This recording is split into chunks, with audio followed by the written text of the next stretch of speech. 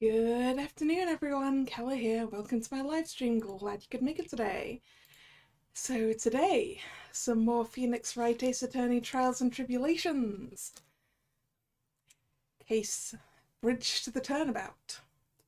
Last time, we learned that Iris and Dahlia are twins, and that their mother is Morgan Fay, who is also Pearl's mother. And that Morgan Fay cooked up an entire plan for Pearls to channel the spirit of her dead sister Dahlia in order to kill Misty Fay. And yeah. Except what we know is that Pearl wasn't able to channel Dahlia, which means one of two things. Either Dahlia is alive, which you think that they wouldn't have got wrong, given that she was, given that she got the death penalty, or someone else channeled Dahlia before Pearl could. So the only two possible options there are Misty and Maya.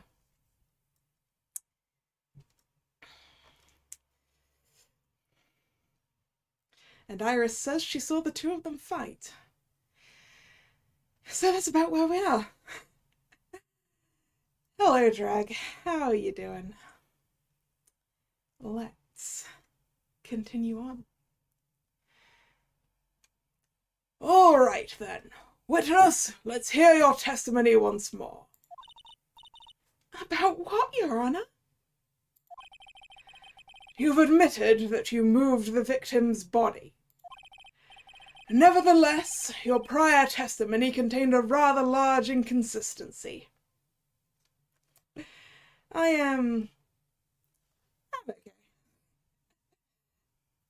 A little bit in pain, and I got wet walking around trying to catch Pokemon and didn't get the shinies that I wanted. Other than that, I'm fine. Which Iris is easier to deal with, this Iris or the one from either Somnium Files?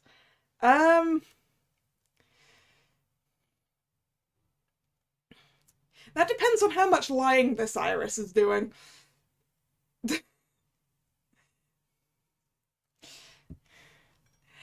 Hello, Nick. How you doing?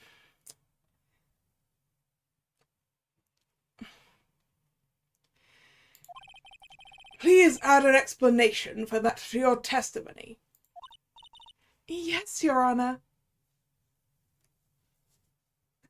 How am I? Ah, you just missed me responding to that, didn't you? Slightly in pain, but not too much in pain. And didn't do very well at Community Day. And I got wet. But otherwise I'm good.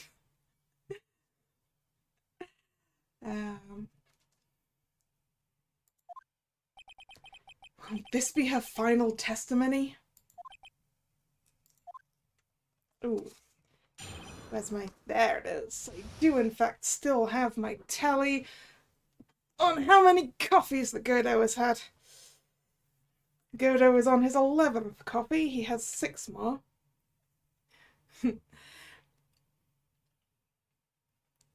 Yeah, the pain's relatively okay at the moment, Nick, because I just spent 45 minutes walking. And it was better today anyway, because of the 3 hours of walking I did yesterday. So as long as I keep moving, it'll probably go away.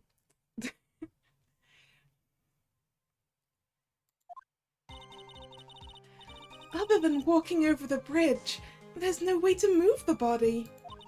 So I must have just gotten confused, I guess. Was the snow still falling, or had it stopped? Does it really matter that much? Yeah. Yeah, it does, Iris. Are you saying there's a way to cross a burning bridge? I mean, Larry saw something, Iris. Larry saw something.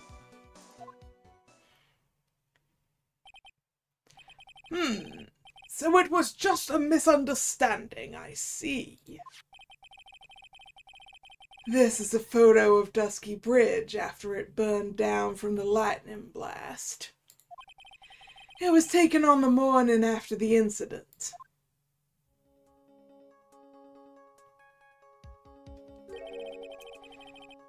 It certainly was burned to a crisp, and one of the suspension wires even snapped. It's amazing the whole bridge didn't fall. Yeah, because one of the suspension lines, we know it's not still attached because we saw it. But, like, it wouldn't be a very good idea to, like, try and use a suspension rope as a swinging rope to transport yourself and a dead body across a ravine. That would be really bad.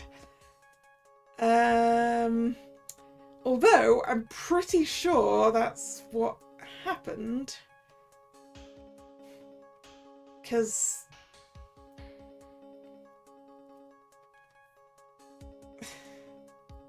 Larry saw something flying.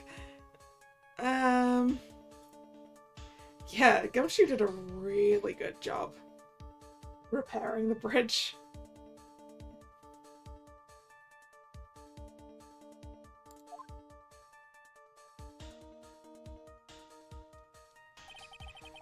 Clearly, it would be impossible to carry a corpse across a bridge in this condition. It wasn't even in this condition at the time, it was on fire!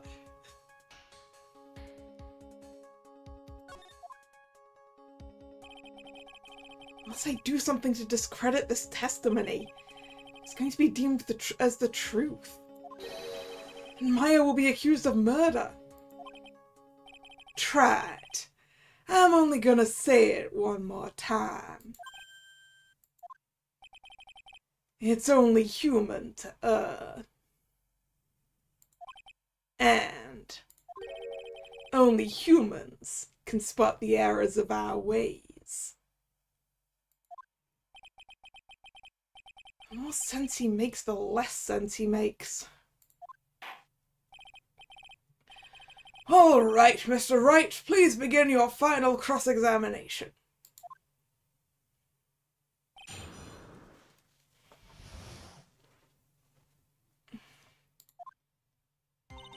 Okay. Well, let's press everything. Yes, but if the snow had already stopped when the incident took place, I couldn't have crossed the bridge, naturally. But I think it's just like Mr. Godot said. The body did make it across somehow.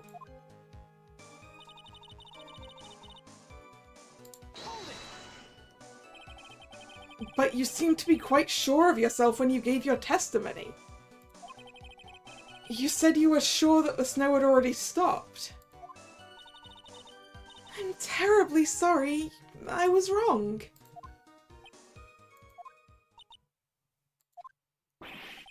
Does she really think an apology is going to get her off the hook?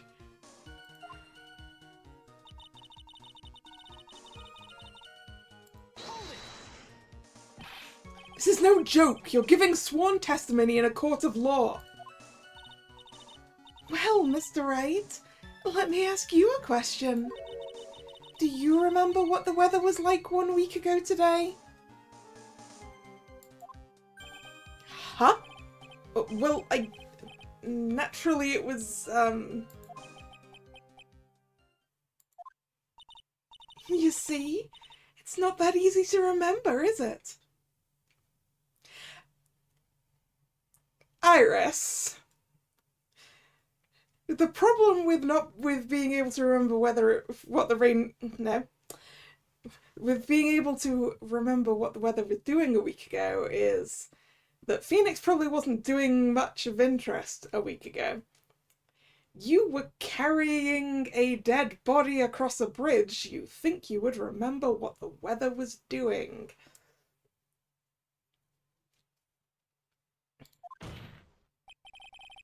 But if it would have been some kind of special day, I would have remembered. For example, it was pouring rain on the day of my elementary school graduation. Objection! No one wants to hear about your childhood traumas, Trat. What? By the time the murder took place, the snow had already stopped. If you insist on obsessing over that one statement, let's see the proof. Show some evidence that the body somehow crossed the bridge while it was on fire.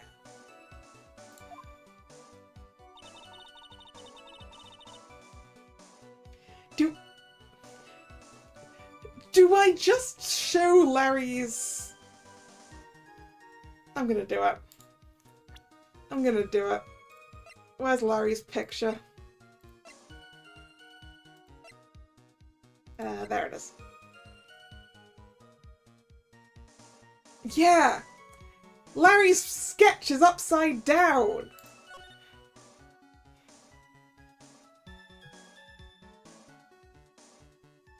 The suspension ropes. Or suspension cables. Because now we have a picture. It's that one. Now we have a picture, so I can be certain that the suspension cables are at the bottom. Which means that we've been looking at Larry's sketch upside down. So, like, this could be someone hanging onto a broken suspension cable, Tarzaning their way across the gap. Which is really stupid, but it's also probably really stupid of me to present this to this, but I'm gonna do it. Objection! Oh, no, apparently this is what I was supposed to do. A dead body flying over a burning bridge. I wouldn't exactly rule out the possibility. What? Oop. Coffee 12. You're saying it's possible? Don't make me laugh. The only thing that's possible about your claim is that it's been pulled out of thin air. I don't know about that.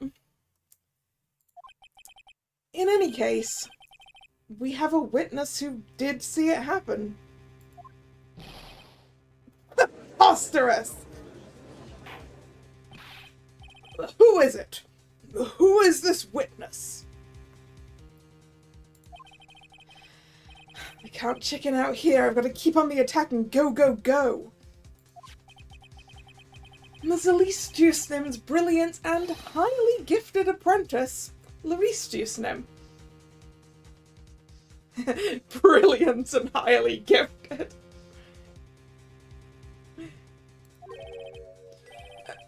Brilliant. Highly gifted apprentice? Remember what he said in his testimony? That night he was at the mountain shack, Heavenly Hall. And that's when he witnessed the event. Oh, he was looking at it from upside down, wasn't he? Should have realized it was upside down. Should have realized, I mean, I thought it was upside down, but I only know for sure now. I think you've all seen this sketch before.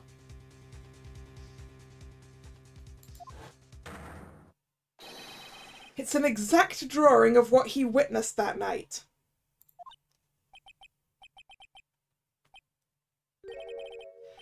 Are you serious? Today's not April Fool's Day, is it? Mr. Wright, are you seriously claiming the victim flew through the air? Kinda. Kinda. And you're using this pathetic scribble to support your argument?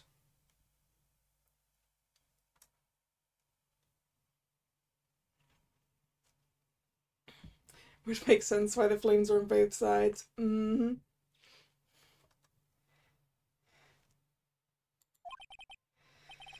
Oh, the judge looks like he's about to blow a gasket. Well tried. There's nowhere for you to hide now. Other than looking like it was drawn by a 6-year-old. Does this sketch prove anything?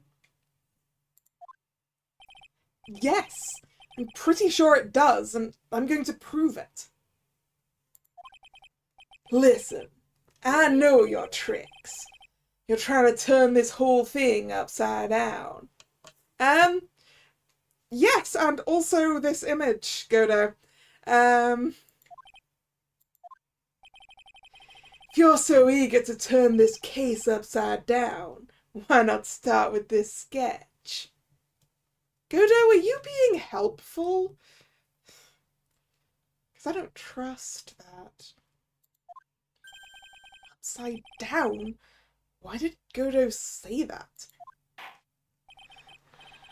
All right then, let's hear the defense's theory. What exactly is this sketch trying to show? I don't think old Whiskerface is going to forgive any more mistakes. All right, Phoenix, look carefully and think it over. This sketch, drawn by Larice Dusnin, is...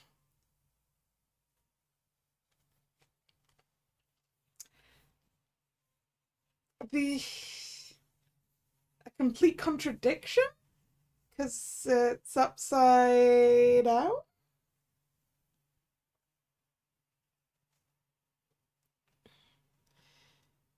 Or should it... No, exactly what happened isn't exactly right. So, a complete contradiction?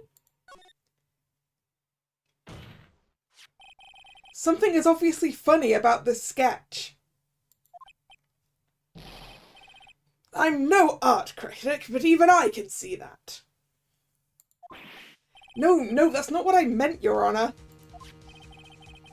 Larice Dusnin stated it over and over. That this sketch was exactly as he saw it. However, if we're to believe that his testimony, then the sketch contradicts reality as we know it. It contradicts reality? This is getting interesting. Looks like you're back to that finger-pointing thing again. Okay, try it. So what exactly contradicts reality as we know it? Well, either you've got the flames burning downwards, but I think it's the suspension ropes being attached to the top.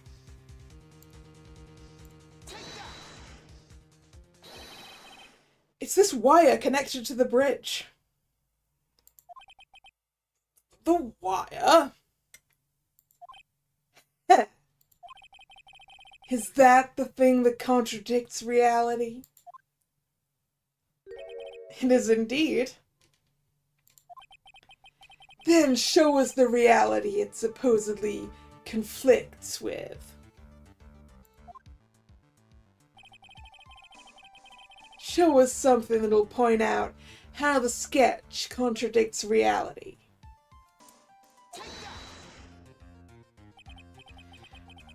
That's a photo of Dusky Bridge, correct? Yes. Now, compare the sketch and the photo for a minute. In the sketch, the wires appear to be above the guard wires. But on the actual Dusky Bridge, Jumping Jehoshaphat! The wires are below the guard wires. What?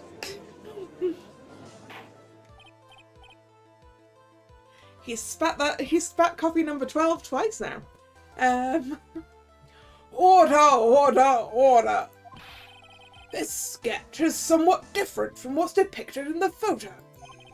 However, isn't it likely that the artist just saw it wrong? Or perhaps he just drew it wrong.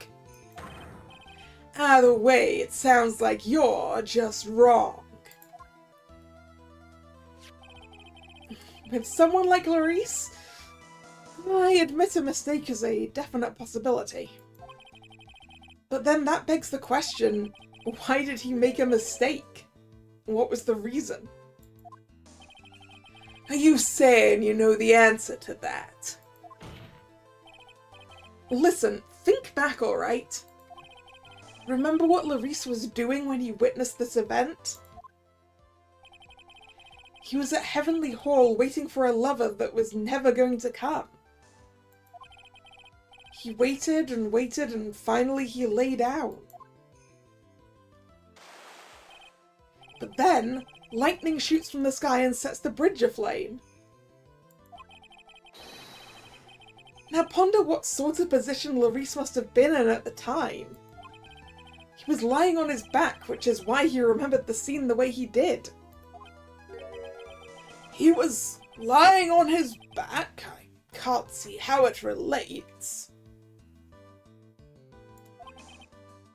But it does, Your Honor. That's the reason why the wires in this sketch go up instead of down. Yeah. No way. Larice Dusnim witnessed the event while he was lying on his back face up. In other words, the scene that he saw was actually upside down.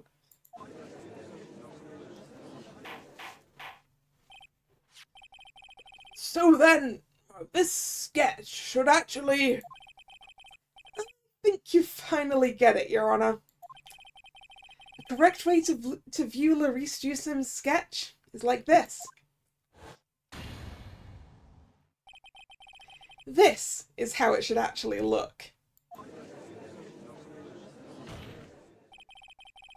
The victim's body wasn't flying above the bridge. It was actually swinging below. That's right, just like a pendulum. Ridiculous! Yeah, I don't think he's drinking much of coffee 12. Of all the things to say, a pendulum? The bridge was burning to a crisp, there was no way to get across it. But if the body had been found at the inner temple, it would have caused problems. This is where the criminal decided to take a gamble. They used the burning bridge to get the body across to the other side. And a pendulum was the only way to get it done. Let's think about this for a minute, shall we? Dusky Bridge is about 20 yards long, which means it's about that far from the inner temple to the opposite cliff. Yes, that sounds right. In order to cover that distance with a pendulum, you'd need a rope at least 10 yards long. Yeah, we actually have a rope slightly longer than that, because the suspension cables are at an angle. To get a rope that long, you have to plan ahead. Not when there's a rope that long attached to the bridge in the first place, Scudo.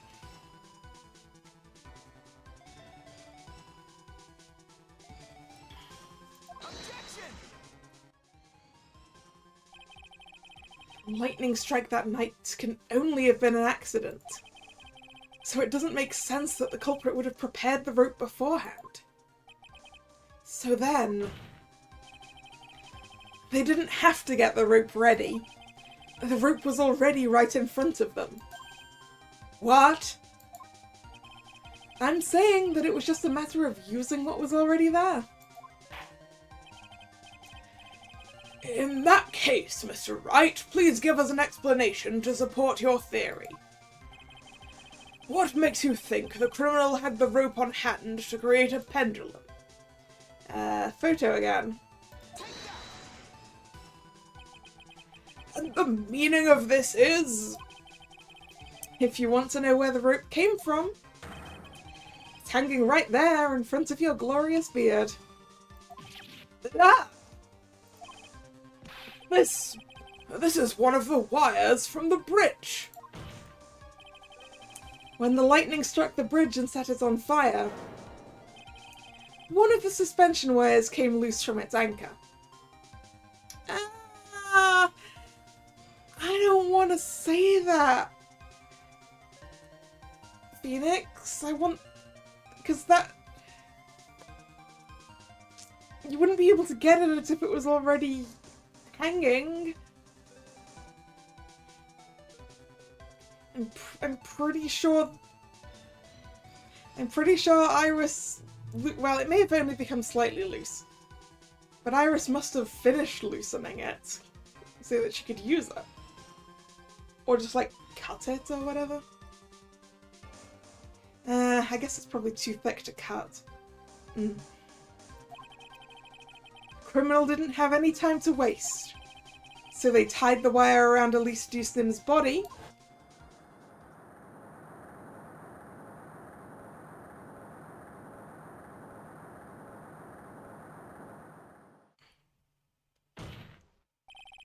Because there was simply no other way to move the body.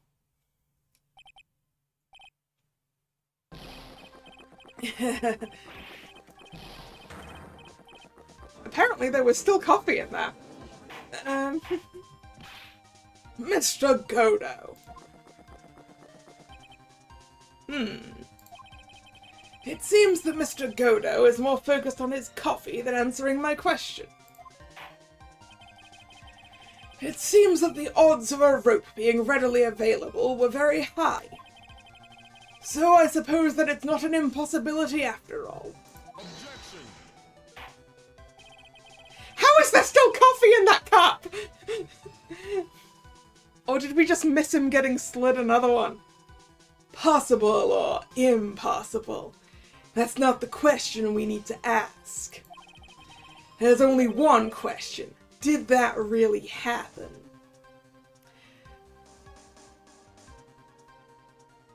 Well, given that Ms. Elise Dustin's body received, what's the word you use for when they've received injuries after they died? Post something, and I can't remember what the word is. But she received fall injuries after she died. So we know that she fell from a height at one point, Godo. Yeah, Coffee 12 is a bag of holding.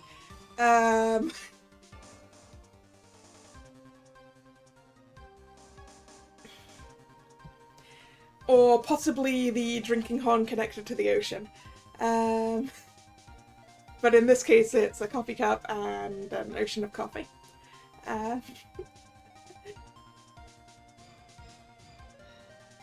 Or the TARDIS. The TARDIS was also an option.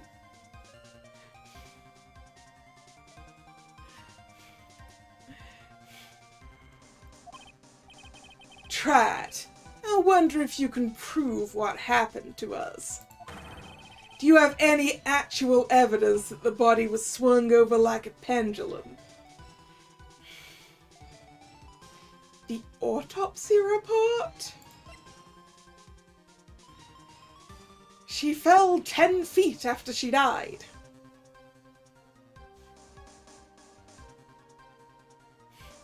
That's... Or we have the fact that we found the crystal sphere from her staff next to Dusky Bridge, but that doesn't really indicate that she fell. So it's the autopsy report.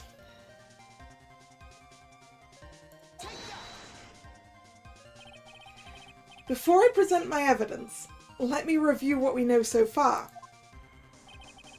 According to this photo, one of the wires snapped. Looking at the map, we can see it was the one that was in front of the inner temple. So then, was the spot where that was the spot where the criminal... Yes, precisely. Now, let us consider the body's movement by looking at the overhead map again. If the body was pushed from this point here... Ah, I see. It sounds like this bit could... We could have used the crystal sphere, possibly.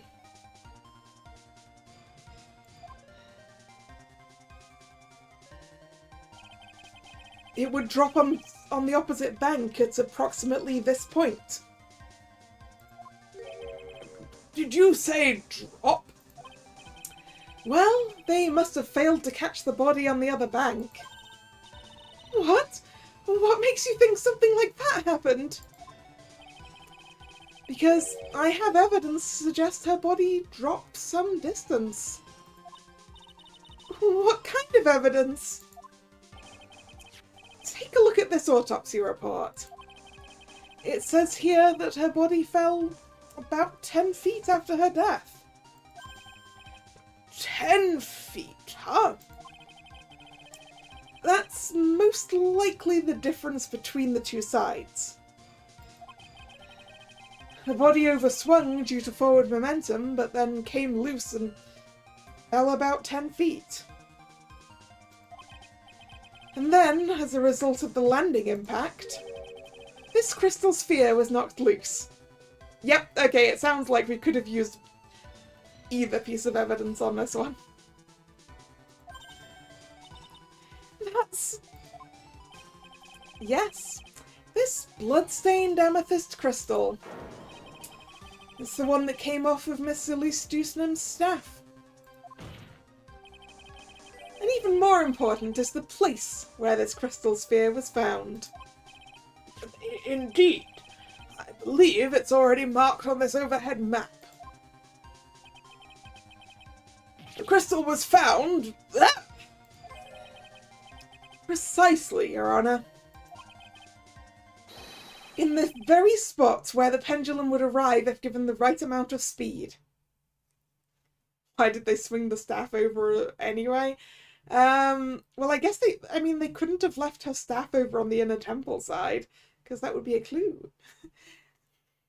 Or something.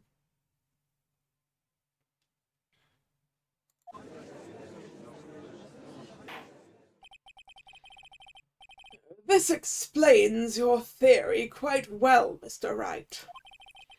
You have provided us with a way the body could have been moved that night. An impressive deduction, Mr. Wright. Most impressive. Why not carry it over? The thing is, I don't know if... I'm leaning more back towards the Dahlia isn't dead and this was two twins working together angle.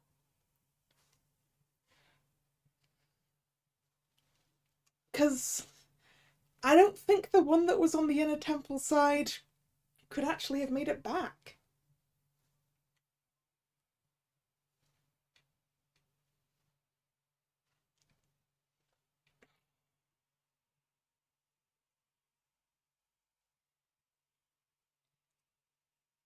Because once she's used that rope to swing the body over, how's she getting back?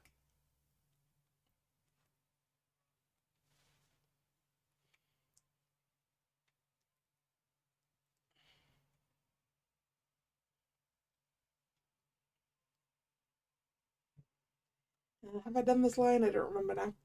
An impressive deduction, Mr. Wright. Most impressive. Oh! Mr. Wright!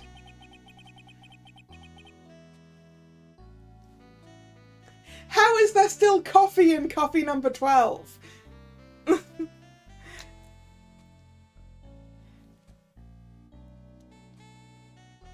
thought this cold coffee might help cool you down. What is the meaning of this, Mr. Godo? Coffee 13. That was a dark and bitter guess you made, Trat.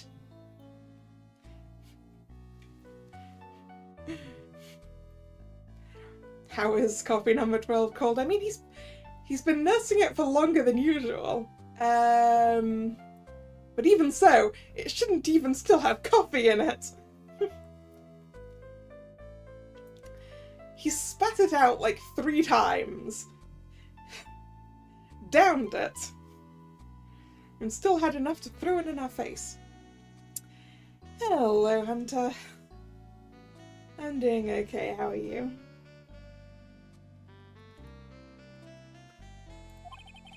But you forgot about one thing.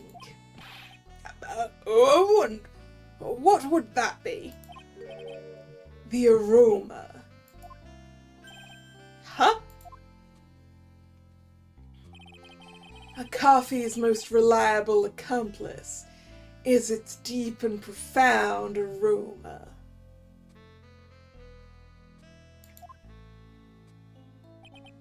The rest of the court doesn't speak Coffeenese? Can you elaborate a bit more? If the criminal had sent the body to the other side, like you say, then naturally there must have been an accomplice laying in wait to catch it. Yes, we established that they are twins, Gerda?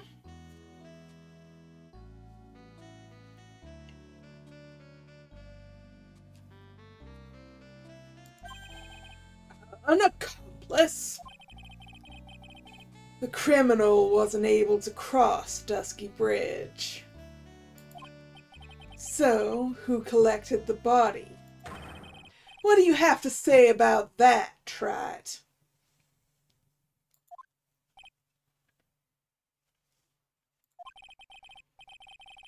Mr. Godo is correct.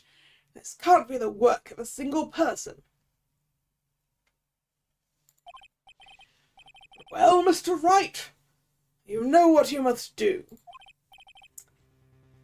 Yes, Your Honor. The body couldn't have made it to Hazakura Temple without an accomplice. Very well then, if you please, Mr. Wright. Who was the person that received the body on the Hazakura Temple side? Okay.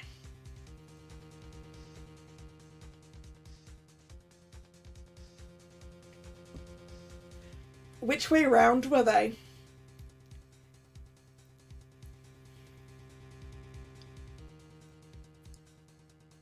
Which side was Iris and which side was Dahlia?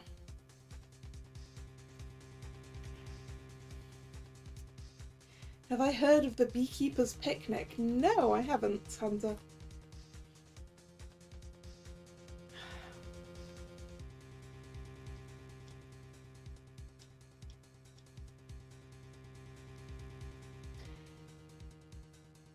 It only makes sense for Dahlia to be... No. No. Man, it could be either of them!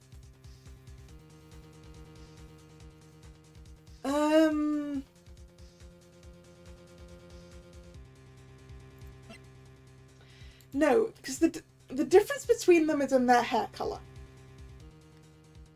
And the Iris that we saw that night had the right hair colour to be Iris. And we saw her with her hood off. Because she gave us the hood. So... it must be Iris on this side. and Dahlia on the other. Right?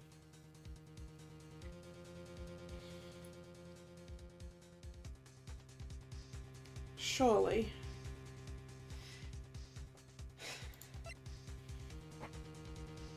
Iris. Or Dahlia. Iris.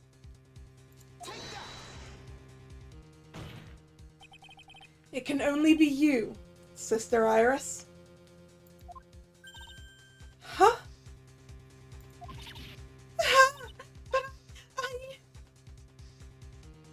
That also explains why she was kind of vague about the things that had happened on the other side.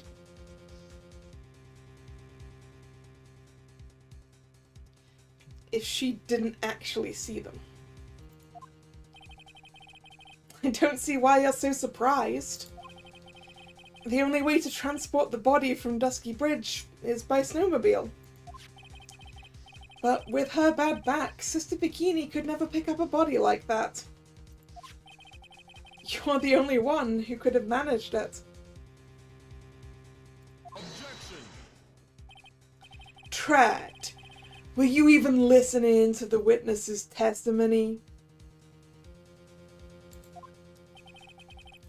On the night of the crime, this little cutie pie was on cleanup duty at the Inner Temple Garden after the mother-daughter bloodbath.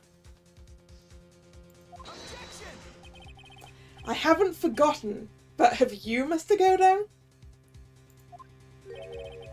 This witness was also seen at Hazakura Temple, desecrating the corpse of the victim.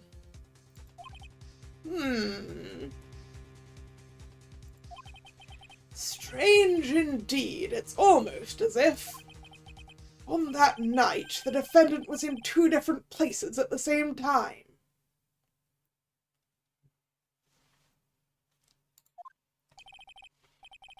Sister Iris, let me ask you something. Why didn't you mention it when you first gave your testimony? Mention what? The pendulum, of course. Using this sketch drawn by an eyewitness, I've established how the body was moved using the burned-out bridge. Which means it's now a fact that this occurred. Something you should have already known. No, I had no idea. I didn't know anything about a pendulum. But the body couldn't have been passed along to the other side without your help.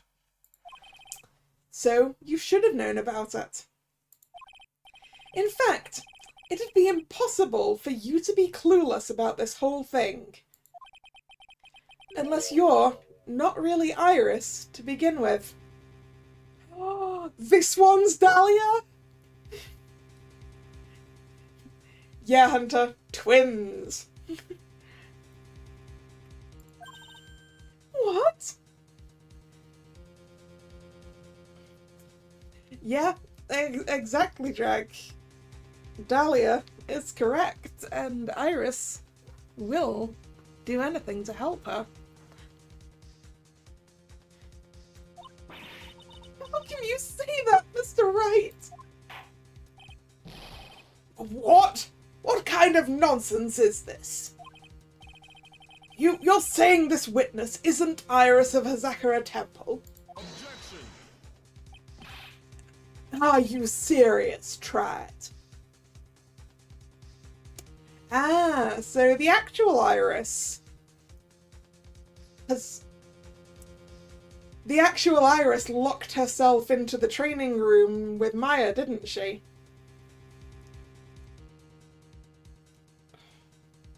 That's where the actual Iris is.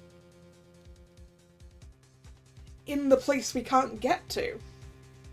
Hiding.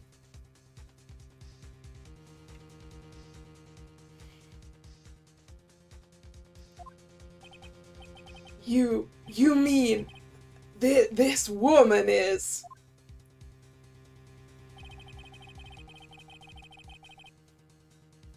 There's no one besides Iris that could have received the corpse that night. Now I get it.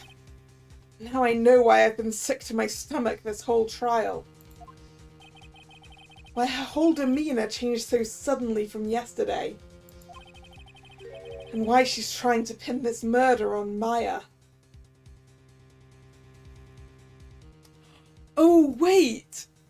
The previous day in court, did we have the correct Iris? Did Dahlia do a swap during the investigation and shut her sister away with Maya?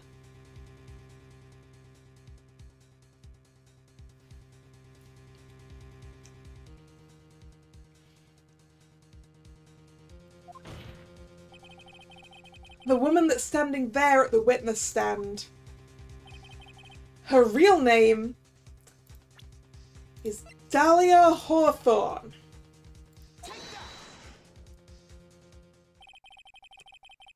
I never thought I'd have to utter your name again.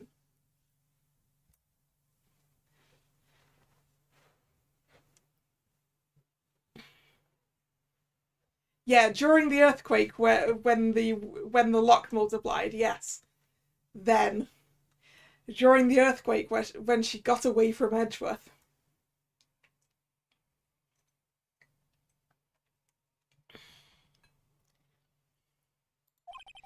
Let alone see you. It's been a long time, Dahlia Hawthorne. Hawthorne? Sister Iris had a twin sister. And you're looking at her, Miss Dahlia Hawthorne. That name rings some bells. Distant bells, but bells nonetheless. Heh, it's just your imagination, Gramps. This file contains all the relevant data about Dahlia Hawthorne.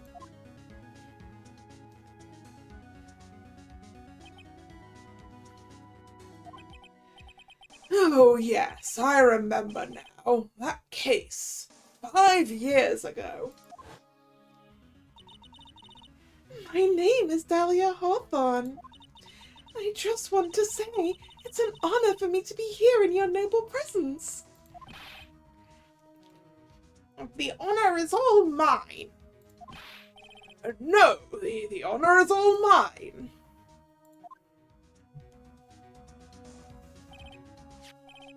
But, according to this,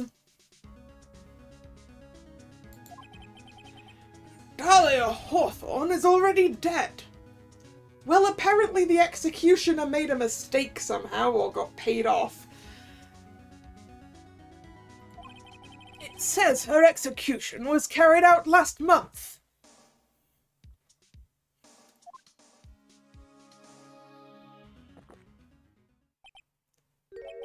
So what? Death has no meaning in this courtroom. Okay, Godo.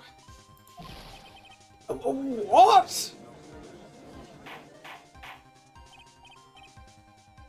Order, order, order.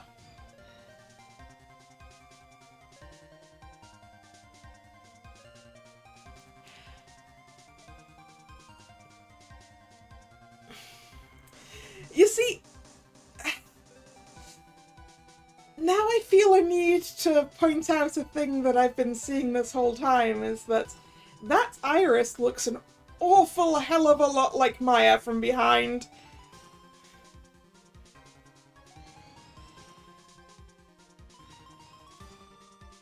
It could be a possessed Maya.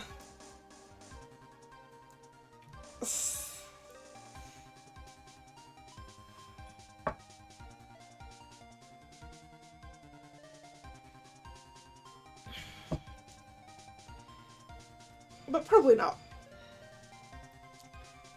Order! Order! Order! Oh, wait a moment. How can you... My sister, she's already dead. What kind of... Objection! You of all people should already understand. After all, the blood of the master of the Korean channeling technique flows within that body. Do these games have possessions in them? Yes. Well, channeling. I don't know if... I was gonna say I don't know if a ghost can forcefully possess someone, but did we have that before?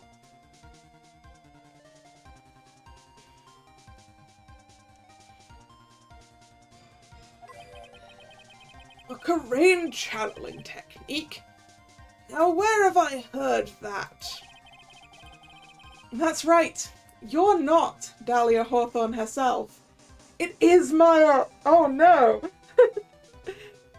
Oh no! This whole time, every time it shows us the image of the back of Iris's body, I keep going, it looks an awful lot like Maya though!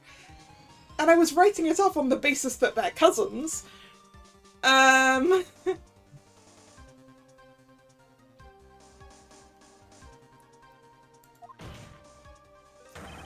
You're the spirit of Dahlia, currently inhabiting the body of a spirit medium. Oop. Coffee, 14. What an exciting story. Exciting, but quite impossible.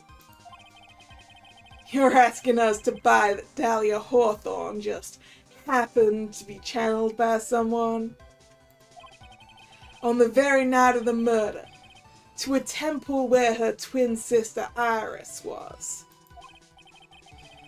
Well, if you're going to put things that way, then yes. Objection! We're supposed to believe a coincidence like that just happens. And there is no such thing as coincidences, Godo. Objection!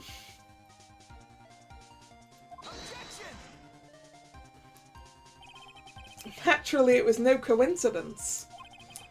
The whole thing was part of a plan from the very beginning.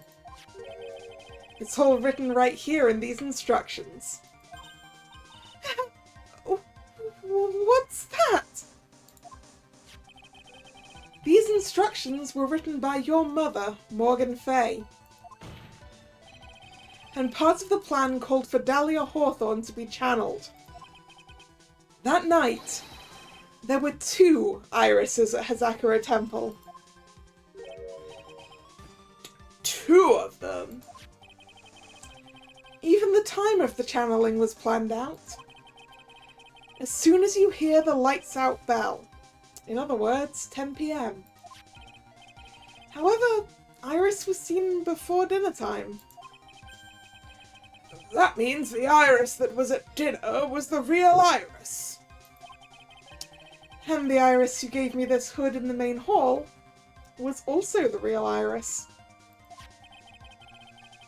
Meaning that the Iris Sister Bikini saw at the inner temple was someone else dressed as her, namely one Dahlia Hawthorne. Right, so basically, Maya channeled Dahlia? Possibly on purpose to stop it from being Pearl, I'm not sure. Objection!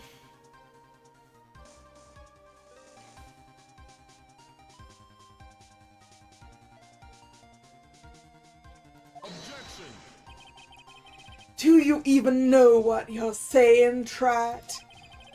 This whole channeling the spirit of Dahlia Hawthorne business.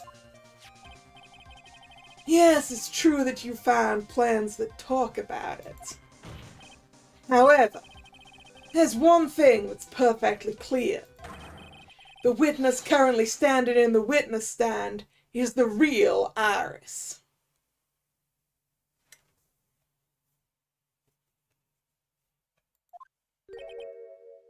What? Ooh, coffee 15. We're getting close to the end. Calm down and remember what you know about the night of the crime. Yet, Godo, you're not accounting for the earthquake. Godo's gonna say, but if the real Iris was the one at Hazakura Temple, then the real Iris must be the one that we arrested. And therefore, this must be the real Iris. Except it's not, because they swapped when the real Iris got away from Edgeworth during the earthquake.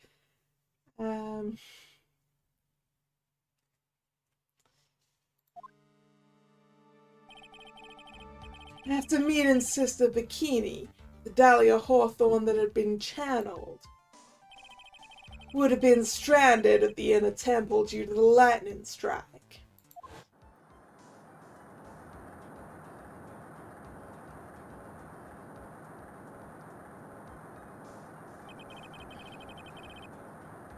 It was later that the body was moved by the pendulum.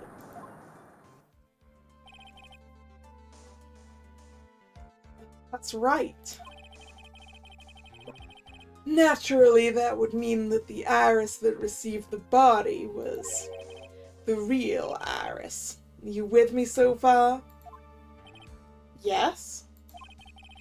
After being notified of what happened, the police came to Hazakura Temple's main hall. There they found Iris in her room and arrested her. And ever since, she's been under police supervision at the detention center. Except when she was trying to open that lock. Well, when she was brought in to open the lock. Yes, I suppose. I can't deny any of that. Phew, thank goodness. It looks like he's finally convinced. Something still seems off, way off. I'm still not convinced that the Iris here is the same one from the other night. Huh. I suppose you're about to say something really ridiculous.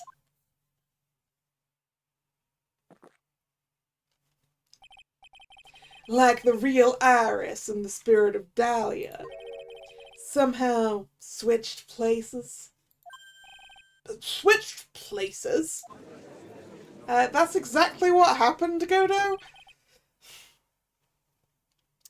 To be perfectly honest, there are still quite a few things I don't understand. But I do know that unless we can confirm the witness's identity, we can't continue with this trial. Iris doesn't have the spiritual power needed to channel Dahlia. Which means they must have switched places somewhere. Well, Mr. Wright, since the time she was arrested at Hazakura Temple, have there been any chances for Iris to switch places with Dahlia Hawthorne? Yep. Your Honor, I think there might have been one chance. Oh, explain yourself. Yesterday, for a few minutes, Iris's whereabouts were unknown. Unknown? What do you mean? What I mean is, there was a span of time in which Iris was able to move about freely unsupervised. Well, who was it? Who would give a murder suspect time to move about freely like that? Not a who, but a what, Judge? Judge, don't make me drop Edgeworth in it.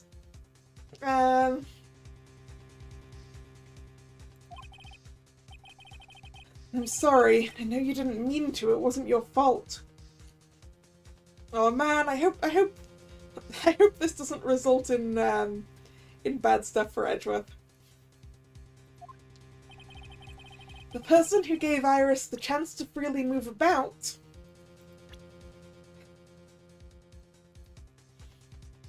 there he is.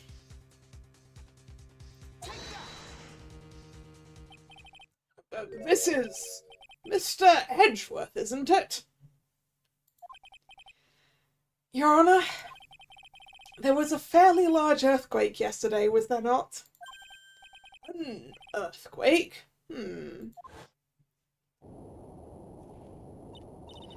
Earthquake!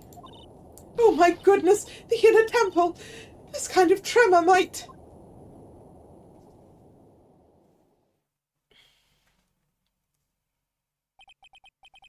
How could I have... She fled. She escaped.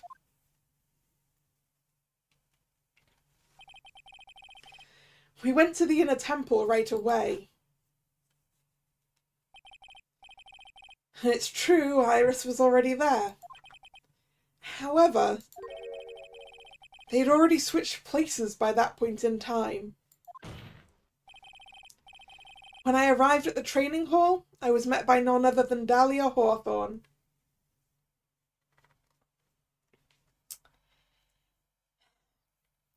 And it explains why Dahlia didn't have a clue how to set those locks.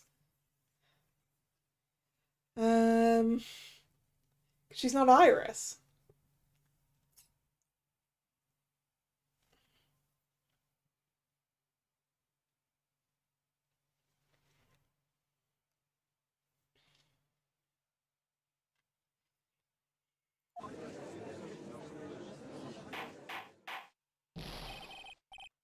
Quite enough already, Mr. Wright. Now see here. No judge in his right mind would consider the idea of spirit channeling. Be quiet. There she is. That's Dahlia. It's been a long time, Mr. Judge. That voice. Guess I'll have to ask again.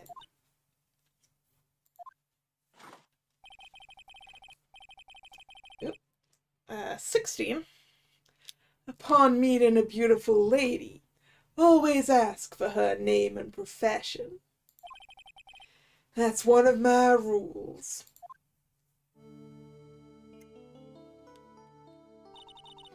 Dahlia Hawthorne, and my current profession?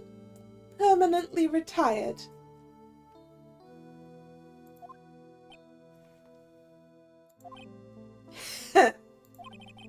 So you're not gonna bother hiding your identity anymore, huh? Why should I? After all, I'm dead. There's really nothing you can do to punish me. What is going on here? Dahlia Hawthorne. I never thought we'd meet again. I never thought we'd meet like this. But this time, I'll end it. For her, and for myself.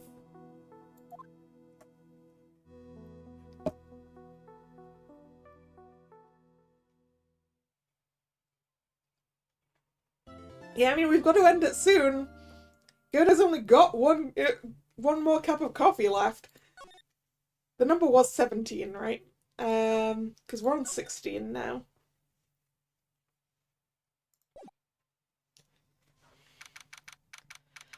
February 10th, 1:06 p.m. District Court, courtroom number 7.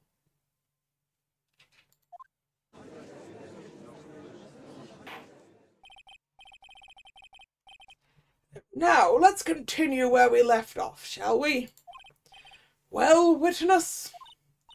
Yes, how can I help you, Mr. Judge? Well, it seems that if we're to learn the truth, we'll need to hear your testimony.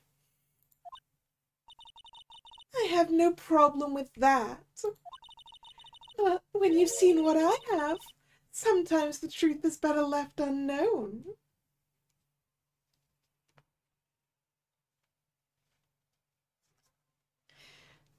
It was an extra 13 cups in the morning. 13 cups before the trial, and now he is on number 16. Clearly, caffeine no longer affects this man.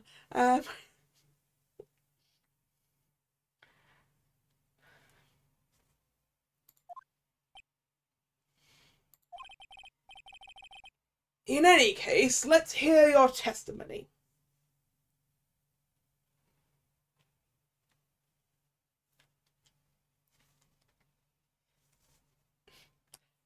She hasn't possessed her twin, Hunter.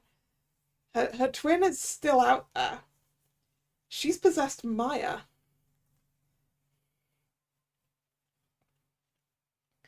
Because that's the only possible option.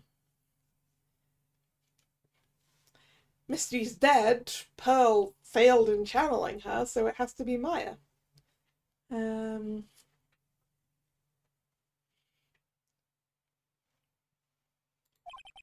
Tell us about the plan that was carried out that night. The plan. The whole plan began with my death. A stupid plan hatched by Morgan Fay to install her own daughter as the next master. But for it to work, Maya Fay would first have to die. The idea was for me to kill Maya and then have the blame pinned on Iris. So the master being mentioned was in fact Maya and not Misty.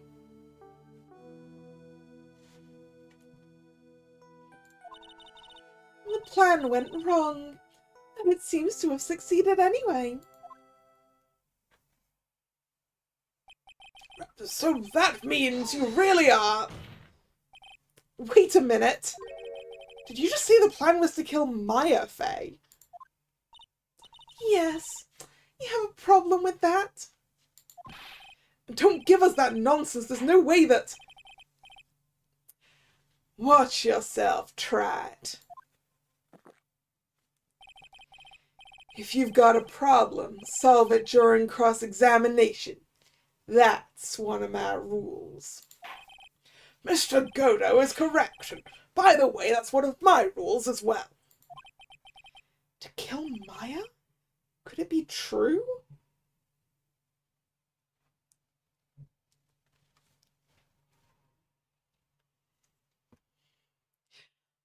Would that mean that the only reason Maya isn't dead right now is that Dahlia likes having a new body to walk around in?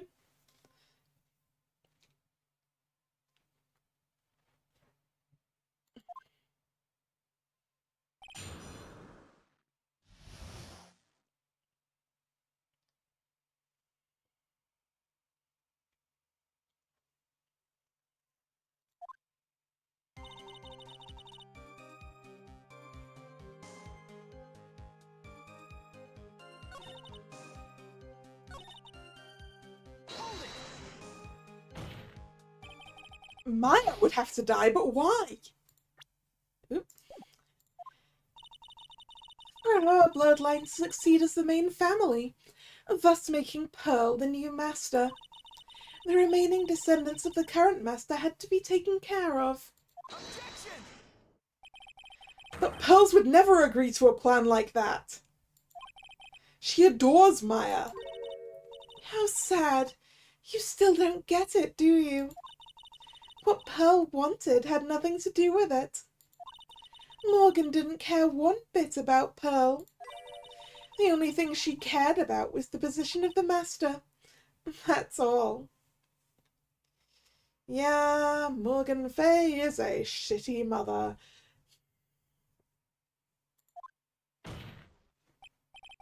That's ridiculous. She was willing to sacrifice anything and anyone to achieve her goal. The life of her daughter, and naturally the life of Maya Fay as well. How could anyone do that?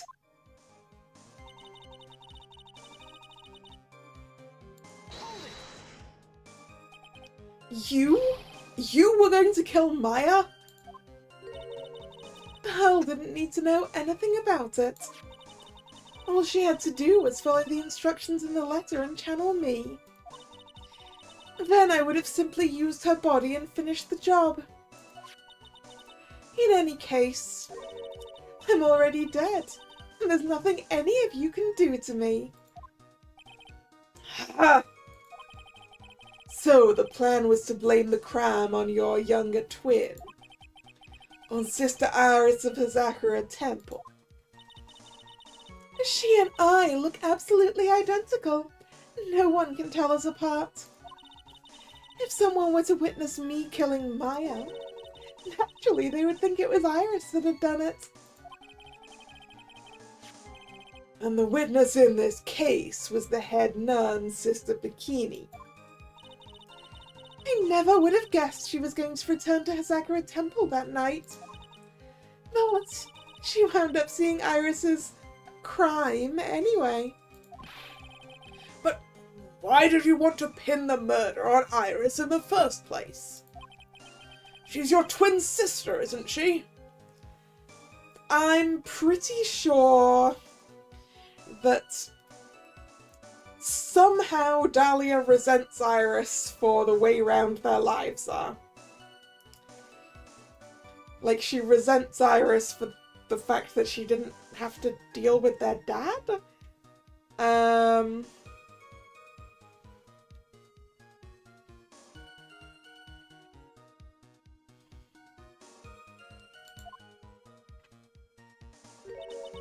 Twin sister? Don't make me laugh. She's nothing but a backstabber. I couldn't care less about her. Backstabber? You just don't understand. You never will. Anyway.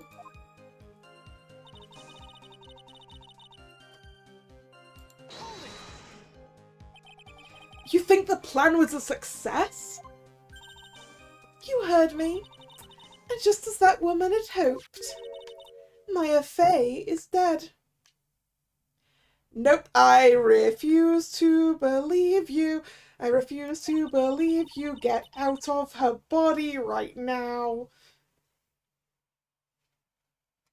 Now the title of the master will pass on to Pearl Fey. Objection! That's absurd. Maya is just... She's just trapped. Trapped in... No, that's not where she's trapped, Phoenix. Phoenix, think about it.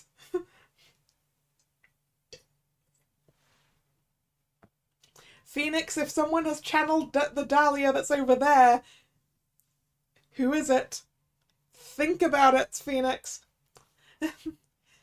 She's just trapped inside the sacred cavern.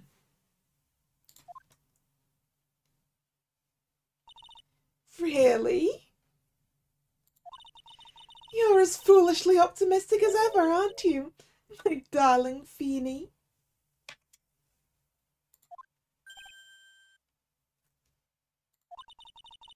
Do you want to know the truth?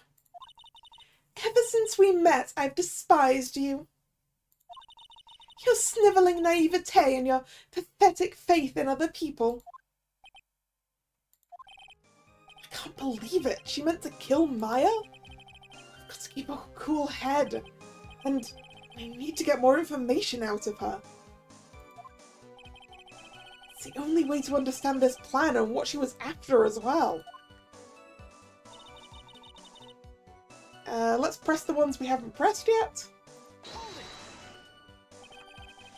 You were executed last month, correct? Yes, I was hanged. It wasn't exactly pleasant. How did you manage to discuss the plan? When did you talk with Morgan Fay?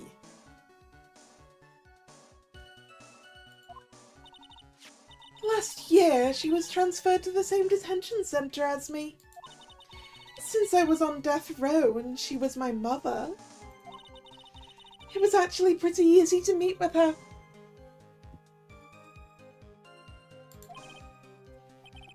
I see. So, that's when you discussed the plan? Ha! Are you crazy? At first, that woman was planning to kill me as well. even though I'm her own daughter. Or to make Pearl Fay the master of Karain? She's a cold, twisted woman. She thought she could finally regain her lost honor.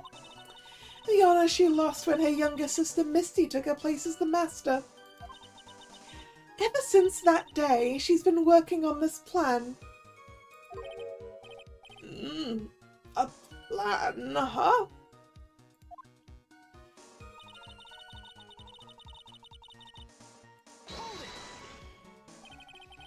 You're talking about Pearl Fay, is that correct? Yes, I thought at first she had high hopes for the two of us. You and your twin sister, Iris? That's correct. Fortunately, neither of us had much spiritual power. That's why we were abandoned by her, along with our father. Abandoned? The only person I ever really cared about in life was myself. Well, you shared that with your mother. My sister was a nuisance, so I convinced my father to leave her at an old temple. Ooh, so it's your fault. Your father isn't quite as terrible.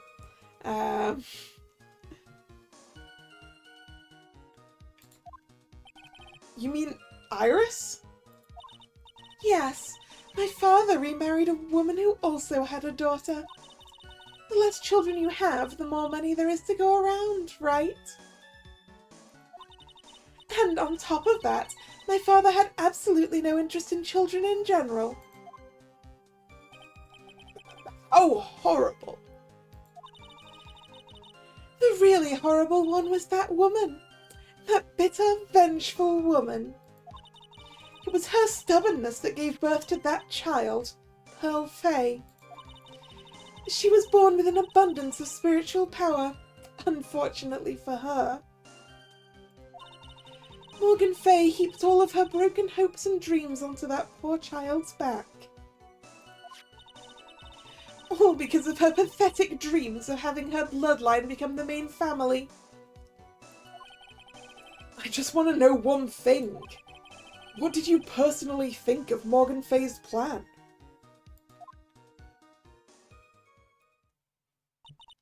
I told you already, didn't I? It was a stupid plan. It had no point, no value other than fulfilling her own greedy desires. Yes, it was certainly nothing to be proud of. If that's how you feel, why did you help her carry it out? Why would you do it? Why would you kill Maya? You may not understand it, being the kind and gentle soul that you are. You may not be able to appreciate why someone like me would help a woman like that. So then tell me, why? Isn't it obvious? I'm not like that woman. I only act in my own self-interest. Yep, she is enjoying having a body back again. The reason I helped her was for myself. For my own personal satisfaction. What did you say? So this woman, Dahlia Hawthorne, she had her own reason for wanting Maya dead?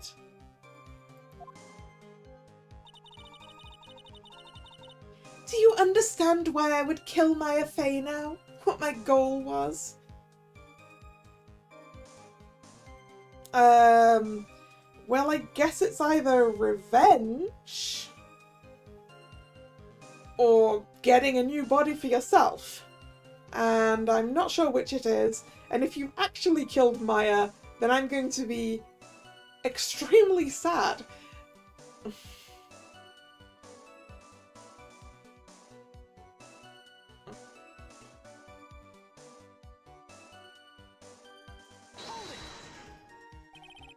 Obviously, it's because you were helping Morgan Fay. helping. Don't make me laugh. From the day I was born to the day I died, I never helped anyone. I lived for myself, and in the end, I died for myself. I thought that was obvious. So she wasn't actually cooperating with Morgan. She was just using Morgan and her plan so she could accomplish her own goal. All I wanted to do was to kill Maya Fey.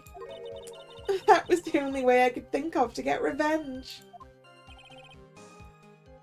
Wait, is this your revenge on Mia?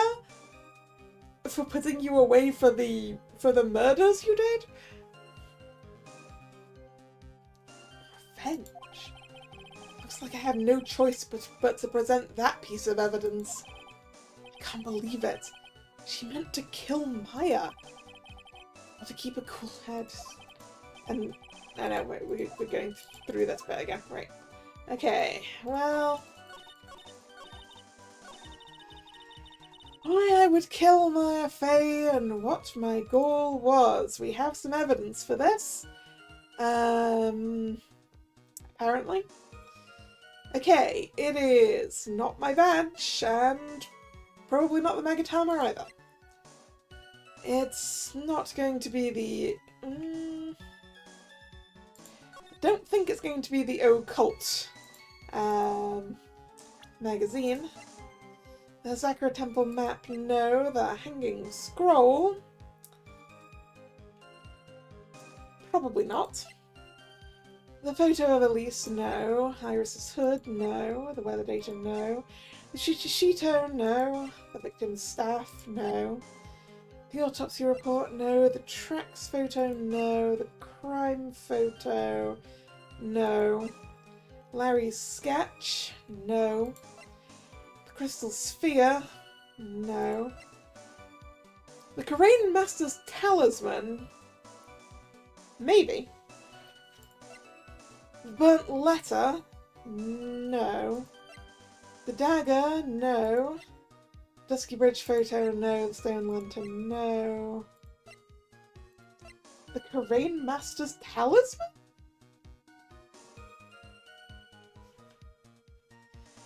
Oh no, because that's not her goal, really, is it? That's her mother's goal.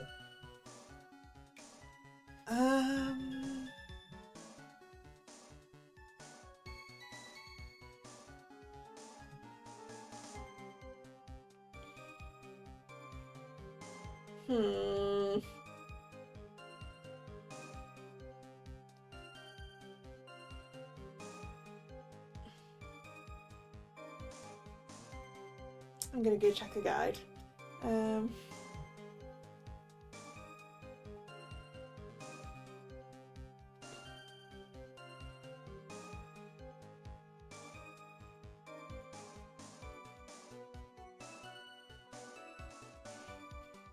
Okay, we are presenting a person.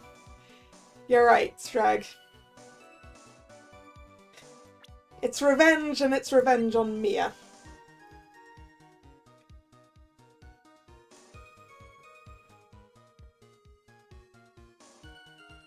Objection! Could it be that your actual goal had nothing to do with Maya Fey herself? As I said, none of you have the power to punish me anymore. Because I'm already dead. Well, I had the same problem, you see. You can't punish the dead, and you can't take revenge against them either. You wanted to take revenge on someone? I was sentenced to die because of that woman, Mia Fey. I somehow knew this was it. I wanted to send her a message. It was at her hands that I suffered my first humiliation. I wanted her to feel the same pain she made me feel. Sadly, when I realized revenge was impossible, I gave up. And the reason it was impossible, was it perhaps because Mia Fey had already died? Yes, and I realized there's only one way to take revenge against the dead.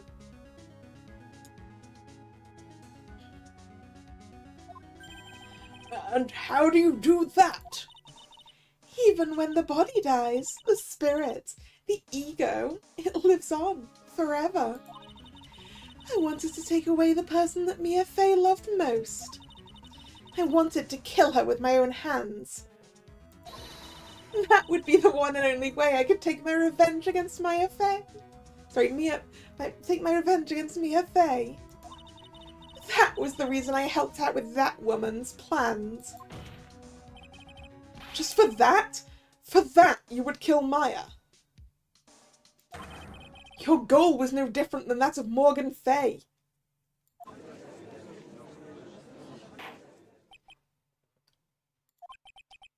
As they say, the apple doesn't fall far from the tree.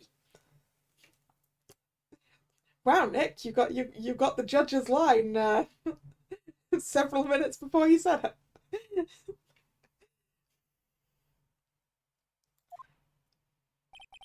What a cruel plan. Cruel, cold, and heartless. Don't waste your time preaching to the dead. I've already told you, there's not a thing you can do to me. That night, at about 9:30 p.m, I materialized into this world. I quickly pinned my hair up and put on a demon-warding hood. Then I picked up the staff that was by my side and left Hazakura Temple. So it was Elise Deucenim who channeled her after all. Okay, my theory from earlier did... So Misty Fey did indeed do the channeling to prevent Pearl from having to do it.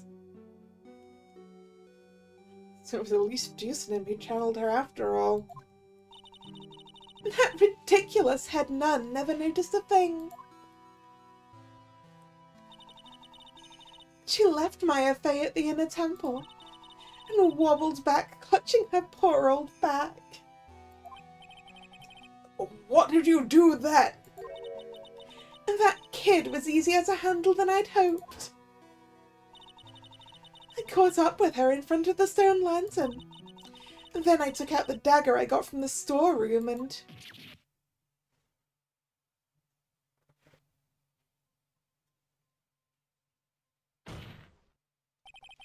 So then you're saying that you stabbed Maya?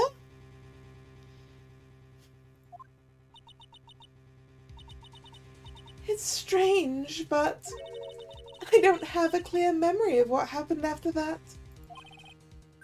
What does that mean? No clear memory? I don't know. I think I was stabbed. You were stabbed? At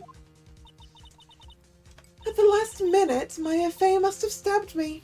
I'm sure of it.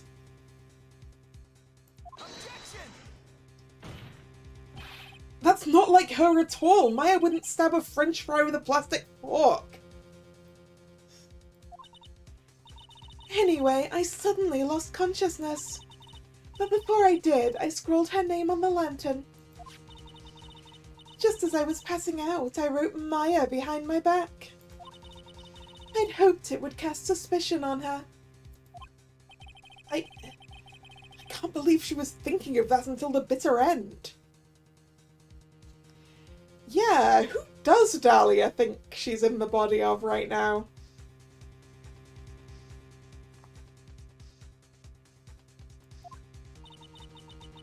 That's where my memory temporarily stops. So... did Elise Deucenim, aka Misty Fey... Wait, how is this working? So, like, did Misty forcefully eject Dahlia's spirit from her own body, put it into Maya's in order to keep Maya's body alive?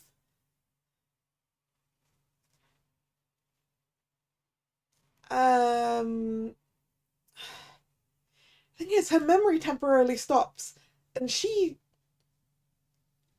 didn't know about the penduluming.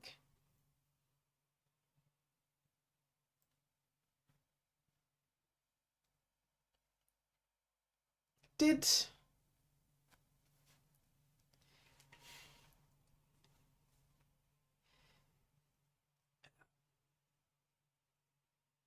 Misty Faye transport her own body?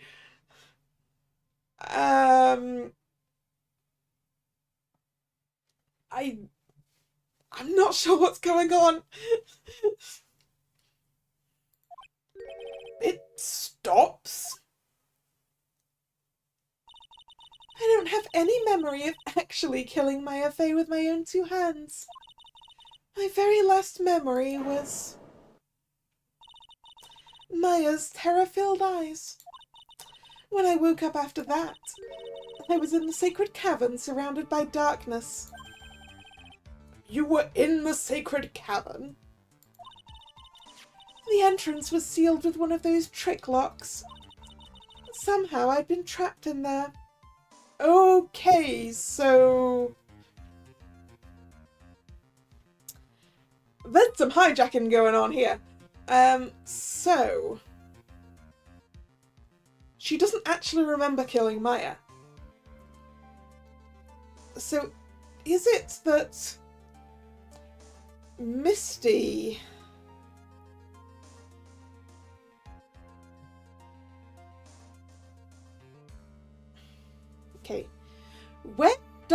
when Maya stabbed Dahlia, who was inhabiting Misty Faye's body, that made Dahlia black out. Which would mean that Misty would be in charge of her own body again. Is it possible to forcefully channel someone into a different body? If so, did Misty do that to Maya? And then, while still vaguely alive, catapult herself across... No. While still barely alive, trap the body with the spirit in it, in the cavern, catapult herself across the river?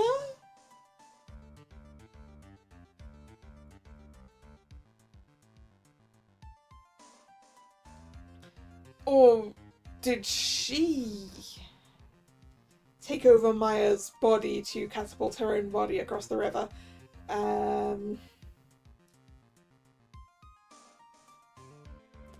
Lock herself into the sacred cavern and, like, swap herself with Dahlia? I don't know where this is going.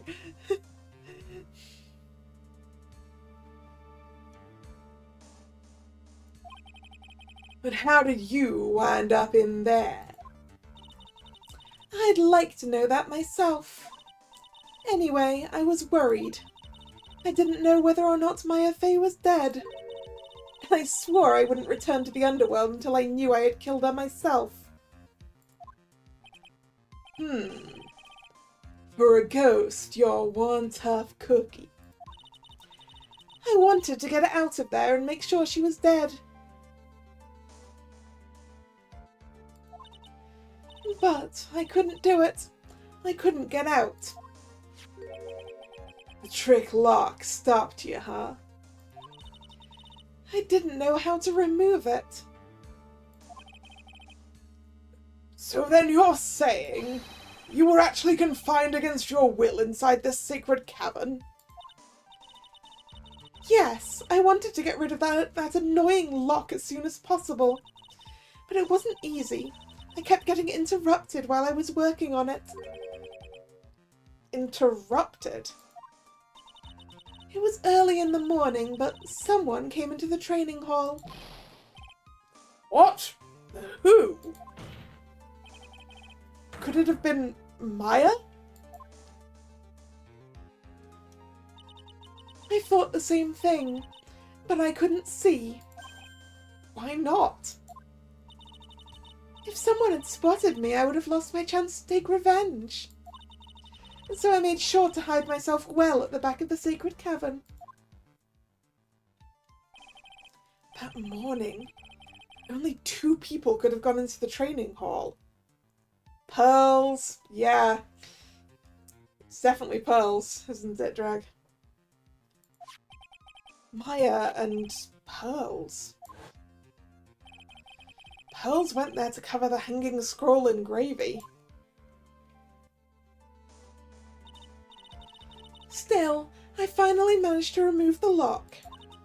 But I was too late. What do you mean by that? The flies had already started to gather.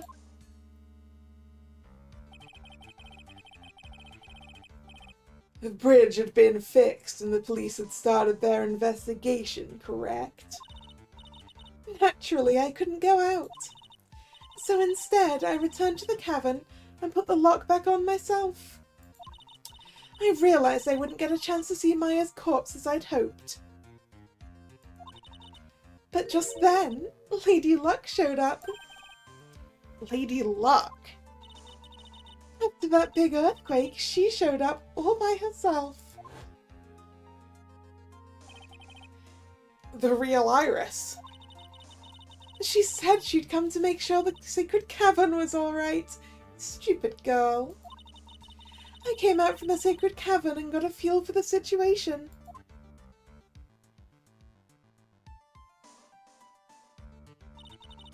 And I locked her away in my place. Yep. Swapped places and made the lock, So Iris is currently shut away in there.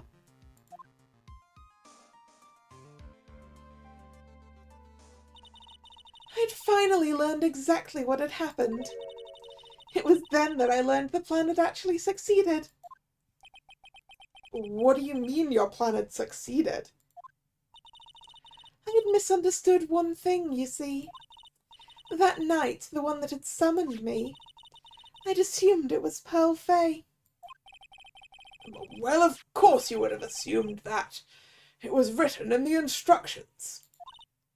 But I was wrong. The person that had actually called my spirit back was Misty Fay, the picture book author. What? Well, that's really the only possibility, isn't it? After I lost consciousness in the garden, it was her body that was left lying there.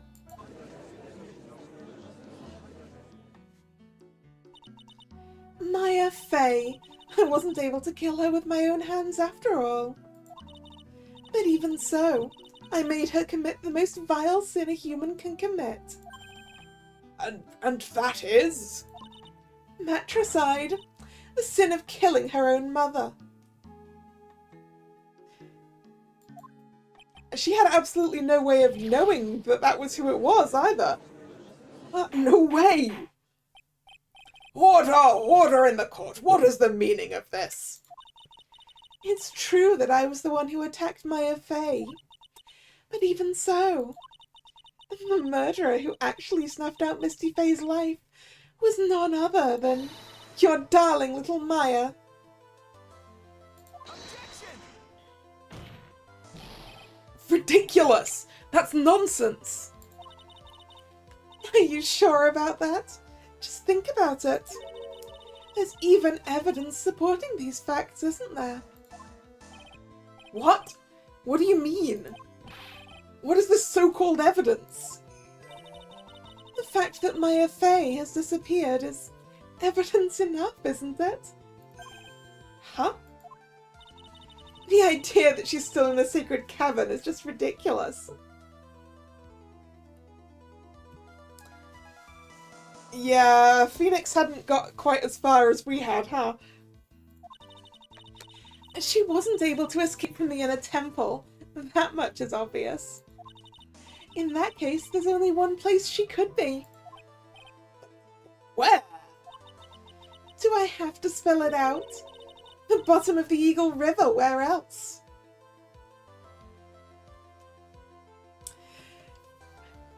Dahlia?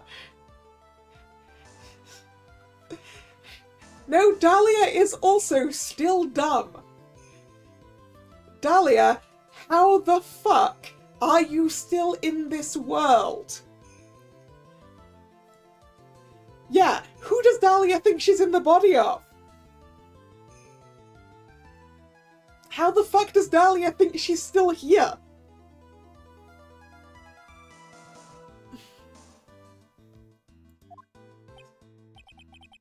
Eagle River. Maya Fey killed her long-lost mother. Can you imagine the guilt she must have felt when she realized that? That's why she threw herself into the Eagle River. Most bodies that wind up in there are lost forever.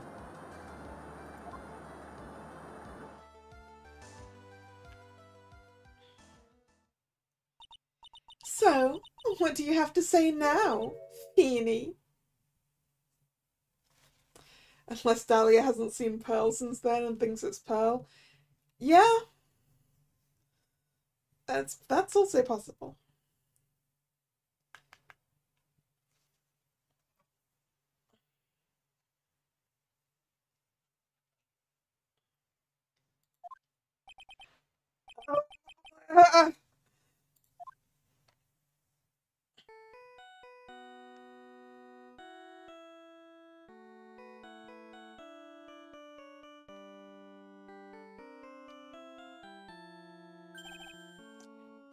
Oops. Sorry, that's my phone.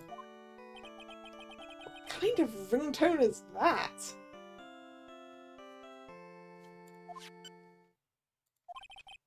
Godo here. Okay, thanks. Was it something important? They just finished removing the locks from the sacred cavern. That's great! What about Maya?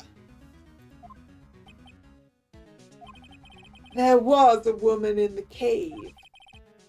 Was it Maya Fey?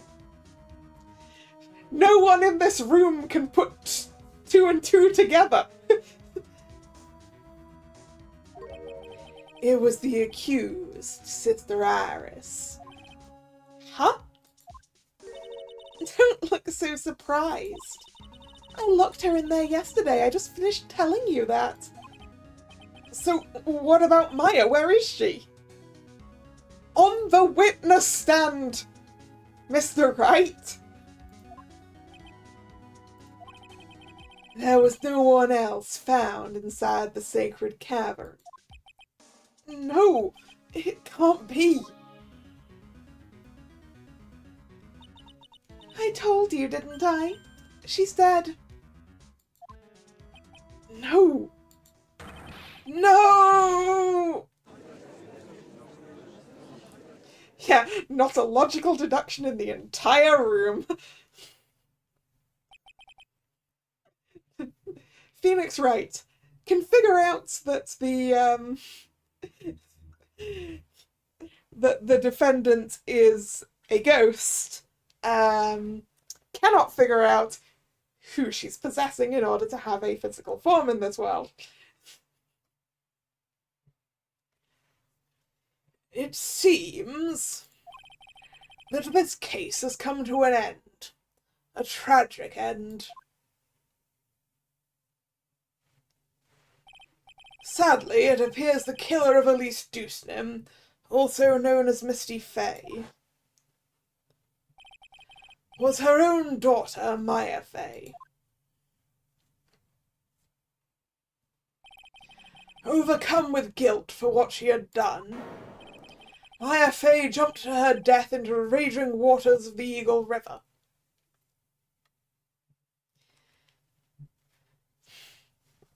If we prove that Maya isn't dead, is she responsible for this? Really? Would the court hold her responsible for this? Is there a way that we can argue that she's not responsible for this?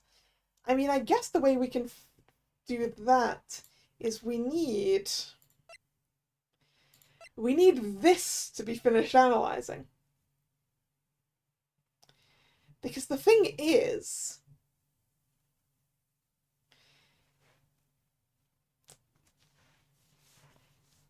like, if Maya's fingerprints aren't on here, then maybe Misty Faye exerted enough control over her own body to stab herself.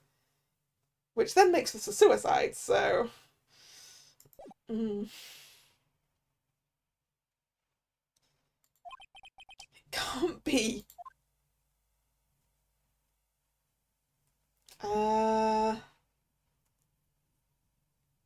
Whose voice could this be? Is it someone in this room? Is it Godo? Ha! Or is it Dahlia? Ha! Or is it someone who we can't currently see? And is it Pearl being possessed by Mia? Or is it Gumshoe with the evidence we need? I don't know. We'll figure it out. It was Godo! With coffee number 17. Because he thinks it's all over. Tried. Have you ever heard this one? Once you eliminate the impossible, whatever remains must be the truth. Maybe there is one logical deduction in this room, and it's Godo. No matter how improbable it may seem. What is that supposed to mean, Prosecutor Godo? According to this witness, Maya Fey threw herself into the Eagle River. However, is that really the truth? Remember, this woman testified earlier that the bridge was already on fire when the murder was taking place in the garden. Which means if Maya had thrown herself into the river, it must have been from the inner temple side, near the bridge, where the river isn't immediately below because there's a shelf of rock.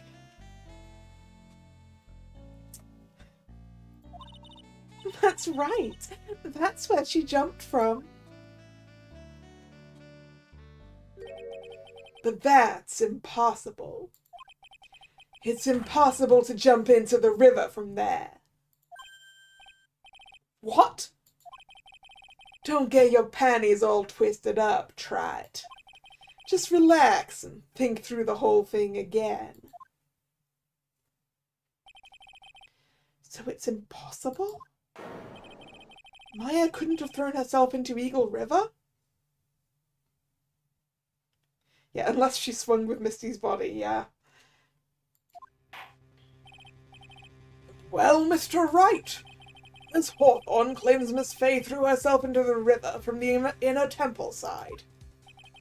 Do you have any evidence that refutes this claim?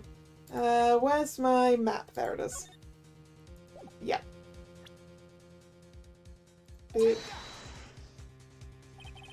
It's impossible to jump into the Eagle River from the inner temple side. Who one knows that better than this witness? What did you say? 11 years ago, you jumped into the very same river. Just take a look at this overhead map.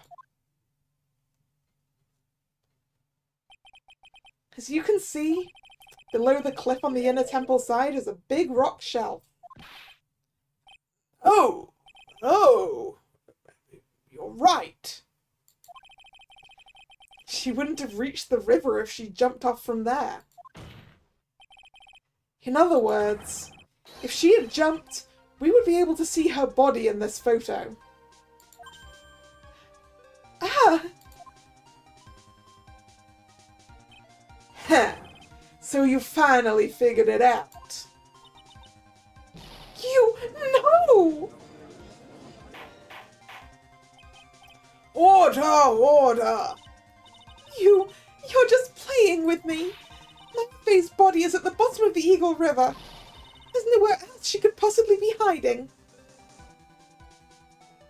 Not a thought in this brain except revenge. Miss Hawthorne, have you ever heard this one before? Once you eliminate the impossible, whatever remains must be the truth. Yes, just a few minutes ago. Maya Fey wasn't inside the sacred cavern. We now know that she didn't throw herself into the Eagle River. Correct. That eliminates the most likely possibilities. Now, although it seems improbable, there's still one other place she could be. What? What is this one possibility that you're talking about? That's obviously a bluff. So where is her dead body then? Not dead and speaking to us. With a dead person's voice. Finally, I think the pieces are falling into place. Normally the living have no way to punish the dead. But I think there's a way to give Dahlia Hawthorne the ultimate punishment. Shall I tell you, Ms. Hawthorne? Shall I tell you where Maya Fey is at this very instant? Maya Fey is in this very courtroom.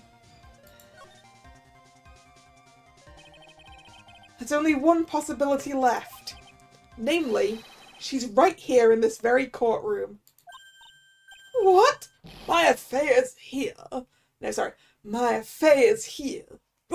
You say she's here in my courtroom? Dahlia Hawthorne. I seem to recall that you said I had misunderstood one thing, you see. So what? But I think there's one more thing you misunderstood. What do you mean? Tell me something. At this very moment, who is channeling Dahlia Hawthorne? Why, that's obvious. It's Pearl Fey, that pathetic little snivelling runt. You're wrong. Pearl's tried, but she couldn't do it. I've never failed at channeling someone. This is the first time it's happened. Isn't there any explanation for why you couldn't channel a spirit? It could happen if someone else was already channeling the same spirit. Someone called me before Pearl did? But who? Pearl's even tried again on the day after the crime. But she couldn't do it. What could that mean? I think the truth is becoming clearer to you right about now, am I correct? Ah! It wasn't Pearls that channeled you. There was someone who called you before she could. Am I supposed to be going with... Well, no, we've already established Misty, so I guess we go for Maya now.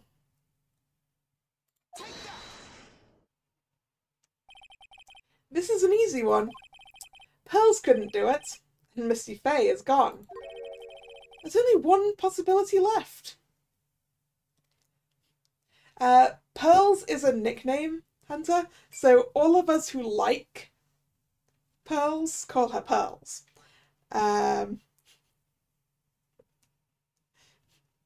Dahlia doesn't like Pearls. So Dahlia's calling her by her actual name.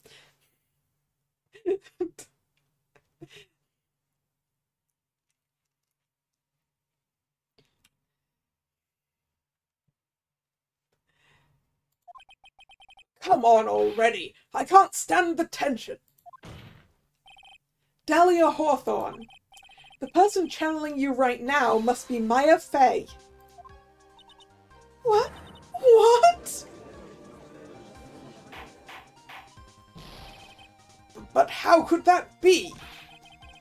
Remember what this witness Dahlia Hawthorne said about her goal? She said that her goal was to kill Maya Fey. Yes, that's right.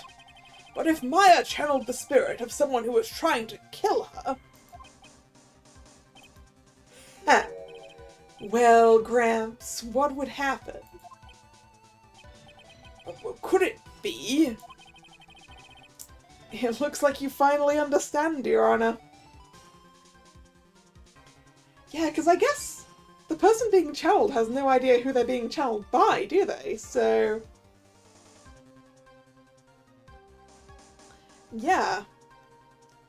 Maya, knowing that a ghost was trying to kill her, possibly because Misty Faye possibly told her in her last moments, and possibly suggested to do this, immediately, or possibly not quite immediately, channeled Dahlia afterwards. So does that mean that Maya sent the body over?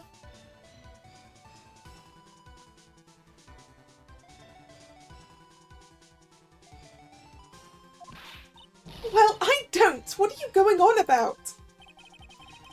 What I'm going on about is the reason Maya channeled you. And there's only one reason. To protect herself from you. To protect herself? From me? Yes. On the night of the crime, you were only interested in one thing. Killing Maya Fey. The path back to Hazakura was closed off, and there was nowhere for her to run. So then the problem became, where would be the safest place to hide?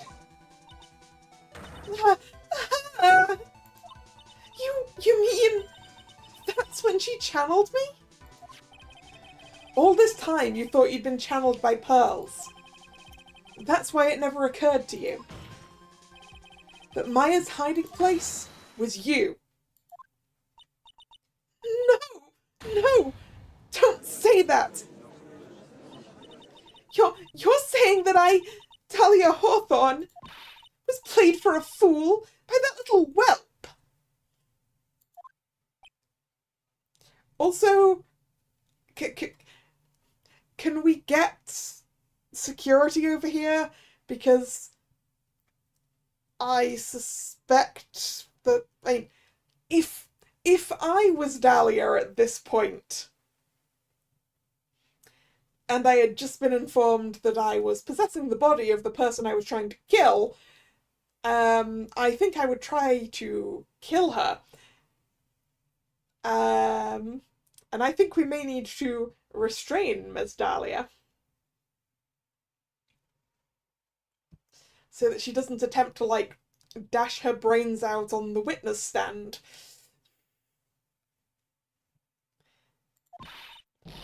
Faye killed herself. Isn't it obvious? Objection! Sorry, but no. It would have been impossible for her to jump into the Eagle River.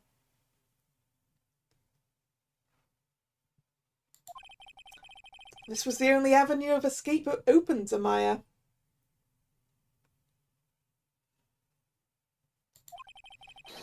The only way that Maya could disappear from the inner temple. I don't believe you. A stupid little girl like that who's never been out in the real world. She could never have come up with a plan like that. She's been out in the real world for a long time helping me solve murders. Dahlia. Who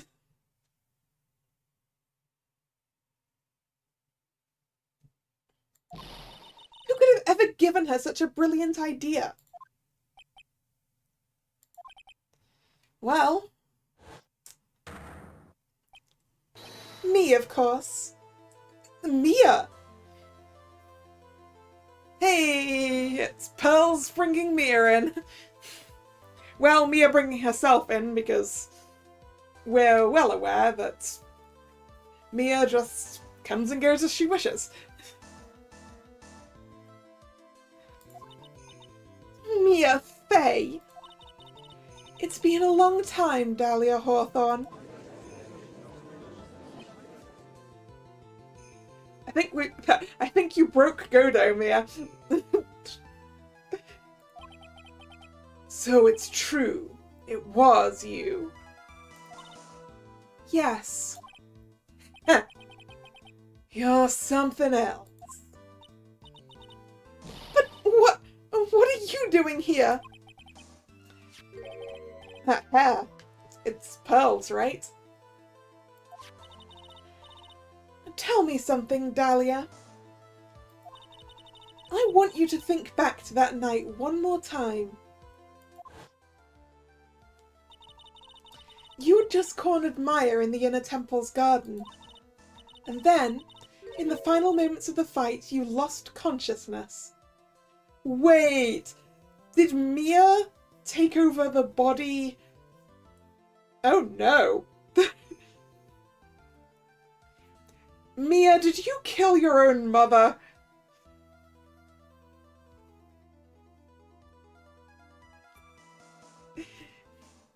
Did you knock Dahlia out of Misty's body and kill yourself? I mean, we know that Mia doesn't have to wait for an invitation.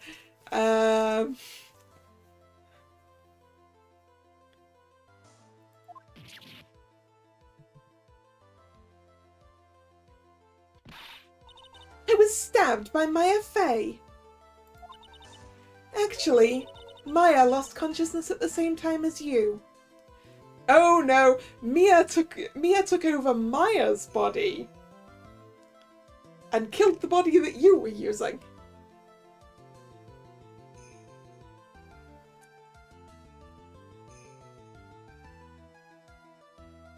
Or no, or Mia took over Pearl's body to take you out. Either way, I think Mia killed her own mum.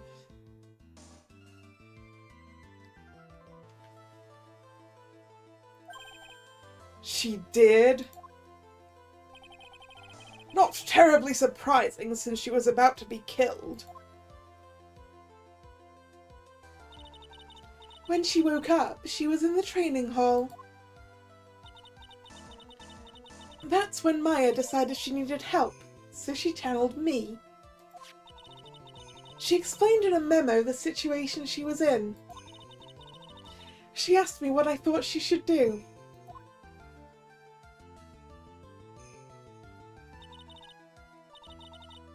Okay, no. So Mia didn't come until then. So Misty must have committed suicide then.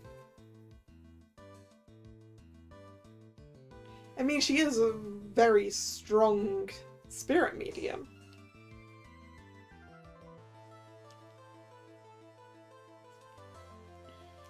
She did that? I can't believe it. Of course, I didn't have all the details. But one thing was perfectly clear. And that was? I knew that you couldn't be allowed to wander free. Free? What do you mean? It was a race against time, so I wrote down 2 things that Maya had to do. Channel Dahlia Hawthorne as soon as possible, and lock herself in the sacred cavern until help arrived. So it was Maya who put that lock on there. Yes, but why did you order her to do those 2 things? If she hadn't done it, Dahlia Hawthorne would have been channeled by someone else. By one Pearl Fey. Pearls? Yes, Pearl didn't properly understand the plan. So all she was trying to do was follow her mother Morgan Fey's instructions. If she'd succeeded in channeling Dahlia Hawthorne's spirit, things would have turned out very badly, to put it mildly. So that's how it was. Dahlia Hawthorne would have used the body of Pearl Fey to kill Maya at all costs. Yes, it certainly sounds like that was the intent all along. How dare you! I won't forget this! Why not just admit it, Dahlia Hawthorne? Your little plan was nothing but a big failure. Yes, another failure to add to the pile of shame, wouldn't you say? What do you mean by another? Think about it, Dahlia. Remember all your past crimes? Not a single one of them was a success. They all ended in failure. What? How dare you? 11 years ago.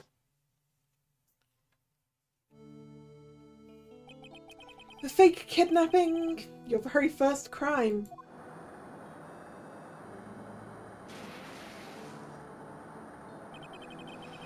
You got your hands on a $2 million diamond, but... Did she lose it? Nope. After Terry Falls escaped and went to meet with Valerie Hawthorne, the truth was exposed. Shut your mouth! That wasn't my fault! It was because of that stupid oaf of a prisoner and that weakling of a policewoman. And then, 1 year later, you tried to kill me. Well, I'm still alive, but...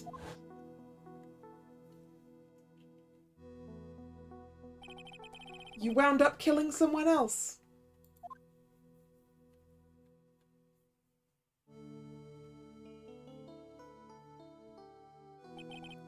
As a result, you were sentenced to death.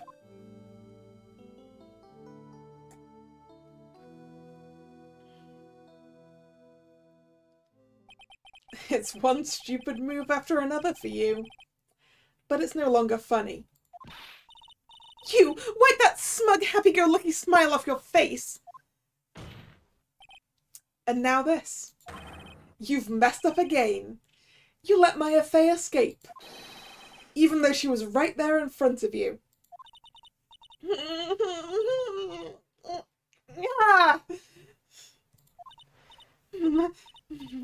Mia Fey, Mia Fey, Mia Fey, Mia Fey! You spinster! Wow! What an insult! Spinster, really? That's what you're going with?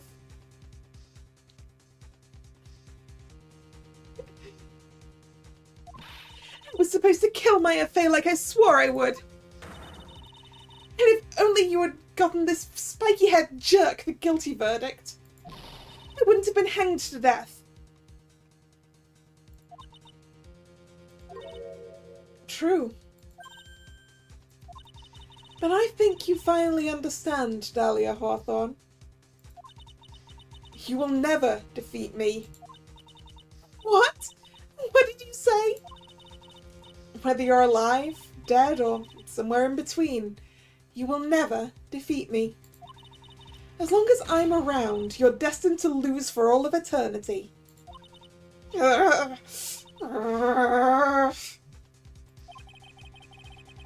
remember what you said earlier in the trial. You said there was no way we could punish you because you were already dead. What about it? Then you said, even when the body dies, the spirit, the ego, it lives on forever. Yeah, so live on forever with the knowledge that you failed at everything you ever did. That's very true, Dahlia. And that's exactly the punishment you'll never be able to escape from. For all of eternity, you'll have to remain as Dahlia Hawthorne. A miserable, pathetic, weak creature who can never win at anything. And for you, there's no escape from that. No hope of freedom. Since the day you were executed, The narrow bridge that once stretched out in front of you has burnt to a crisp. Oh, you're wrong. It can't be. How could I lose to the likes of you? It no longer matters. I don't care whether you win or lose anymore. The only thing I want is for you to come out of Maya's body right now. Ah!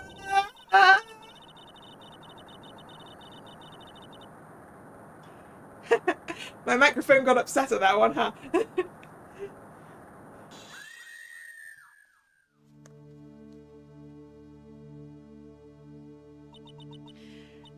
I'm not ready. Not ready to go.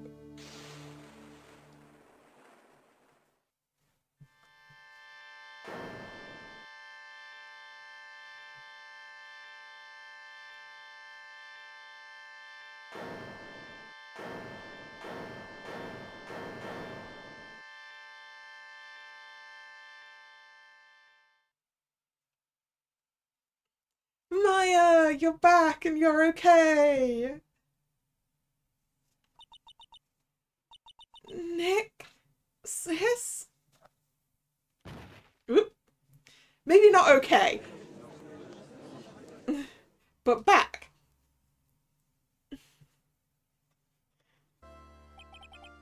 Now then, I assume you are the real Iris?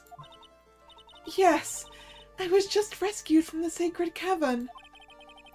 I must say, you and your twin sister are indeed identical from what I can see. In any case, it appears that everything has finally been cleared up. Mr. Godo, what happened to Dahlia Hawthorne? If you ask me, Your Honor, it looked like she went back to the hell she came from. It seems that Misty Fey wasn't the only victim of this crime. Maya Fey, as well as the young Pearl Fey, were also victims of this wicked and selfish plan. Yes, Your Honor. The tragedy of Medium Valley has finally come to an end, it seems. It would be best for everyone if no further attempt was made to channel that spirit again. Your Honor? Yes, what is it? About this whole spirit medium thing. It's almost weird how comfortable you seem to be with the concept now. Well, to be frank, my younger brother is quite judgmental. He often criticizes me for not studying hard. That's why I made a concerted effort to study up on the Karain channeling technique. Hey, isn't that the New Year's issue of Occult? I've seen quite a few things in my many years on the bench, and in all that time I've finally learned this one thing. Each case is different. Each takes place in its own world, if you will. In order to fully understand that world, first we have to immerse ourselves in it completely. And that's where my brother and I used to differ. Never thought of it that way. At any rate, it's time to pass judgment in the case of Iris of Hazakura Temple. Objection! Godo, you're cheating! Godo, you're cheating, that's number 18. Godo, I didn't think you were allowed that many. You're a little too fast with that gavel, Your Honor. What do you mean by that, Mr. Godot. This trial, it isn't over yet. That's what he means. What? Try it. Remember what Miss Evil Spirit said in her testimony? Huh? Dahlia's testimony? I caught up with her in front of the stone lantern. And then I took out the dagger I got from the storeroom and...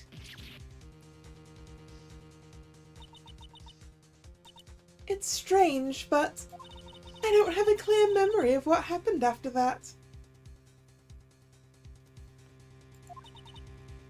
I think I was stabbed.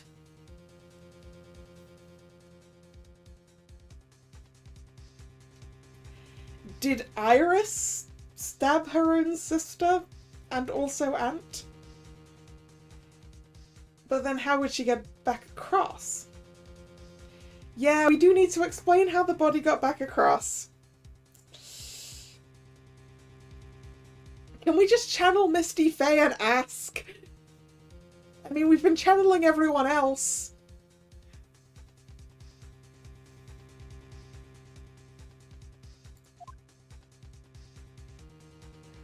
Channeling is being allowed here.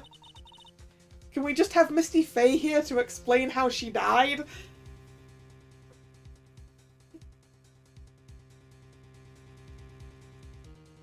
Just as Dahlia Hawthorne was about to attack Maya, she was stabbed and killed by someone. Yes, that's right. The person that was ultimately killed was the spirit medium that channeled Dahlia. Elise Dusnim, no, Misty Faye. But who killed her? We still don't know who did it. This isn't over?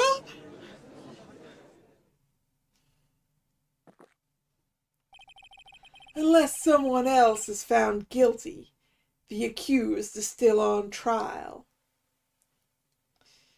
I'm not sure that's how it works. Well, I mean, that's how it works here in Ace Attorney, but,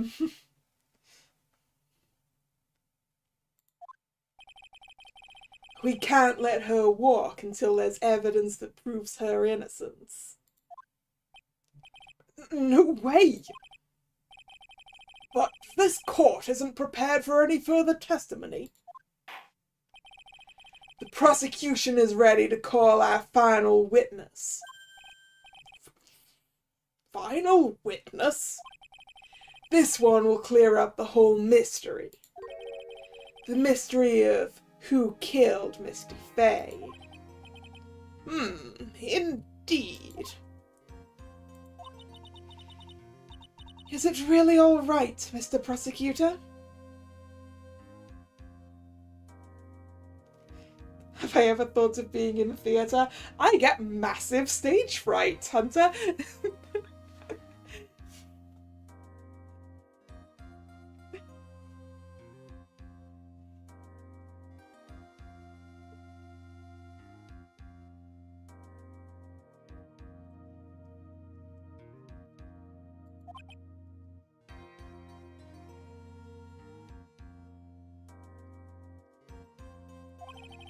Of course it's all right, Madame Attorney.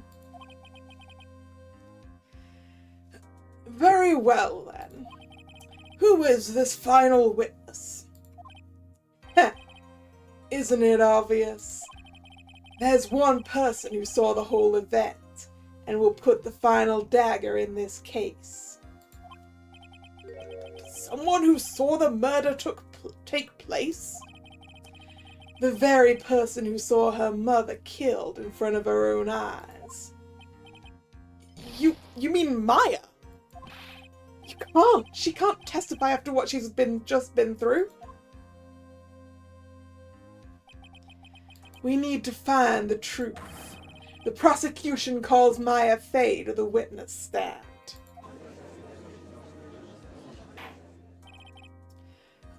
Very well. But first we'll take a brief recess. We'll have to wait for Miss Fay to recover before summoning her. Once we receive the doctor's permission, we will proceed with the trial. Hey, Trat, I got something to say to you, so listen up. What is it? I don't think much of you as a lawyer. It's always the same with you. You somehow manage to just squeak by without even a faint understanding of the case. Some beautiful woman always seems to come dashing in at the last minute to save you. You've got some nerve. But that's not gonna happen this time. This time, you're gonna have to do this by yourself. Mia is right here, Godo! That's enough. This court is now in recess.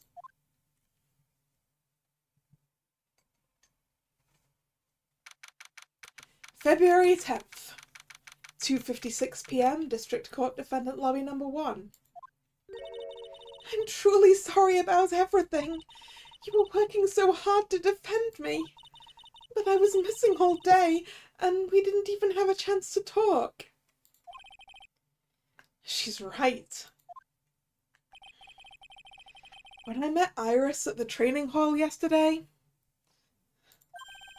they had already switched places, and Iris was inside the sacred cavern.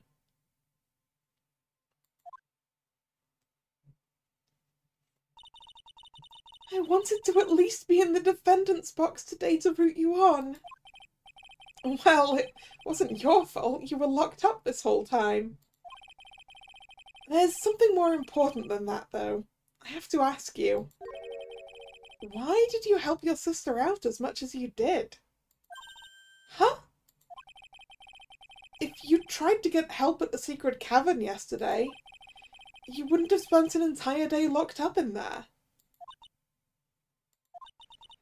My sister, I felt sorry for her. She was abandoned by our mother and never got any love from our father either. Yes, but it was the same for you too, wasn't it? Yes, but at least I had Sister Bikini, who was like a mother to me. If only Dahlia had come with me to her Zakura temple. I always loved her. Dahlia was always so smart, so strong. She never complained about a thing. That's why I promised her that I would help her. Are you talking about the fake kidnapping case 11 years ago? Yes. I wanted to be useful to her in some way.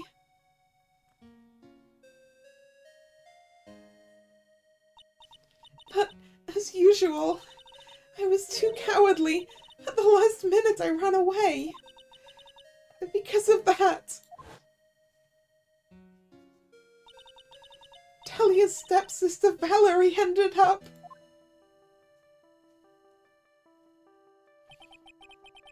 That was the case that wounded Mia so badly.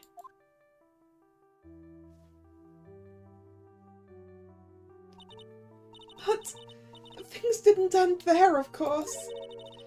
Some people suspected that my sister was involved in the murder. Some people? You must mean... Yes, 2 defense attorneys. Mia Fay and Diego Armando. After poisoning Mr. Armando, who was getting too close to learning the truth. Oh yeah, that's the guy that Dahlia killed.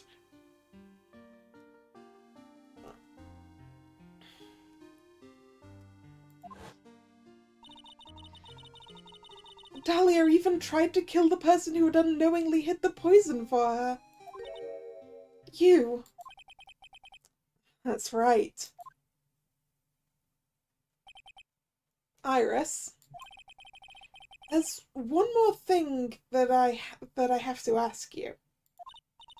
Yes? What is it? On the night of the murder, the person that cleaned up the corpse of the victim, Elise Jusnim, was it really you? Yes, it was me. That night after I rang the lights out bell. Why does Armando have the same jawline and hair as Godo? I'm pretty sure we will find out for certain very soon, Hunter, but I'm pretty sure it's because he is Godo. I don't think he died.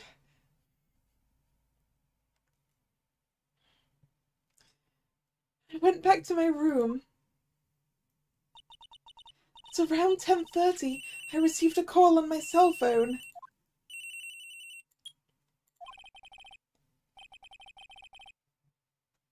There's a problem. Come to the inner temple right away. I got on the snowmobile and headed for the inner temple. But the path to the inner temple was cut off. Sorry, no. This is Phoenix. This is Phoenix line. The path to the inner temple was cut off, right? Exactly. We can't just leave the body here. So you've got to do this exactly as I say, got it?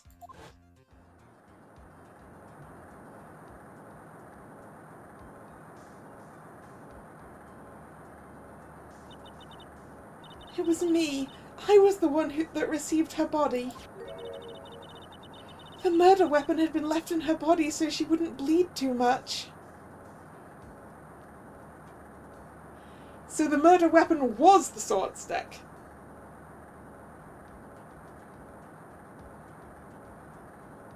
Which does mean that Misty Faye killed herself.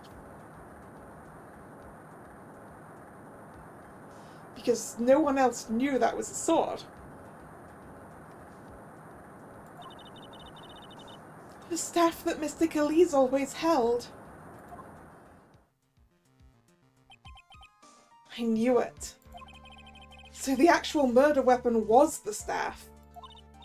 Yes, that's right. I brought the body back to Hazakura Temple in the snowmobile.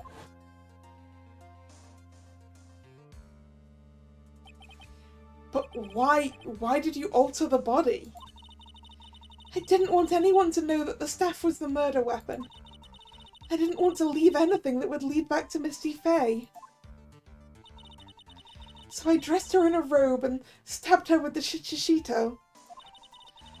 I wiped the blood off the staff's blade and left it next to her on the ground. Iris, just tell me one last thing. Tell me the name of the person that called your cell phone. The real killer. I'm sorry, Mr. Wright. I can't do it. I can't say who did it. I see. Victim's staff updated in the court record. The actual weapon used to murder the victim.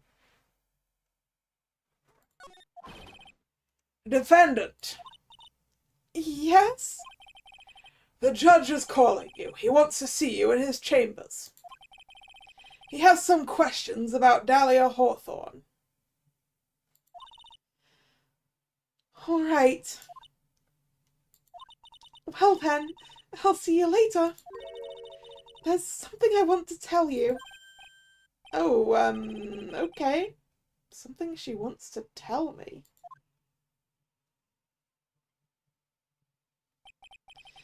So it's true. Iris cooperated with the real killer. Maybe even from the very beginning. Phoenix? Mia? How's Maya doing? Physically, I'm not worried. She'll recover completely. But emotionally, she's been hurt very badly by this case. See.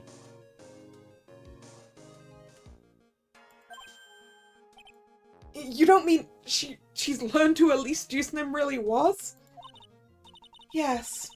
I went to the medical office and talked with her. I told her everything I knew. But why? Maya is stronger than you think. I knew she could take it. All of it. What do you mean by that? I want you to figure out that answer by yourself. The trial is about to restart. The real killer. Do you know who it is yet?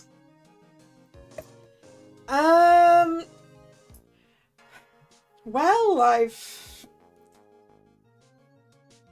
I've brought it down to literally 2 options. Mia? It's either you or your mother.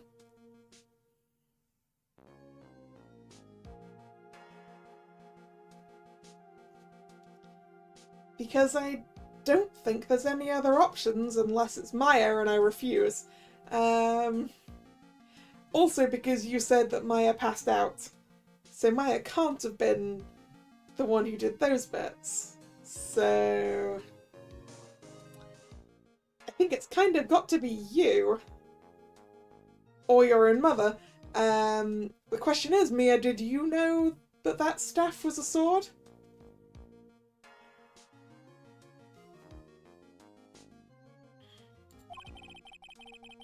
Iris wouldn't tell me who called her, but still. I think that just maybe I know who it was. That night, the victim was killed in the garden of the Inner Temple. What is Pearl? Pearl is very innocent. I mean, if Mia did it, then it's Pearl's body she used. But I mean, other than that.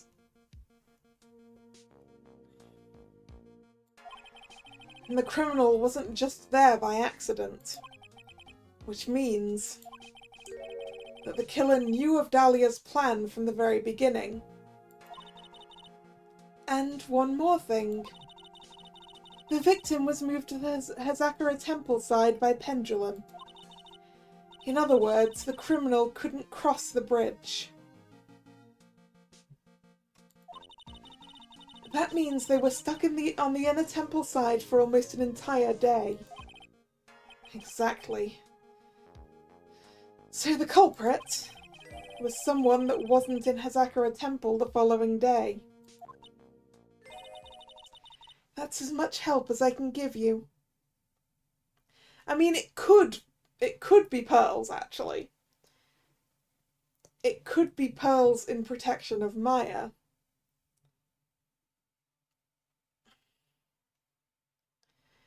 But would Pearls know that that staff was a sword? Ooh, actually. No, that doesn't work. No. Misty can't have coordinated with Pearls because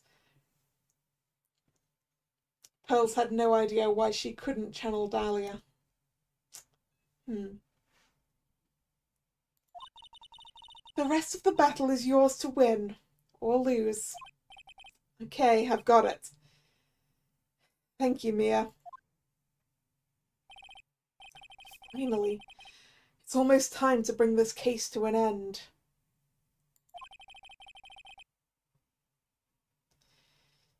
What exactly did Maya see, anyway?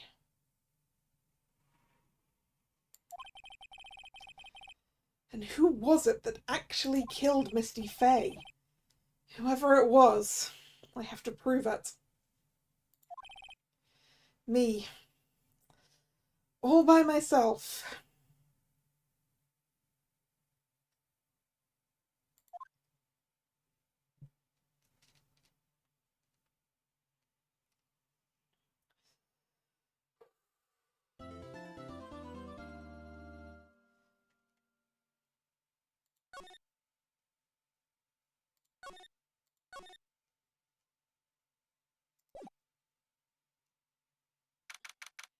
February 10th, 3:36 p.m. District Court, Courtroom Number 7.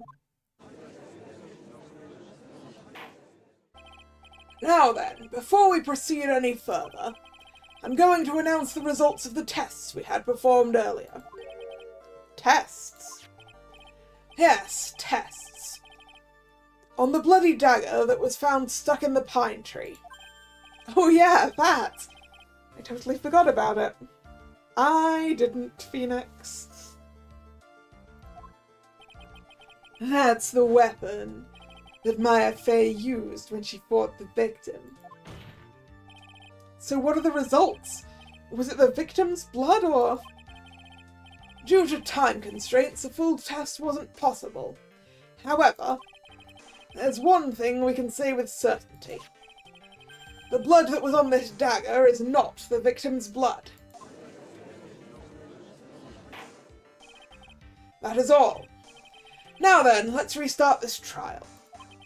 So it wasn't Misty's blood on the dagger. Whose fingerprints are on the dagger, Judge?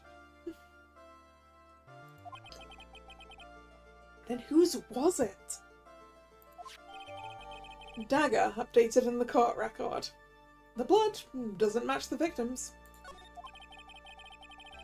I'm sure both the defense and the prosecution know this, but this trial is rapidly coming to a close. Both sides will need to show some firm evidence with their claims. I understand, Your Honor. From what I've heard, the witness is dangerously weak, physically speaking. So let's finish this quickly. Agreed. Very well. Please bring in the last witness.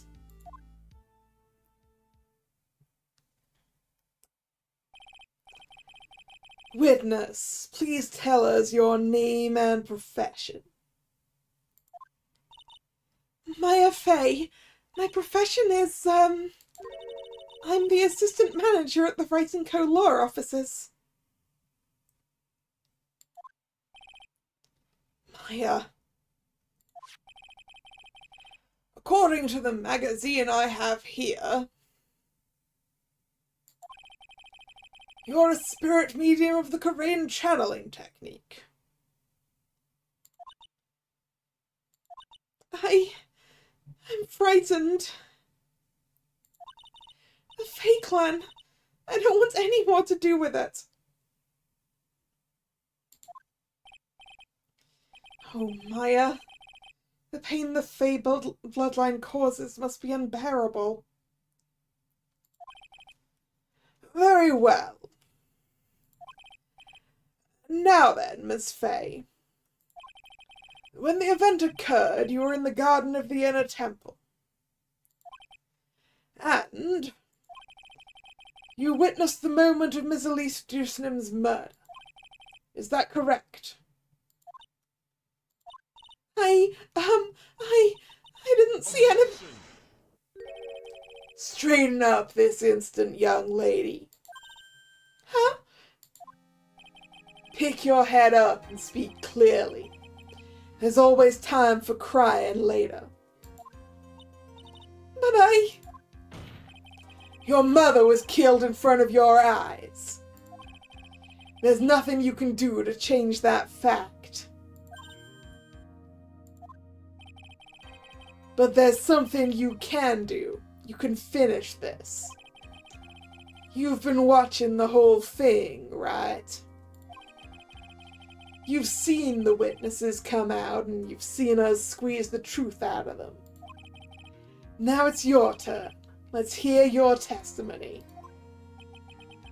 On the night of the crime, what exactly did you see happen? Witness, if you please. Yes, Your Honor.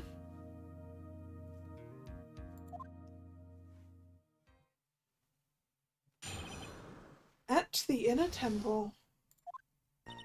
I was passing through the garden on the way to a spare prep room when it happened. Suddenly someone struck me over the head. I stumbled and ended up against the stone lantern. I think I screamed, "Help me!" Then something warm splashed over me. That's when I lost consciousness. So you were struck on the head. I suppose it must have been this staff. Maya, the person who hit you. It was Dahlia Hawthorne, wasn't it? I'm sorry, Nick. I couldn't see. I don't know who it was. Maya, think hard. Sorry, Nick, but I really couldn't. Can't say it was an especially good night for young ladies to be walking around alone. It seems it will be hard to determine the criminal through testimony alone. Very well then, Mr. Wright, please begin your cross-examination. Maya, hang in there.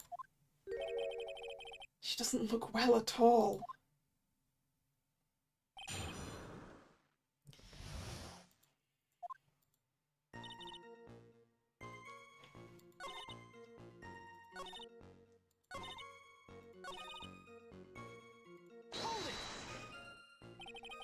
You don't mean, was it? I didn't know it at the time, but I think it was probably blood. Is she saying that's when Miss Deucenham, who was channeling Dahlia, was stabbed in the back by the killer? At that moment, I was paralyzed with fear. I was just sitting there in the snow. I'm sure blood got on everything around me.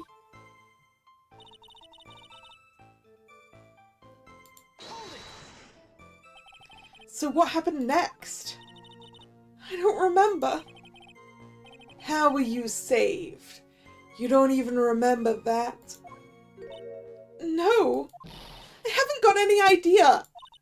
I really don't know what happened at all. That's too bad. I've worked side by side with Maya for 2 years now. I can tell when she's trying to hide something by how she acts. And right now, I'm absolutely certain she's hiding something.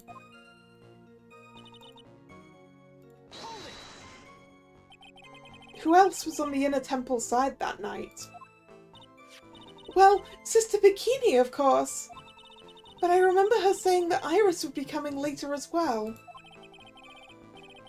On the day after the incident, Hedgeworth met Bikini at Hazakura Temple. That means she couldn't be the criminal. So then, did Iris actually come later, like she said? Well, let me think. She seems confused. It's probably because she's so tired. No, I'm sure I didn't see her. She must have come when I was preparing for training.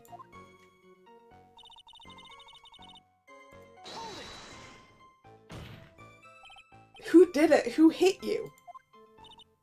Well, I didn't see who it was. I was hit from behind. You didn't see the person? But after that, your attacker was in front of you. How could you not see who it was? Oh, let me think for a sec. I'm sorry, I just can't remember.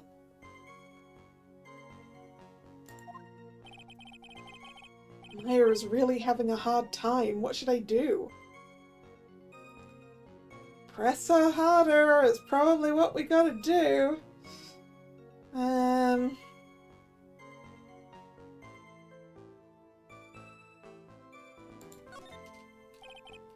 Come on, Maya, this isn't making sense.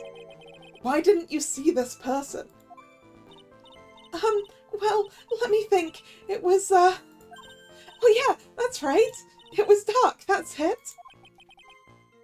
It was dark? It's not good to have too much light around when someone is undergoing spiritual training.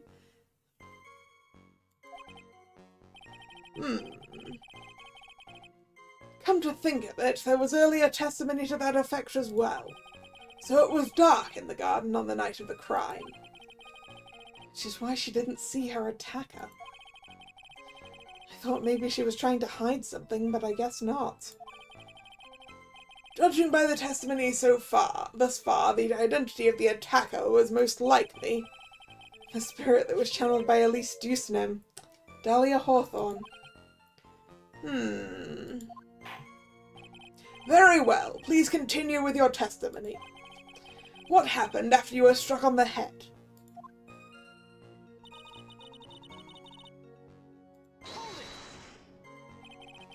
What happened afterwards?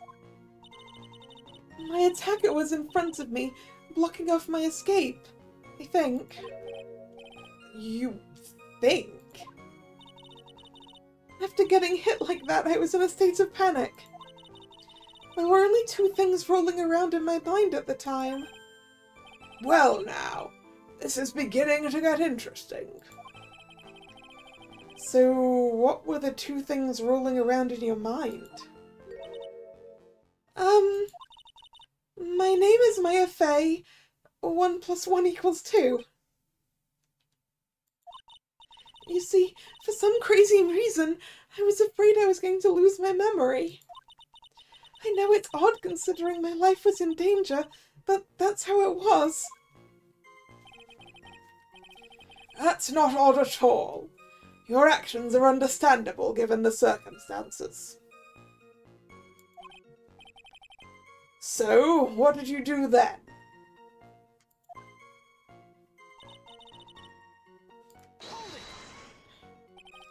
You think you screamed, but you're not sure? Listen, I was a complete wreck. It was dark and I couldn't see my attacker. Was it a man, a woman, an adult, a child? I had no idea. I was scared out of my wits. Believe me, my dear, I'm certain I would have soiled my robes. I thought this person might attack me, so I... Anyway, I'm pretty sure I screamed. I thought that it was my last hope. Wow, it sounds like poor little Maya really was out of her mind. But I wonder what she meant by last hope. What do I do? Do I press her for more details? Yeah, what do you mean by your last hope?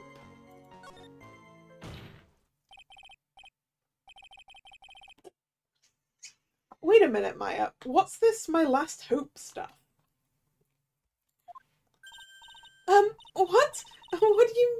What do you mean by your last hope? No. That's what you said. You said my last hope. Huh? What? I said what? Look, you were facing an attacker that you couldn't see, and you screamed, right? You screamed, "Help me." Yeah. But you testified that you screamed that because you thought it was your last hope. Oh, well, you know, that's like, what do you call it when that happens? Maya's not doing so well up there. Oh, yeah, oh, that's right. I remember now. I was facing my attacker, but that's not who I was screaming at. What did you just say? Yeah, that's right. It was the person behind my attacker I was yelling at. That's who I was screaming to for help.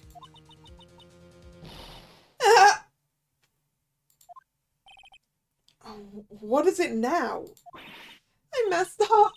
I didn't mean to let that slip out. Huh? Witness, are you absolutely sure of what you're saying? Behind the attacker there was another person?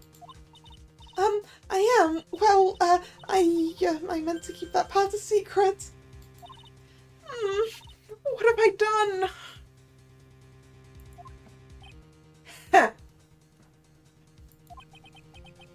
It takes a ton of pressure to make a diamond. That's what I always say. A ton of pressure? You're in a court of law here. You can't make things up or try to hide things in this chamber. Witness, the information you just presented is vital to the case. I want you to add it to your testimony. I could see a man behind my attacker by the light of the stone lantern. A man? Well, it's not Larry, because he was on the other side, and it's not me, because I was on the other side. Who the fuck is this?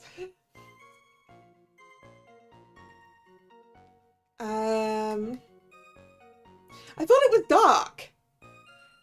I thought it was dark. Wasn't it dark? It was dark. Maya? Maya? So there was a man standing behind your attacker? Yeah. That man, he's the killer. He stabbed her from behind. He's the one who killed Elise Dusno, otherwise known as Misty Faye, your mother. The killer? Maya, you know who killed your mother, don't you? What is the meaning of this, Mr. Wright? To be frank, Your Honor, I think she's in shock and quite confused. That's why she hasn't noticed the huge problem with her testimony. Huh? What do you mean? What problem? Maya, on the night of the crime, that stone lantern was out of commission. Huh? What? It's true. There was no light anywhere in the garden that night. No! Order! Order in the court! Mr. Godo, explain this. Well, that's number 19. Add the pureness of milk to perfect clear darkness of coffee. Stir. That is the state of the witness's mind right now. A cup of cafe au lait.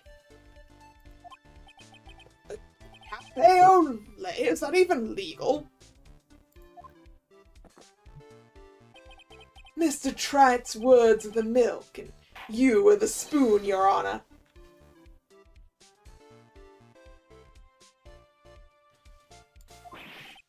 I'm a spoon? I'm no spoony bard, I'll have you know.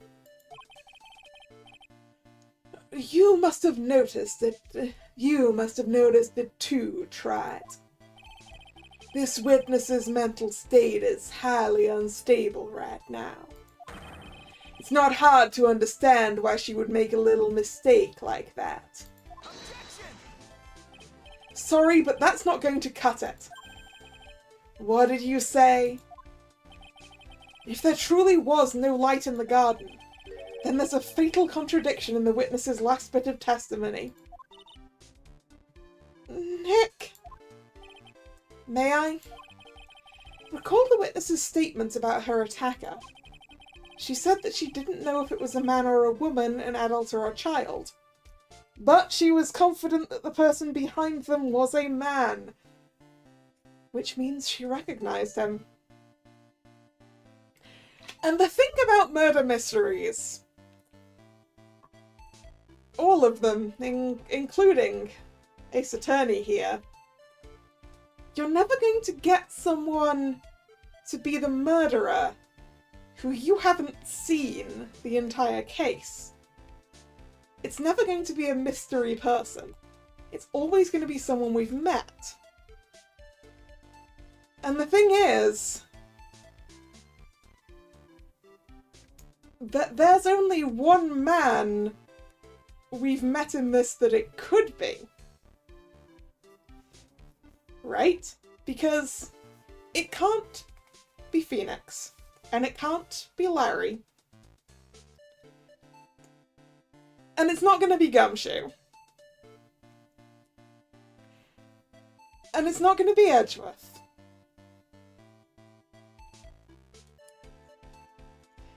So what the hell was Godo doing on that mountain?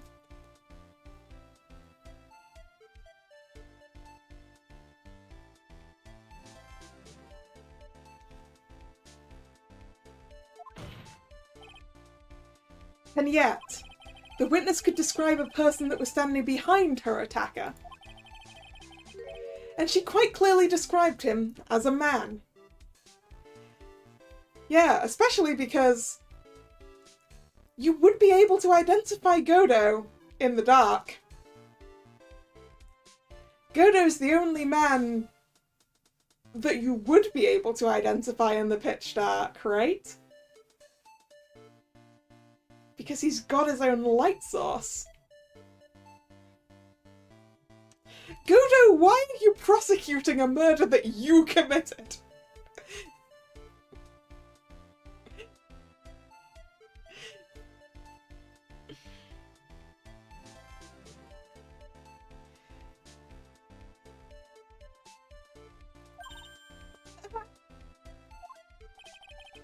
In other words, that would have to mean that Maya actually saw our mystery person, despite it being so dark she couldn't see the face of her own attacker.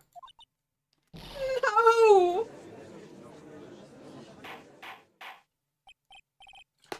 Order, order, order! What in the world does this all mean, Mr. Wright? Deja vu von Karma case, right, yep. Are you saying Miss Faye saw the real killer under pitch black conditions? Wait, shit. Yeah, the real killer has to be someone who wasn't seen at all the day after the crime. It does work, doesn't it? Because for some reason, Godo couldn't prosecute for the first day. That's because he was stuck in the woods on the other side of the... Well, possibly not in the woods, I don't know. And that's why he was giving us the clues about the sketch being upside down and stuff, right?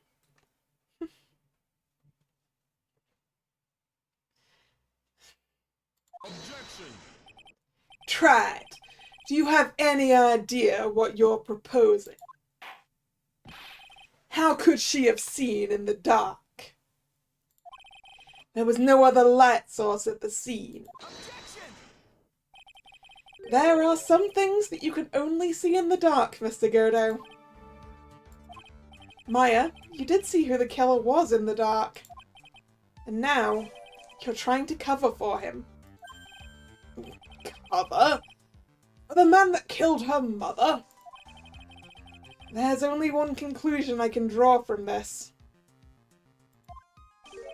You know who this man is. Please, Nick. I don't know anything. Please, I'm begging you.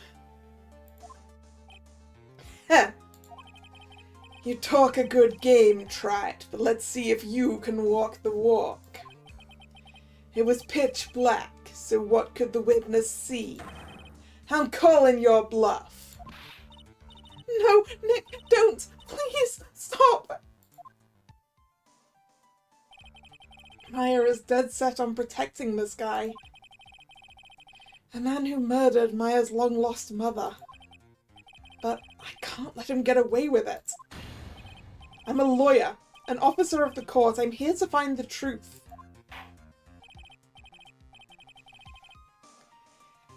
I do have to ask how... Ooh. Oh. I was going to say I do have to ask how Godo knew about the sword stick, but what if he was working with Misty the whole time? Who was the person that you say Miss Faye saw in the darkness?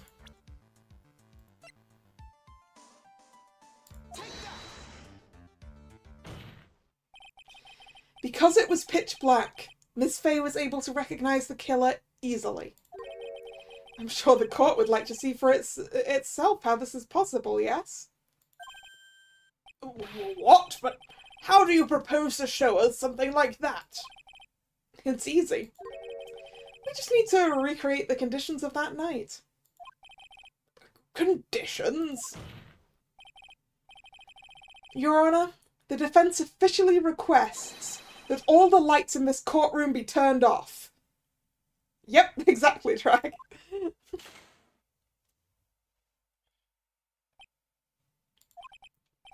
What?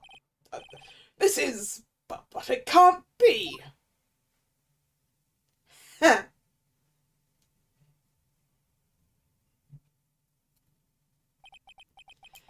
That was a nice bit of deduction. Try it.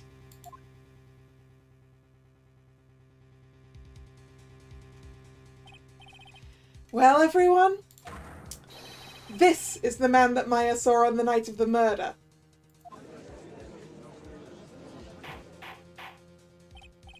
Order, order, order! Prosecutor Godo, what is the meaning of this? Oop. 20. Maybe that's why he's breaking his own rule about the cups of coffee. Probably don't get much coffee in jail. Surely you must be shocked to hear yourself accused of such a thing. Why aren't you denying it? Heh. Your Honor, you're asking the wrong person. What do you mean by that? If you've got a question, ask the witness. That's one of my rules. Well, Maya, how about it? What you saw that night? Was it 3 glowing red lights? Well, witness, answer the question. You're wrong. I never saw that. Maya. I thought the person that stabbed my mother was a man. For a totally different reason. What? Witness, Mr. Wright, what the... Stop your chattering, Your Honor. Chattering? 21! If it's worth asking, ask the witness. It's one of my rules. All right. Well then, let's continue with the testimony. Please tell us how you knew the killer was a man. Yes, Your Honor. I didn't realize it until after I woke up, but...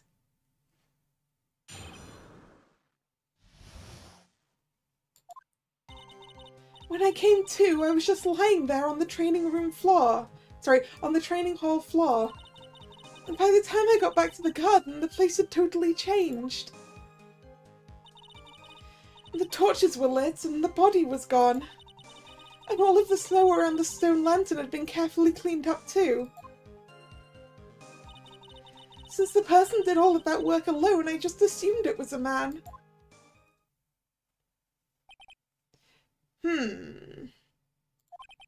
So it was after the crime took place that the witness came to think the killer was a man? Yes, that's right.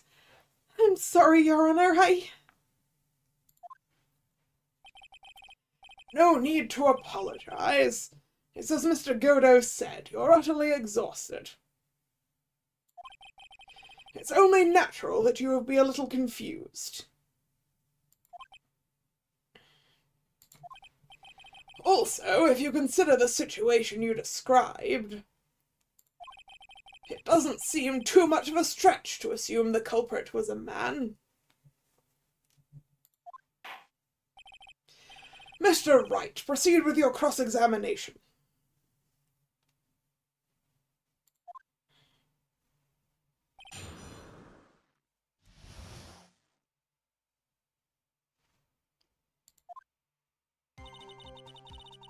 Okay. I came to, I was just lying there. Snow around.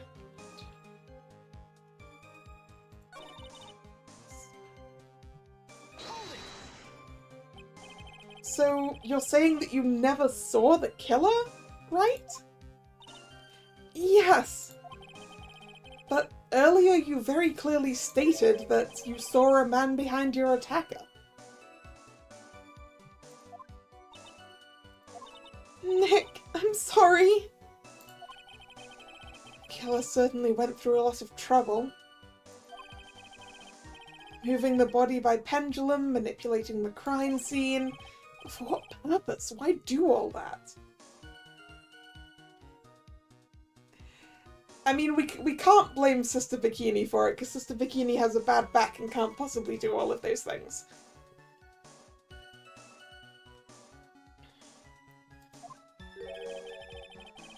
Maybe Maya knows more than she's letting on.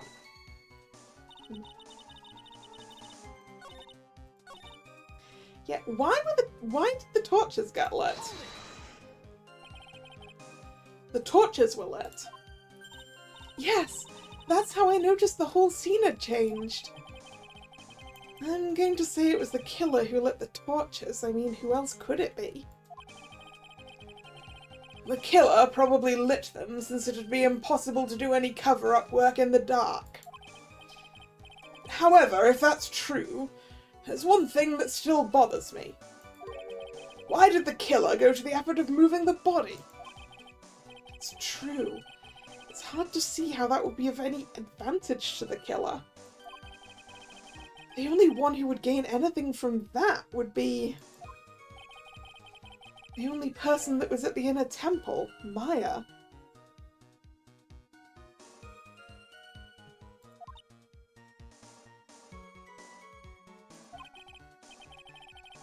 Very well, let's hear some more about the condition of the crime scene.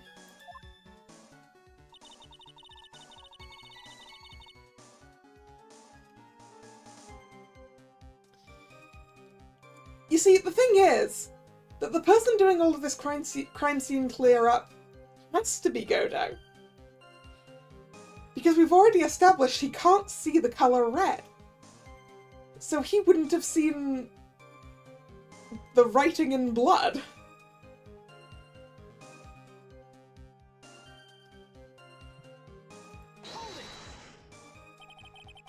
So you're saying the killer cleaned up the snow? It did look really odd. The snow was removed in an unnatural looking rectangular shape around the lantern. I guess he probably took all the snow that he assumed had blood on it, and like chucked it somewhere.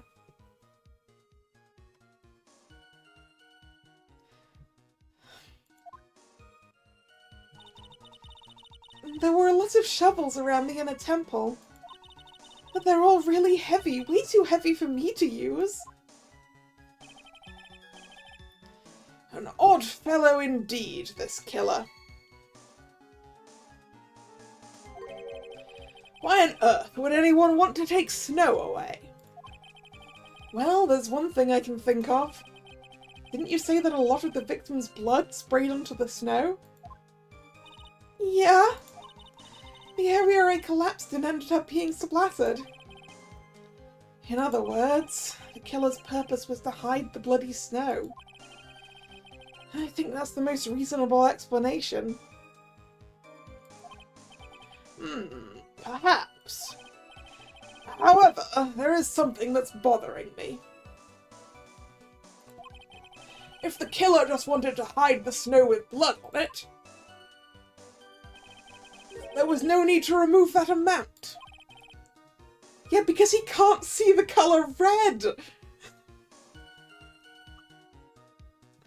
So he doesn't know which bits of snow have been bled on? That's true. He could have scooped up just the snow that was stained with blood. It looks like there are some mysteries around this issue, but I think this will help explain them.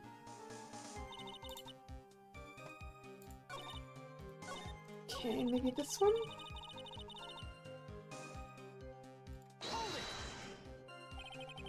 Naturally, the killer must have done it, right? Yes, I think so. But why would the killer tamper with the crime scene like that? There must have been something that the killer desperately wanted to hide. The truth is, when I saw the crime scene, I felt something. You did? Yes, I felt like the killer was hiding the evidence for me, for my sake.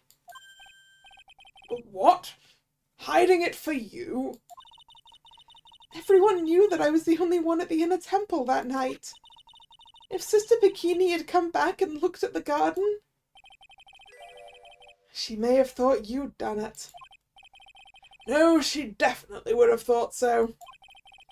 And you're saying that's why the killer cleaned up the crime scene to make it look like nothing had happened? Yes, I'm sure of it. Well, that's certainly an important piece of information. I want you to add that to your testimony. Yes, Your Honor.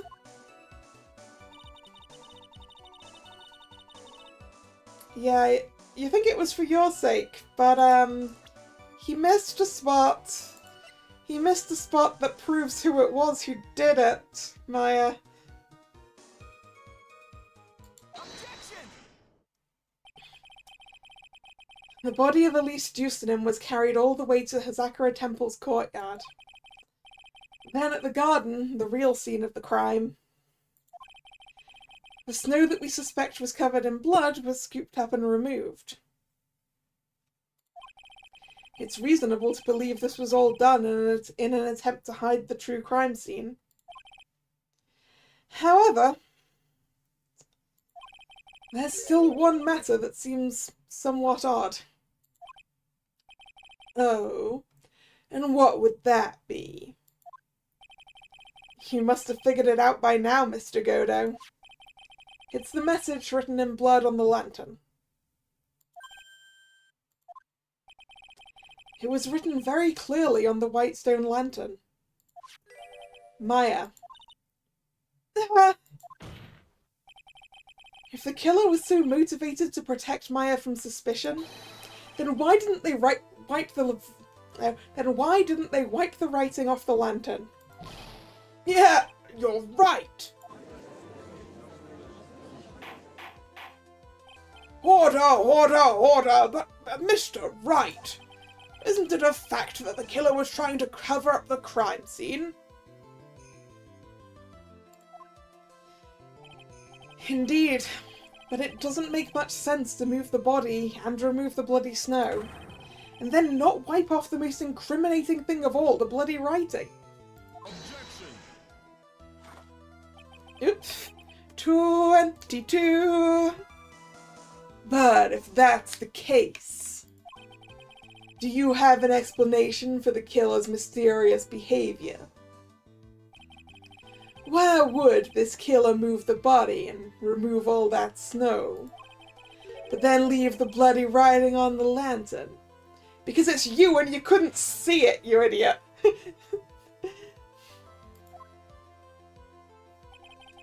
I don't know what the killer's plan was, but it's a fact that the killer left the writing on the lantern.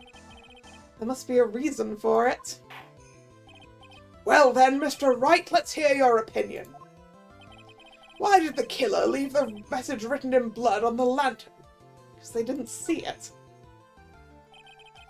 Prosecutor Godo, earlier in this trial you gave me some good advice.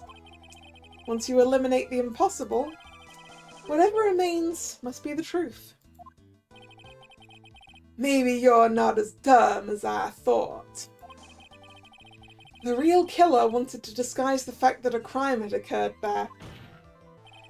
If that's the case, they wouldn't have left the bloody writing on the stone lantern on purpose. Therefore, it must mean that they didn't notice it. But that doesn't make any sense.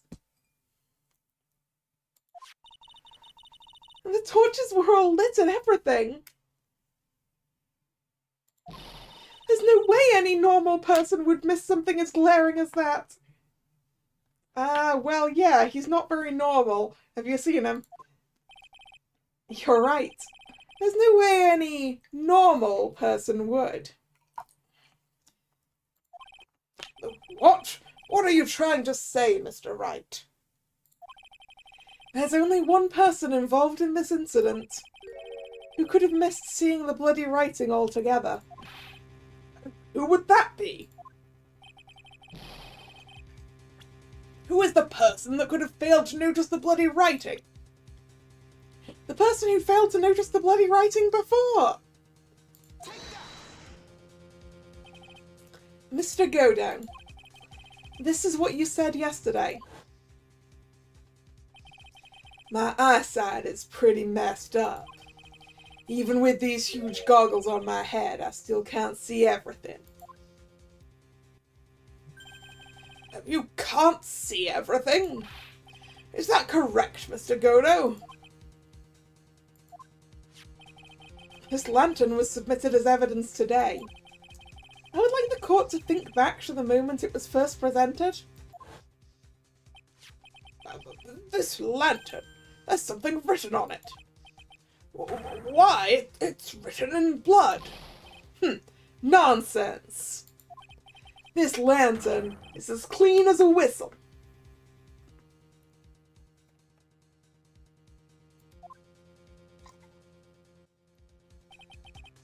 Mr. Godo, just admit it.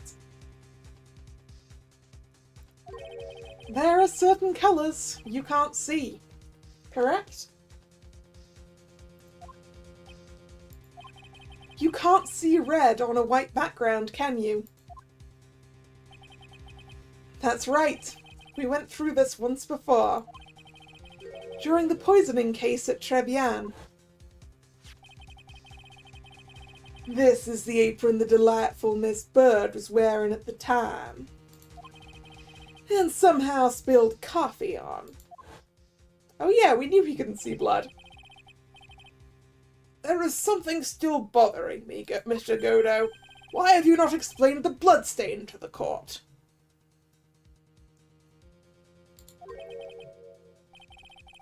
Bloodstain? What bloodstain would that be? Don't play games, prosecutor. The blood-colored stain that's smeared all over the apron. That's ridiculous. No one told me anything about a blood stain.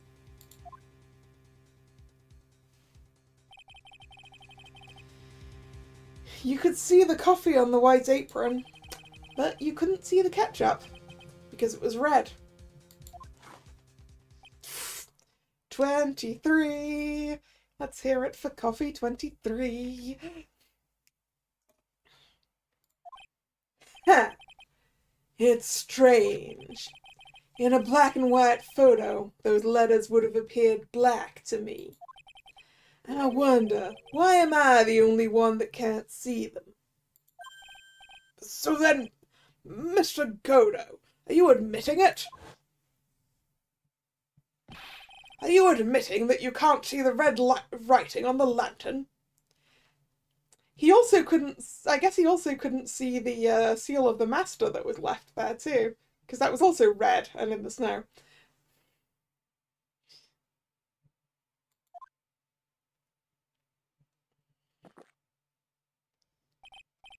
Hey, Gramps, didn't you know? That's the reason why I don't drink red tea.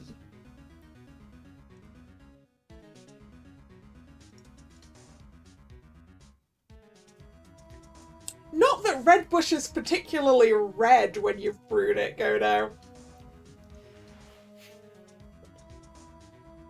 It's more of a reddish brown.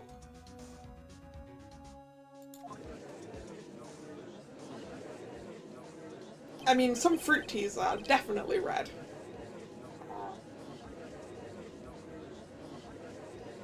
And teas with beetroot in them, I guess. I wasn't sure about this until now, but I just can't believe it. Prosecutor Godo is the murderer? But there's no going back now. I've finally figured out the truth. Mr. Godo, The defense at this time formally accuses you. You are the murderer of Miss Elise Deucenem, also known as Miss Misty Fay. It's hard to believe this may be true, however, once again, Mr. Wright has brought up a disquieting fact about you. Heh.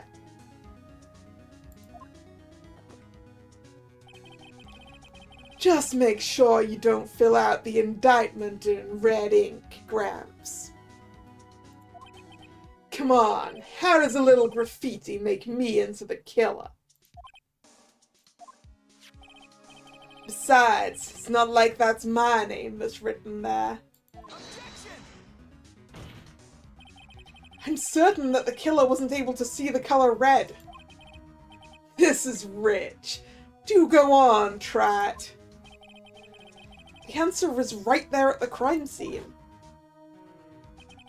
In the snow. The snow? How so? Ah yes, the thing I just pointed out. Well, for example, why did the killer move all that snow? Your Honor, you said it yourself. If he wanted to hide the bloody snow, why not take out just that area? Yes, why didn't he take out just that area? Could it be? Yes, the killer couldn't see the red blood that had seeped into the snow. And so he had to remove all of the snow. He couldn't be sure of where the blood had landed, so he removed the whole area. Objection! Isn't it more likely that the killer couldn't see the blood because it was dark? Not a chance. The torches were all lit. He would have been able to see just fine. It seems that once again this trial has taken an unexpected turn, to say the least. Yep. Can you explain this, Mr. Godo?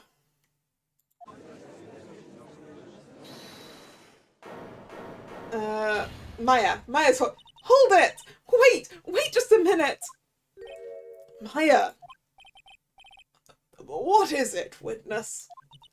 Mr. Godo isn't the killer. After all, he didn't even come to the Inner Temple until 2 days after the murder took place. He didn't show up until after that old bridge got fixed up. Objection! Maya. You can't testify to something like that. Why? What do you mean? I may not look it, but I'm... After the murder happened, you didn't even exist. She didn't? I'm afraid I don't follow. Are you senile, old man? We established this just a little while ago. After the murder, this witness was unconscious for a long time. Because she was channeling Dahlia Hawthorne. Oh, that's right. Please, Your Honor, let me add to my testimony. Nick, please listen to me. Maya, do you plan to cover for Godo no matter what the cost? If that's the case, then I've got no choice. Your Honor, let's hear her testimony. If it means we're going to hear the whole truth, I say we should not silence her. Heh. Nicely done, Trat. Very well, let's hear the witness's testimony. Please tell us what happened at the Inner Temple after the murder. Yes, sir. After I woke up, I began channeling, and my spirit left me, as it were. But little Pearlie was there at the Inner Temple, too.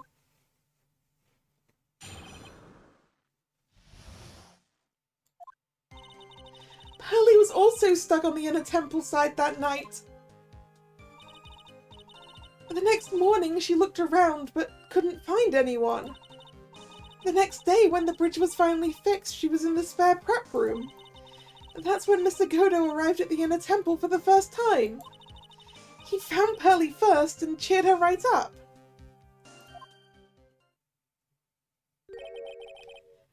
Who is this Pearly? That's my little cousin, Pearl Fay. So when did you hear about this? Oh, just a while ago, when I was in the medical office. I'm terribly sorry, but what you heard from someone else is simply not admissible as testimony. What? Come on! Pearly would never tell a lie. She's a way more honest person than I'll ever be.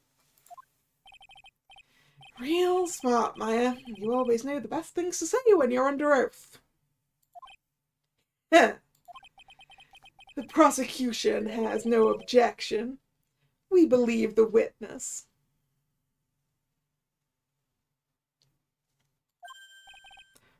Mr. Godo.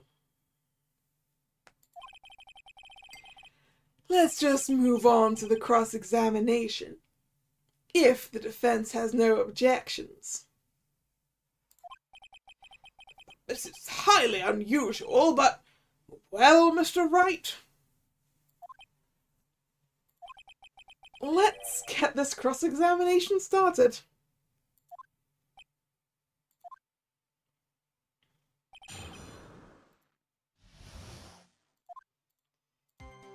Pearly was stuck on the inner temple side. The next morning she looked around and couldn't find anyone. The next day when it was fixed, she was in the spare prep room. Mr. Godo arrived and found Pearly first.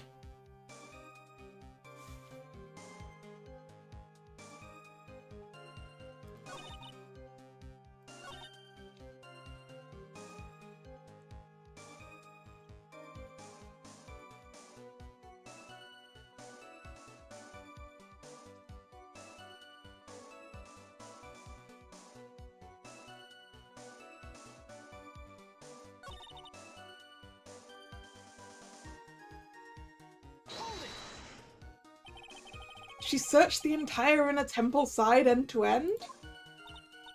Well, you see, Pearly gets pretty scared when she's alone. And there weren't that many places to look. She says she even went back and forth several times. The inner temple side has... Nope, this is Phoenix, not Godo at all. The inner temple side has two structures. The training hall and a spare prep room. And there's also a storage shack, I think. That's about it. There was a storage shack too? Pearls was looking for other people, right? Would she have really examined a storage shack all that carefully? Well, if it was me, that would be the first place I would investigate. So that means it's possible that someone may have been hiding in the storage shack.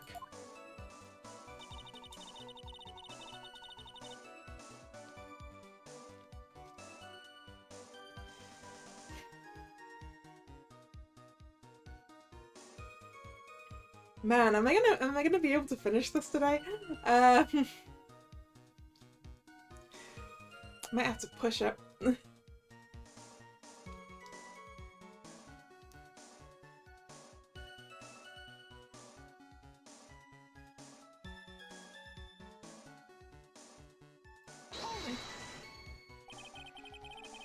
Pearls didn't hear the sound of them working on the bridge? What do you mean? I was just wondering why she would stay in the prep room. If it was me, I'd at least go out and wait at the foot of the bridge. Oh, well, Pearly said she was sleeping at the time. She said she was so scared during the night that she couldn't sleep well and woke up a bunch of times. Poor little girl, all alone like that. Well, we know she had at least one friend in the sacred cavern. No she didn't. That was not a friend, Godo. Nalia Hawthorne, who was busy battling with the trick lock. She couldn't let anyone see her, so she wouldn't have shown herself to Pearls. What happened after the bridge was finally fixed?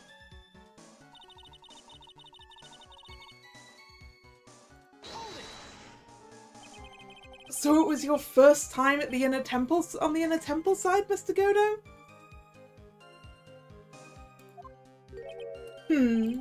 That's funny. Am I imagining things, or did the defense ask me a question? Mr. Wright, please save your questions for the witness. What you heard from someone else is simply not admissible as testimony. Those are your words, Your Honor. Touché, Mr. Wright. Oh well, what do you have to say, Mr. Godo? Oop, 24! Hot nights and even hotter coffee. That's what I always say. If it hadn't been for this case, I never would have visited there.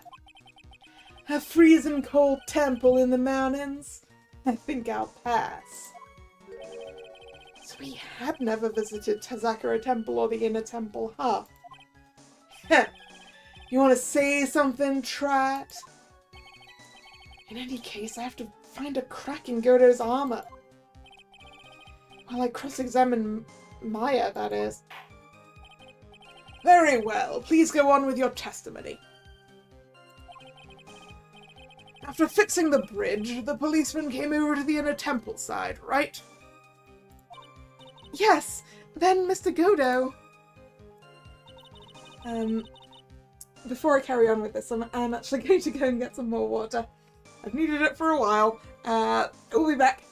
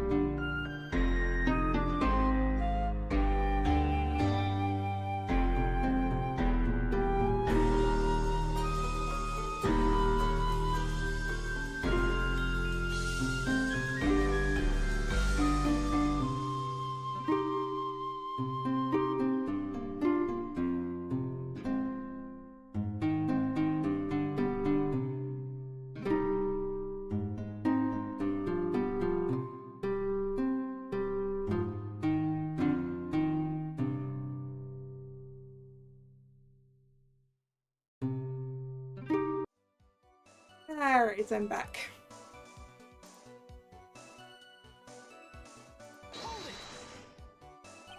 He cheered her up?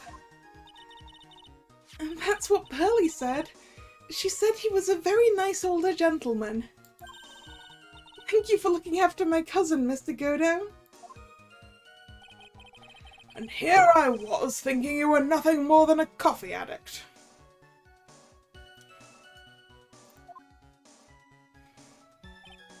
Heh.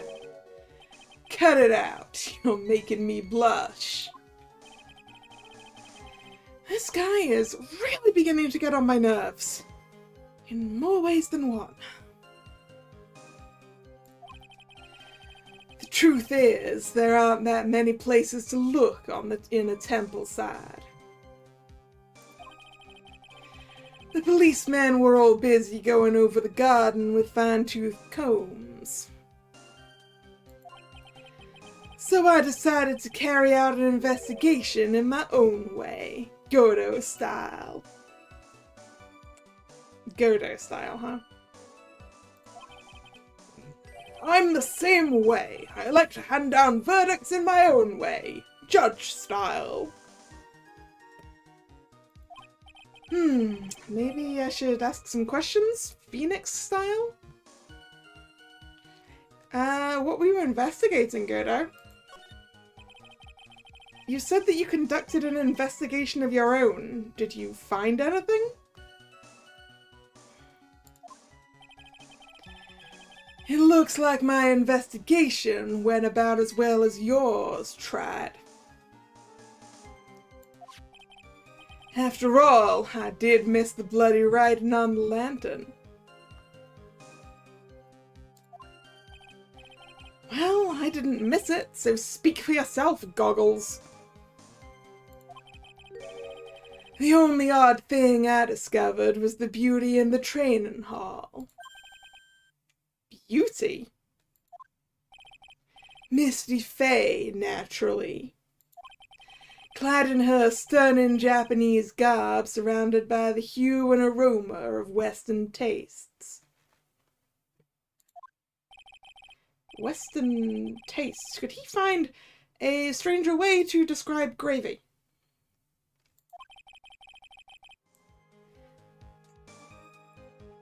Oh, from... Wait. Godo? Godo?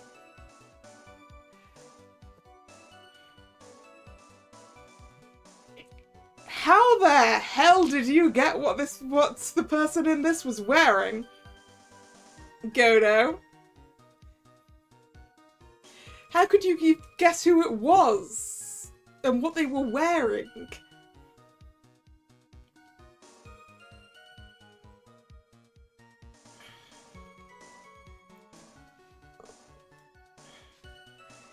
Godo, I think you saw this scroll before it got covered in gravy. So from there, you headed for the prep room? Wait a sec, what did Godo say just now? I think I just found his proverbial weak spot. Ah, Phoenix also noticed. There's only one thing of any importance here. Where was Godo when the murder was taking place? He must have already been at the inner temple when it happened. Otherwise, he couldn't have killed Elise Dusnem.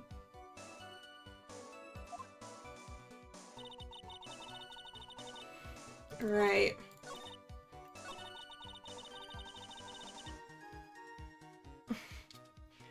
Yes, this can't have been Godo's first time. For this reason. Objection! Mr. Godo,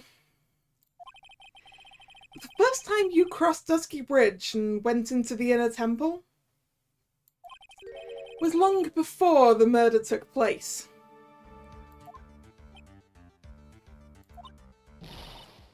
Why do you say that? Because he just made one fatal slip-up. The hanging scroll in the training hall. Hanging scroll? But Mr. Godo is right.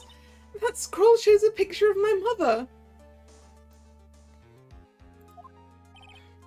Maya, I know you know who it is, but here's something you didn't know.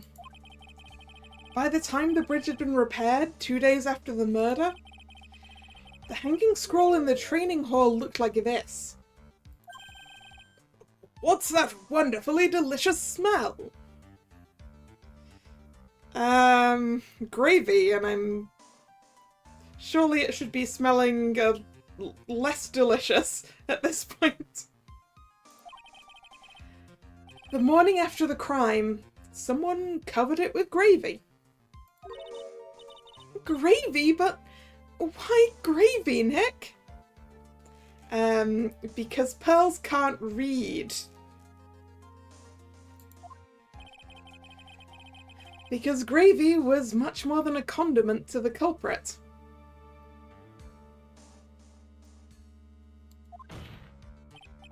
Well, Mr. Godo, if you really hadn't seen the hanging scroll until after the murder, you wouldn't have had any way of knowing it was Misty Fey. Or indeed any way of knowing that it was a pretty lady either.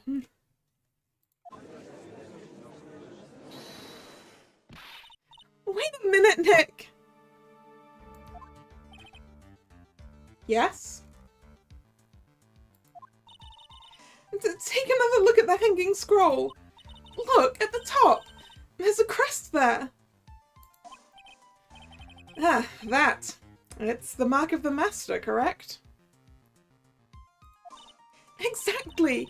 So, if you know the meaning of the mark, then you could guess that it was a picture of Misty Fey on there. True, but Mr. Godo described what was underneath like this. Clad in her stunning Japanese garb, surrounded by the hue and aroma of Western tastes.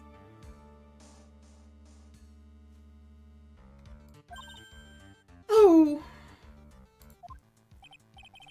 Yes, it's possible that he knew what the crest meant. However,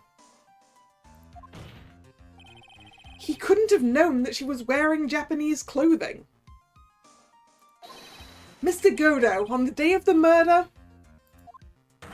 you were hiding at the inner temple long before the crime took place.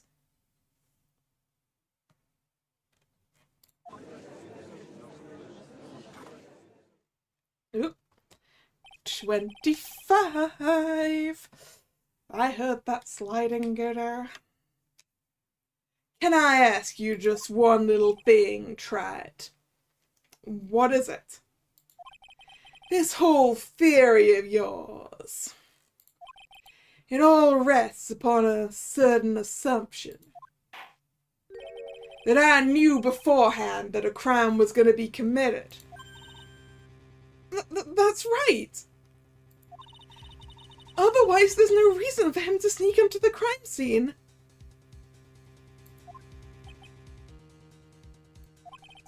Of course Mr. Godo knew about the plan. Huh? What did you say?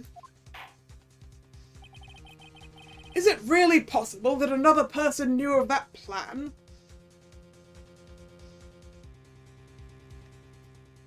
The envelope was open, wasn't it? The envelope with the burned letter? Yes, opened once before.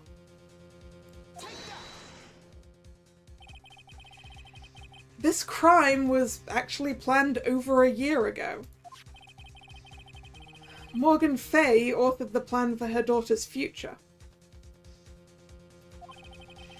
And these instructions were hidden somewhere in Fay Manor for a year.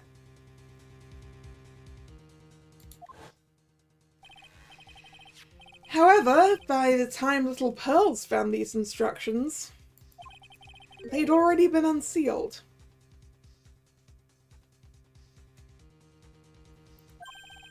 Unsealed? Yes. The killer had read these instructions long before Pearls ever found them. That's how he knew the crime was to take place at the inner temple. And you still insist this crafty killer is me? You bet I do.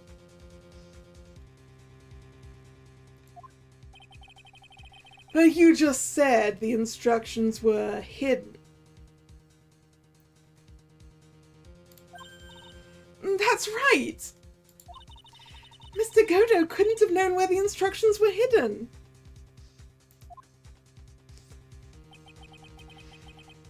If he really wanted to know, he had one great chance to find out. Yes, and when was that? What you missed, Drag, was us establishing that Godo was over on the Inner Temple side before the murder because he knows what's under the gravy.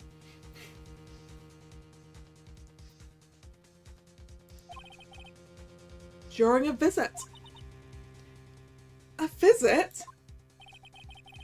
Morgan Fay told her daughter Pearl about where the instructions were hidden. During one of her visits to the detention center.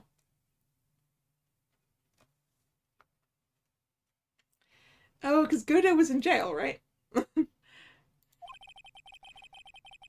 That would be the only time for someone to have learned where they were hidden. Eavesdropping on a visit at the detention center?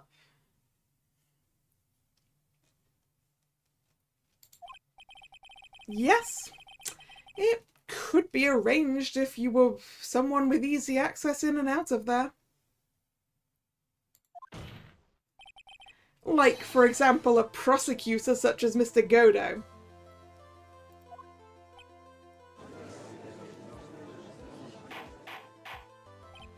Order! Order! Order! Mr. Godo, you're under fire again! This murder could not have been carried out without prior knowledge. And you were the only one who could have acquired this information before the murder. Ooh, 26! He's going to be a caffeinated monster! And he's already a caffeinated monster. Humans are afraid of the dark. And yet, at the same time, we're fascinated and bewitched by it. Maybe that's why humans drink the darkness that is coffee.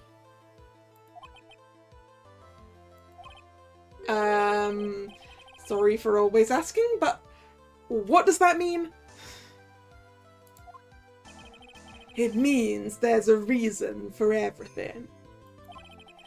According to your theory, the killer in this case eavesdropped on a conversation during a jail visit where he learned of a hidden plan for a crime. After discovering the plans, he hid in the Inner Temple and waited for the crime to occur. Then he ultimately took a person's life. And he did all of that just to protect this witness?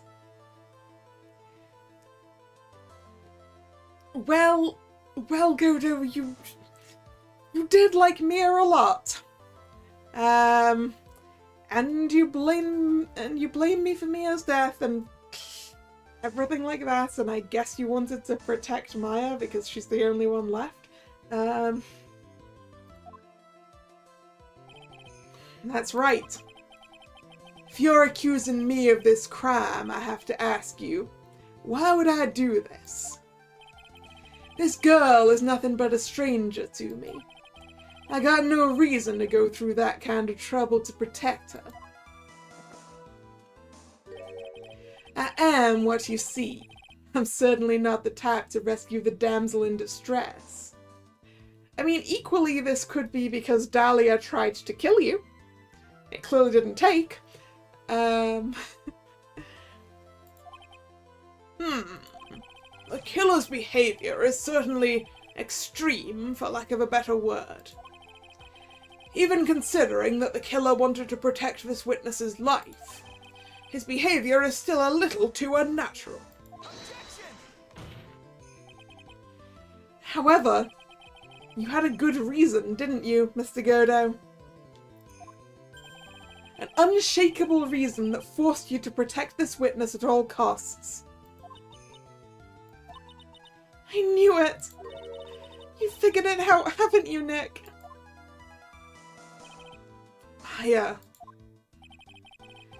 I guess you were doing your best to cover for Godo. For the same reason, huh?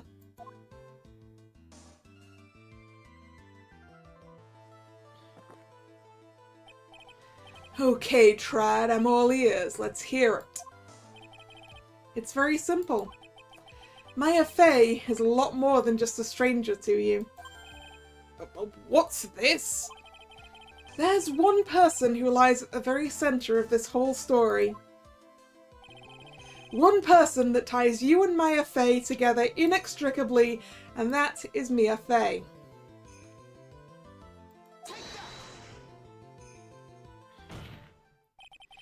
There's a very good reason why Maya Fey's life is so precious to you. After all, she's Mia Fey's only sister. Mia Fey. You once worked alongside her. That was when you were a defense attorney. Wait a second here. Mr. Godo is a defense attorney? With Your Honor's piercing intellect, you must have figured it out by now. The real name of this man who calls himself Godo. His real name is Diego Armando. Isn't that right?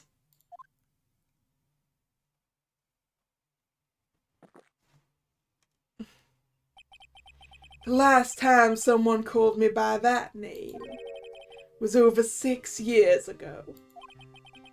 Diego Armando. That name rings a bell. It should, Your Honor. All of this is related to a single case.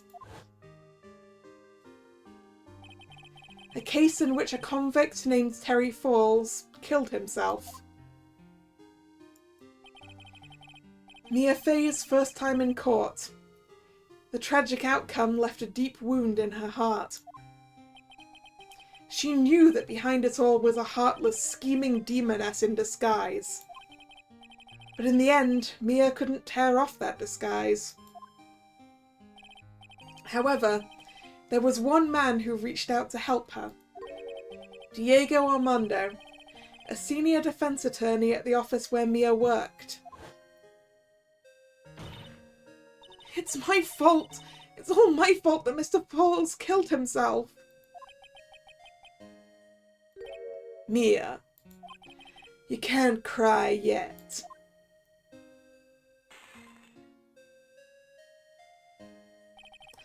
The only time a lawyer can cry is when it's all over.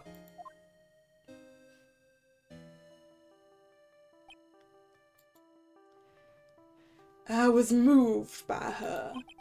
The way she put all her faith in her clients. That pure sweet heart of hers. That's why I could never forgive Dahlia Hawthorne. Mia and I thoroughly investigated that fake kidnapping incident. Then one fateful day, Dahlia wanted to meet with me. It had been 6 months since the trial. We met in the courthouse cafeteria.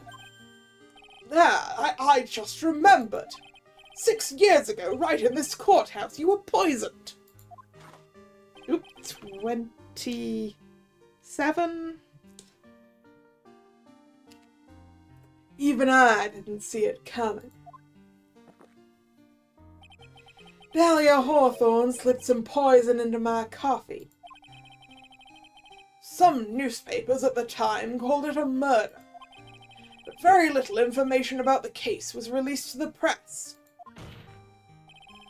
But you weren't dead at all. No official reports ever actually called it a murder. I was just in a deep, deep coma. I see. My body shut down and my life became nothing but a long, deep sleep. That woman's poison did a real number on my central nervous system. I lost my sight and all my hair turned white due to the damage it caused. That's terrible. Apparently, it was a miracle that I ever regained consciousness. 5 years had passed since I drank that poisoned brew. Then one morning my eyes flew open from the smell of a doctor's cup of coffee. Oh, so I was going to say, so that's why you drink so much coffee, but you already did that before you went into a coma, so... 5 years? You were asleep for 5 years? And the worst possible news was waiting for me. Mia Fey was dead. From the very moment I opened my eyes, I had already lost everything I thought I had. The woman I loved had been murdered, and the woman I loathed had been sentenced to death.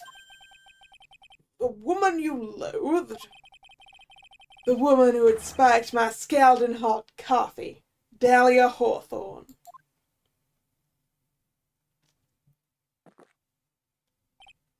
Ha! Good old Mia, she didn't let me down. She got her revenge before she checked out. In the end, there wasn't anyone waiting for me when I woke up. That's so sad. For someone like me, for someone who had slept away their best days, there were only 2 reasons left to live. And it was for those 2 reasons that I decided to become a prosecutor. If I may ask, what were your 2 reasons to live? The first was you tried. Huh? Me? If I hadn't drank that stupid poison, Mia Fey never would have died, much less the way she did. You were the only one who was there to protect her. But you let her die. It was all your fault. All right, Diego. You think you could have stopped that? It's all very well to say that from your I was in a coma and therefore I couldn't help state. You don't know that you could have protected her from that, asshole.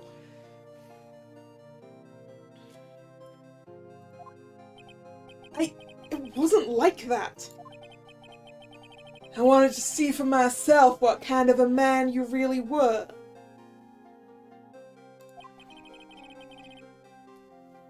So that's why you became a prosecutor?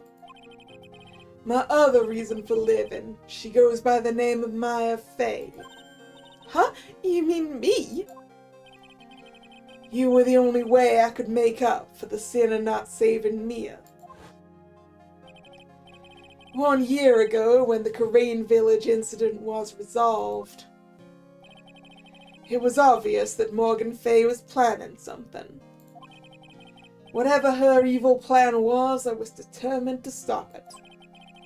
My role as prosecutor put me in the perfect position to do something about her. That's how you overheard Pearl's visit with Morgan at the detention center.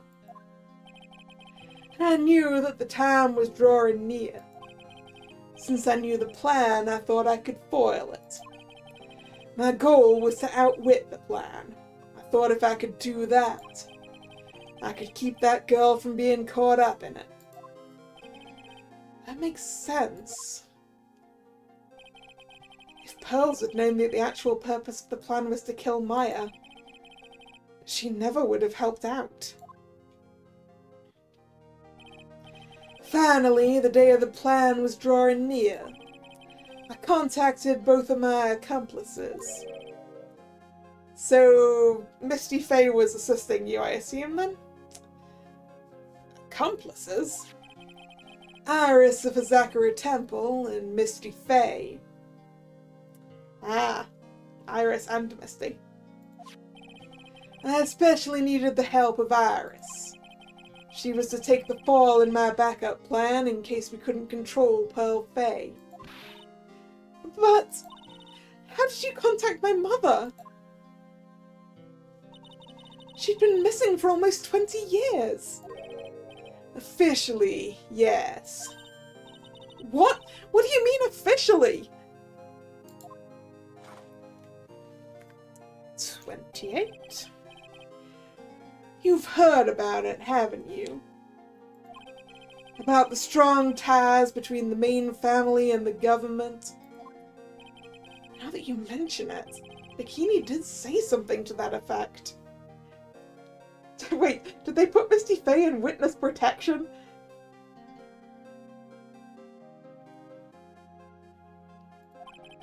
She did say the Master of Karain had great authority. Even without her official position, Misty Fey still wielded great influence. The police had been keeping an eye on her movements all this time. That's how I was able to contact her. Again, because of my position as prosecutor. So my mother was cooperating with you? Don't ever forget, no matter how far away from you she was, she never stopped thinking about you.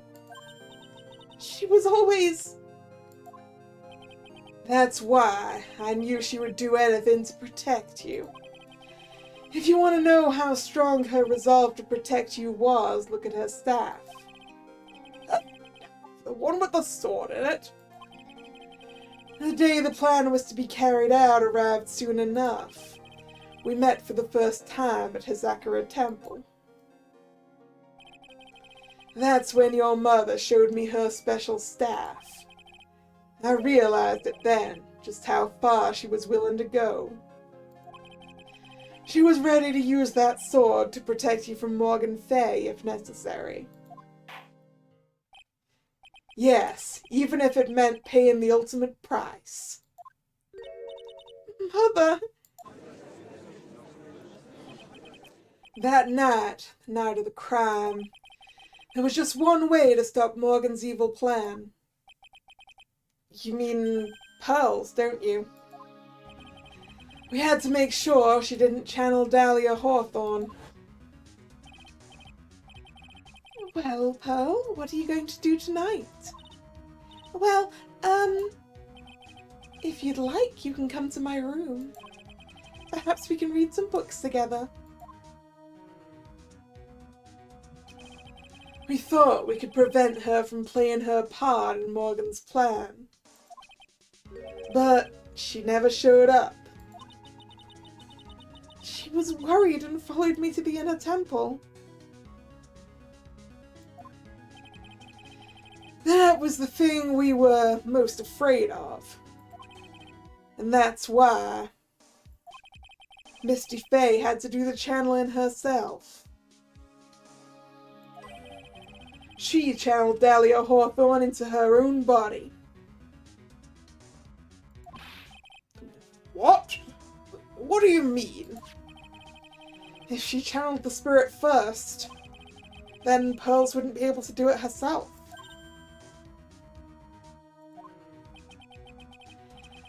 As Master of Karain, Misty Fey's power was supreme. So that's how it went down. She channeled Dahlia Hawthorne so Pearl Fey wouldn't be able to.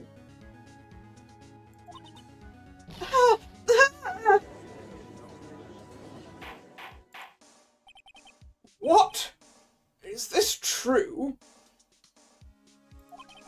My role in the plan was to make sure no one was gonna hurt Maya Fey.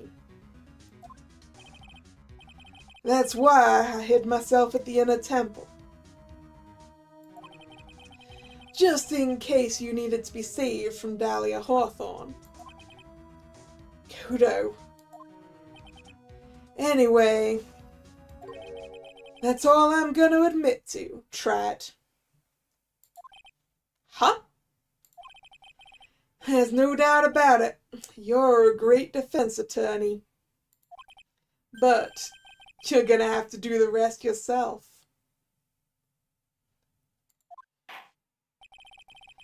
The background leading up to this incident has been laid bare. There's just one question remaining, Mr. Wright. Who killed the victim? That is a very good question, Your Honor. There are only two possible suspects right now. Maya Fey, and I'm sad to say you, Mr. Godo.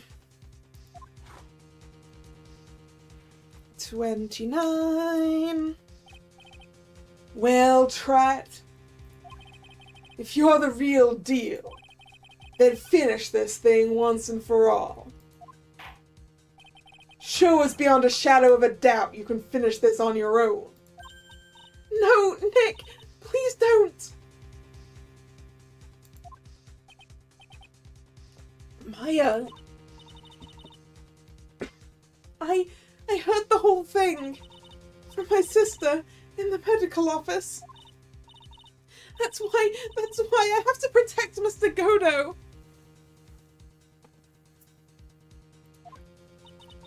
I can't do it.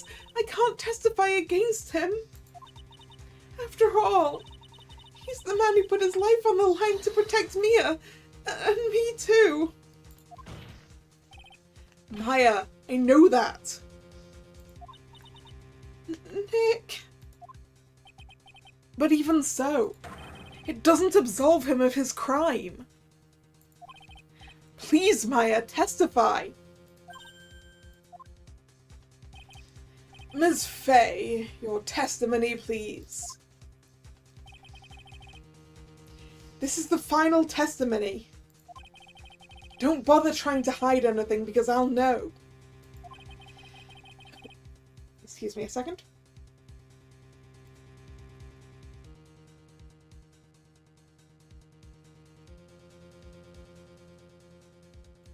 Sorry about that, needed to cough. I want to hear the truth from your own lips. I understand. I'm sure you're right. I'm ready now, Nick. All right, young lady. Tell us about the moments before you lost consciousness. What exactly happened at the time of the murder?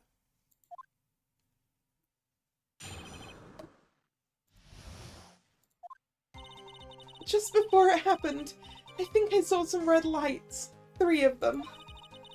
I thought I'd ask for help, but then I was splattered with blood. She wasn't dead though. She struck back at the enemy behind her. Suddenly the red lights went out and the whole area was dark. Oh, is the blood on that knife Godo's? Just at that moment, there was a horrible scream. Right after that, Talia collapsed and I lost consciousness.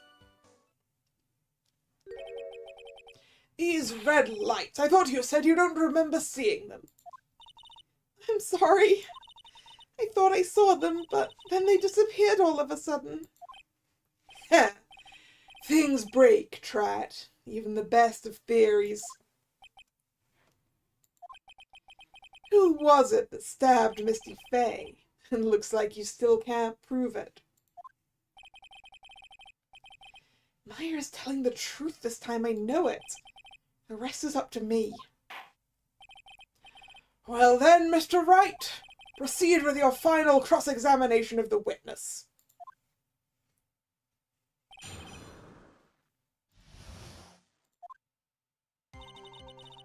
Okay.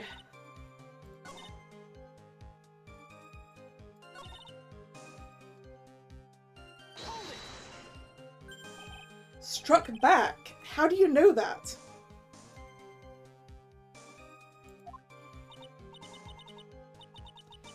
Well, you're right, I didn't see it exactly. But I could tell by the sounds of their breathing and movement. And also the smell of blood. You have witnessed more horror than any young lady should ever have to in one life. So then, what did you do at that point? I couldn't move. I could just barely make out their shadows moving in the dark, but I had no idea what to do. Could you still see the red lights you mentioned earlier? Yes, I think so, but...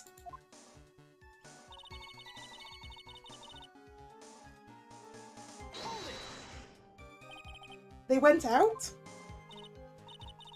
Yes. Suddenly I couldn't see them at all. What could it mean? If the red lights were coming from Godot's mask, and they went out right in the middle of a fight, maybe the mask was damaged. Or maybe it was knocked off. Or maybe the batteries ran out. Right.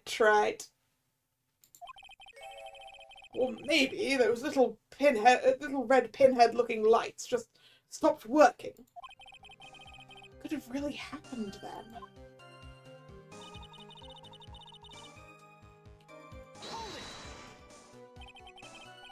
What do you mean by just at that moment? Do you mean the moment when the red lights went out? Yes, that's right. The scream that you heard then, was it Dahlia Hawthorne? I don't think so.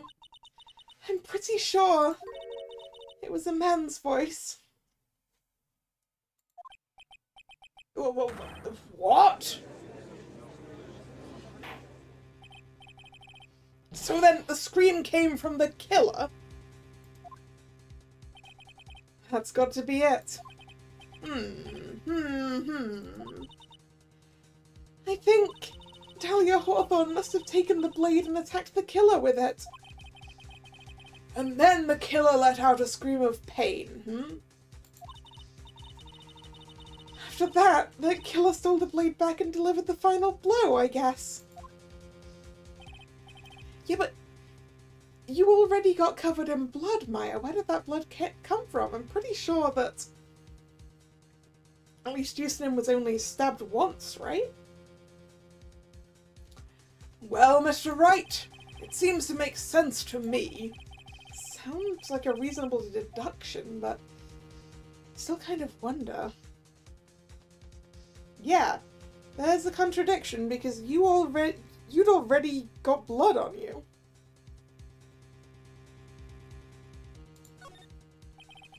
I'm sorry to say this, but that interpretation would create an enormous contradiction. That makes sense. After all, my deductions are almost certainly never correct.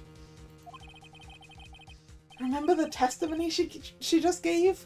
Before the killer let out a scream, Maya said she'd already been splattered by the victim's blood. In other words, the blade and the staff had already been plunged into the victim. Ah! Is that right? She couldn't have struck back with a sword that was already stuck in her body. The weapon that caused the killer to let out a scream must have been something other than the staff. Must have been the dagger. The dagger with the mystery blood. If you're so sure about that, then don't keep us waiting any longer, Trite. There's only one thing I can think of that could have been used as the weapon here. If Dahlia Hawthorne had already been stabbed in the back by the staff, what could she have used to strike back at the killer? This one.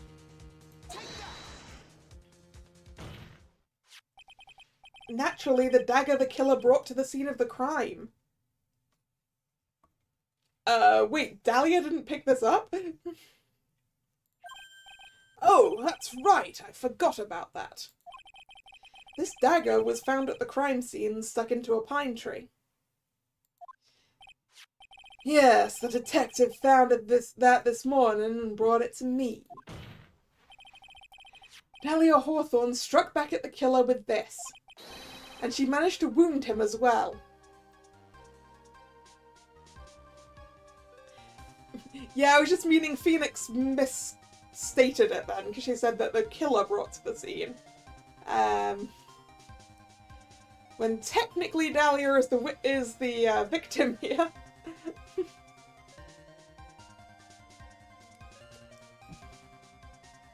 Objection. Just because he let out a scream doesn't mean that he was wounded.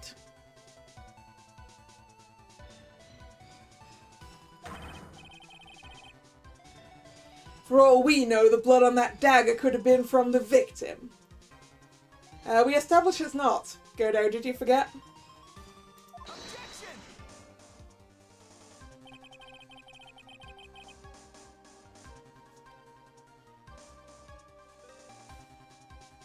Have you forgotten that the blood's already been tested?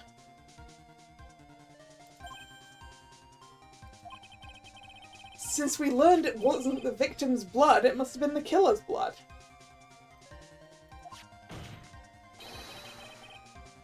The killer must have a wound somewhere on his body.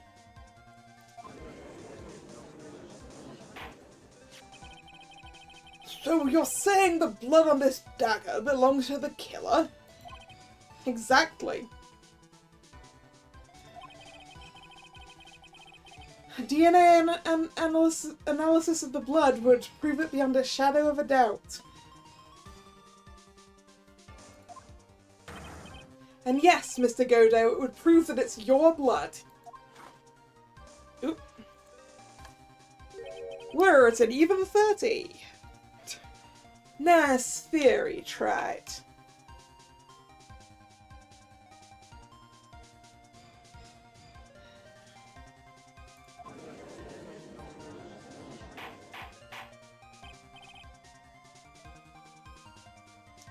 Order! Order in the court! Is this the end? Have I done it? Even he won't be able to change the results of a scientific test. Ah. Let me ask you something, Trite. Let's just say that it turned out that I was the killer. Do you really think I would be stupid enough to leave evidence like that? What? Just think for a second. This dagger was found this morning by a detective and brought to me. There was already blood on it, correct? But even so, I was the one who brought this dagger here to the courtroom. Yes? What does that prove? Well, if I really were the killer, I could have washed the blade off and then planted another person's blood on it. That's... can't be. In any case, there's one thing I can guarantee, Trite. That blood, it doesn't belong to me. Not a chance. What? In any event, it seems to be established that the killer was wounded. All right then, witness. Continue your testimony, was that? Continue your testimony. Oh, wait a minute. What's the problem? I know I probably shouldn't say this, but there's a big contradiction in Nick's explanation. Maya? This dagger, you said that it wounded the killer. That's right. But, if Mr. Godo had really been cut with the dagger, his clothes would be bloody or have a rip in them, right? Maya? Maybe he just changed his clothes. That'd solve the contradiction pretty easily. What are you talking about? It's not that simple at all. Remember back to the day of the murder? Everyone that was on the inner temple side got trapped there. Ah, that's right. And once the bridge was fixed and the police headed for the inner temple, Mr. Godo was already there waiting for them. He never never had a chance to change his clothes. Yeah. Order! Order in the court! What the witness says is... Well, maybe he brought a change of clothes with him. But... no one could have predicted the lightning strike that shut down the bridge. Why would anyone have brought a change of clothes? Did the judge just take smart pills during the last recess? Well then, maybe the killer took off his clothes before he committed the murder. Mr. Wright, are you suggesting that Godo committed murder in the bath? Because that would be a really stupid thing to do in the snow.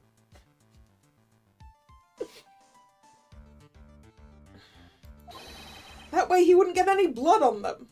Objection. That's impossible, Trat. You know how cold it gets up there late at night.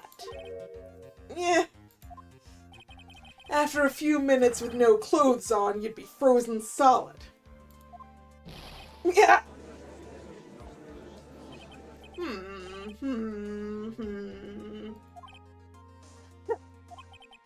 Well, that's all you've got. I knew you weren't tough enough to finish this. Yeah. Right now, if Mia Fey were here... If Mia Fey were here, she would have closed the book on this case already. If Mia Fey were here? But she is!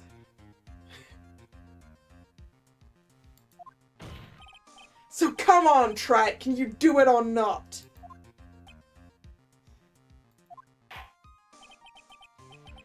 How about it, Mr. Wright? You've accused Mr. Godo of being the killer. But can you prove it? Have you got even one piece of evidence? The question isn't whether I can prove it or not. The fact is, I have to prove it. That's the only choice I have.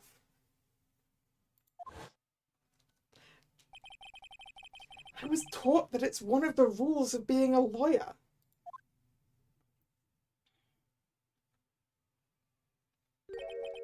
I can prove it.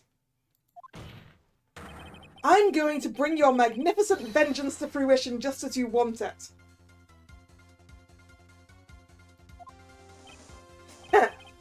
That's good. Fight it till the bitter end, try it. Since there's just one piece of evidence that can prove your point, why don't we go for the unlimited penalty?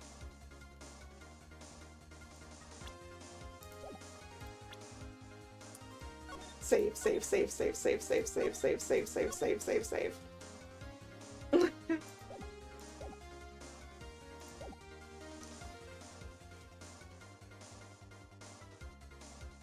That's true. I mean, Godo wants me to do it by myself without the help of a strong woman. Are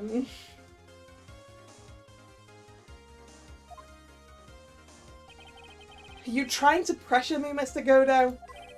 Because it doesn't matter to me. I've got the one piece of evidence I need. Give me a break. You've got nothing, Trite. So what do I do at a time like this? It's simple. I've got to think outside the box and approach this from a different angle. Alright then, Mr. Wright, let's hear what you've got. There's one thing I've demonstrated in the previous cross-examination. The killer was wounded. That was proven by the blood on the dagger. But we decided it was impossible for him to have hidden such a wound. If he'd been cut by a dagger, there should have been a bloodstain on his clothing. There's one place. It's under his visor! Because it got... he got stabbed in the visor! and replaced it with a new one, or the visor got knocked off and he got stabbed in the face. It's the only thing not covered by his clothing.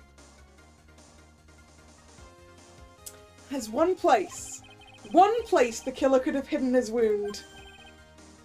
What did you say? Hidden?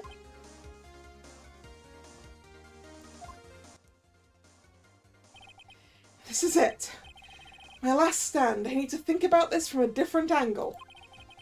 I don't need to think about why there were no bloodstains on his clothing. I need to show how he hid the wound. It's the end of the line, the final stop, Trite. Let's hear what you've got. Where's this location where you say the killer hid his wound?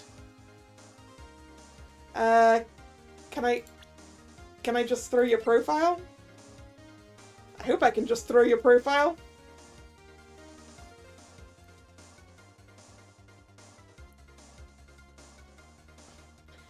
There's no other way to do it, right? I don't have anything in the actual evidence.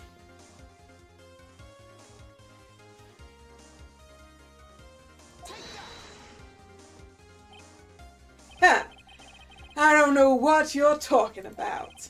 And frankly, I don't need to know. What I do know is that you'll never be half the lawyer she was. And that's my fault. How?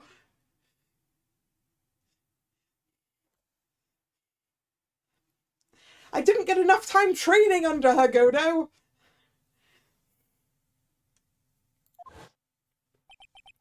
Isn't that right, Trite?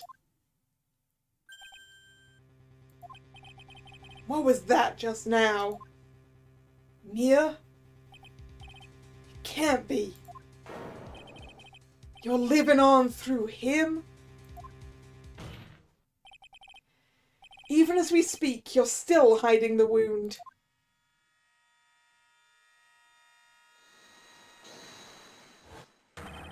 It's beneath your mask. Yeah, in his eyes, no one can compare to her. He has put Mia on a pedestal and probably been dreaming about it for 5 years. During the fight, the red lights given off by the killer suddenly disappeared. Seconds later, the killer let out a scream. That's right, your mask went flying off your face. Mr. Godo, would you mind removing your mask? If you have a dagger wound under there somewhere, then I'd say this whole case is solved.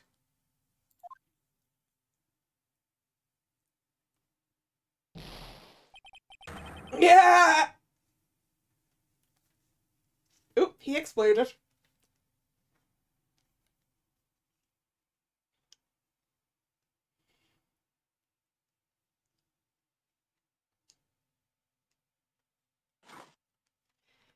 $31.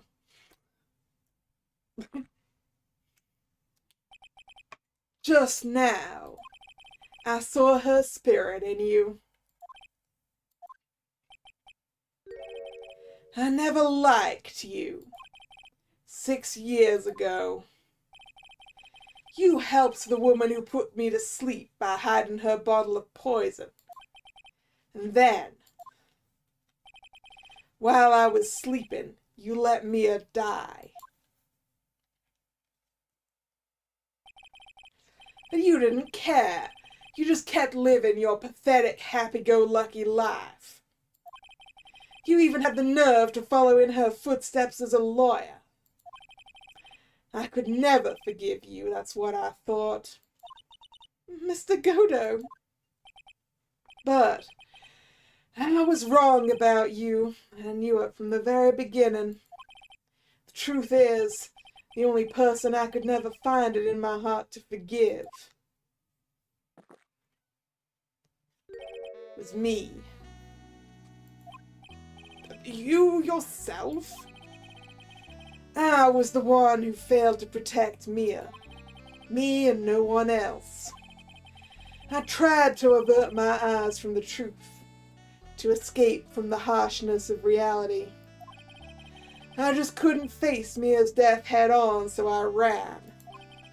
I hid behind a mask. I threw away my true name. I couldn't even deal with being a defense attorney anymore, so I quit. But you saved Maya. Yeah, that was my plan. Up until just now, anyway. What do you mean? Are you listening, Maya? If I had really wanted to save you, then there's one person I should have gone and talked to right away. Who would that be? Are you talking about Nick? But I didn't do it. I tried to get the help of Iris and your mother. But I closed my eyes to the most important man involved. Do you know why? The real reason? No. Why? I suppose I wasn't really interested in saving you at all. Huh? I think I was just trying to salvage what's left of my own broken soul. I was trying to make up for the fact that I couldn't save Mia. Nothing more.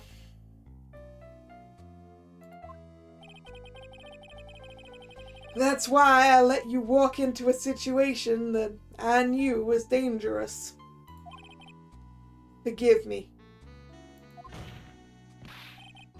You're wrong. You put your life on the line to save Maya.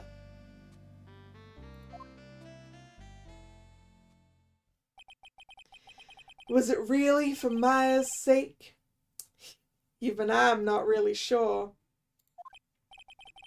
What do you mean by that? That night, in the darkness of the garden, when I saw her silhouette,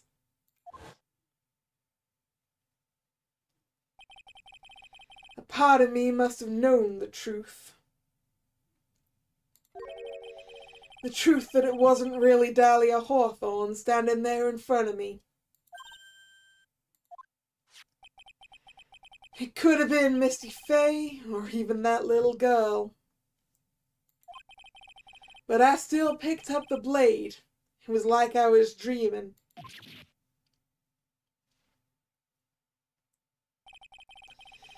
I'm not sure exactly what was going on in my mind at that point. Was I really motivated by a pure desire to protect Maya Faye? Or was it something else?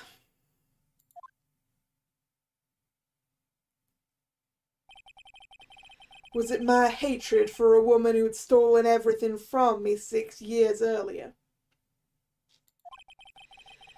Could it have been simply a desire for revenge? And now, I don't know anything anymore.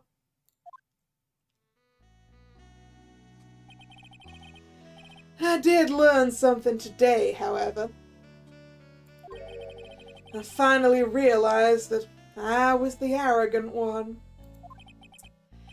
I was just chasing an illusion. Fantasy. Stupid fantasy of defeating you in the courtroom. You were the one who made me realize my folly. You never ran away from Mia's death. Instead, you picked up where she left off as a true defender of the people.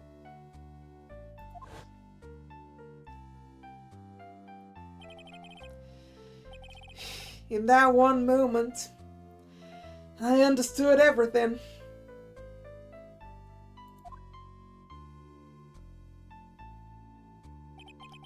Mr. Godo.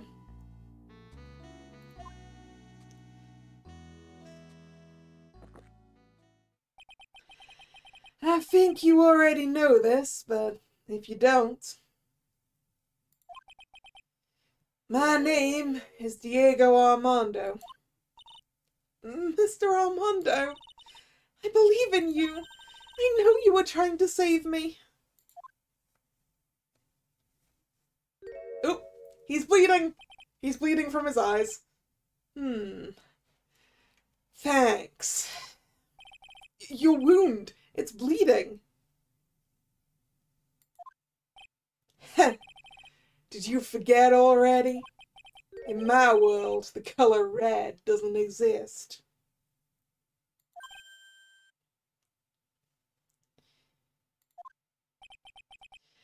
These must be my tears. Tears? Ever since I woke up from my coma, I think I've been waiting for this very moment. Mr. Armando, you do well to remember this, Maya. The only time a lawyer can cry is when it's all over.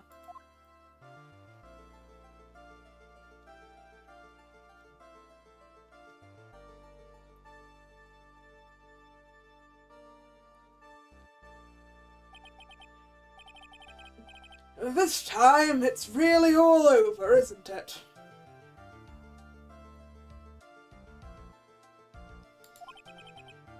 Defendant. Yes, Your Honor. Although you weren't directly involved in the murder,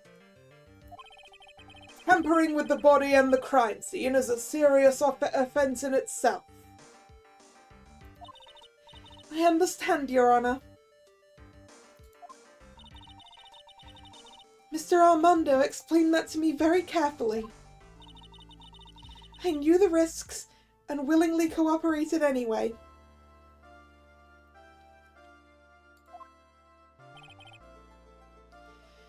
Very well. Before I hand down my verdict, is there anything you'd like to say?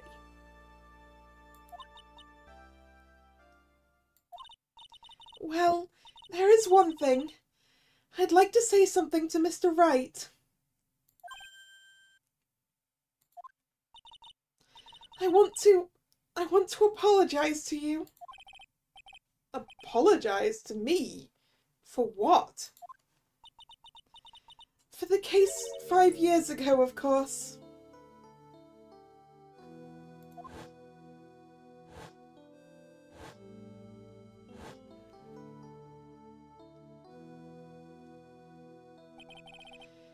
I just remembered. Weren't you poisoned by your own lover? Not exactly, but yeah, something like that. Even now, 5 years later, I can hardly believe it. She was going to do it. She was planning to kill me. It's not all that surprising. The two of you hardly knew each other. Huh? What do you mean? You and my sister, you only met twice. Wait, were we dating Iris? Huh? We only met twice? The first time you met was on that fateful day. The day she poisoned Mr. Armando in the cafeteria of this very courthouse. The next time you met her was 8 months later. You met her again on the day she stole your cold medicine. And Doug Swallow was killed. No way! It can't be true. I mean, during our whole relationship, we were... For those 8 months, The woman that you thought was Dahlia Hawthorne wasn't actually my sister. Huh? It wasn't Dahlia? I hope one day you can forgive me, Feeny. You mean... That's right. I lied to you for 8 months. But why? Why would you do such a thing? Ever since she gave you the bottle that day, my sister was trying to get it back as soon as she possibly could. Because of the police investigation and their surveillance. She couldn't move about freely. So that's why you... My sister, from the beginning, she was prepared for the worst. Prepared for the worst? She thought you might somehow discover the truth.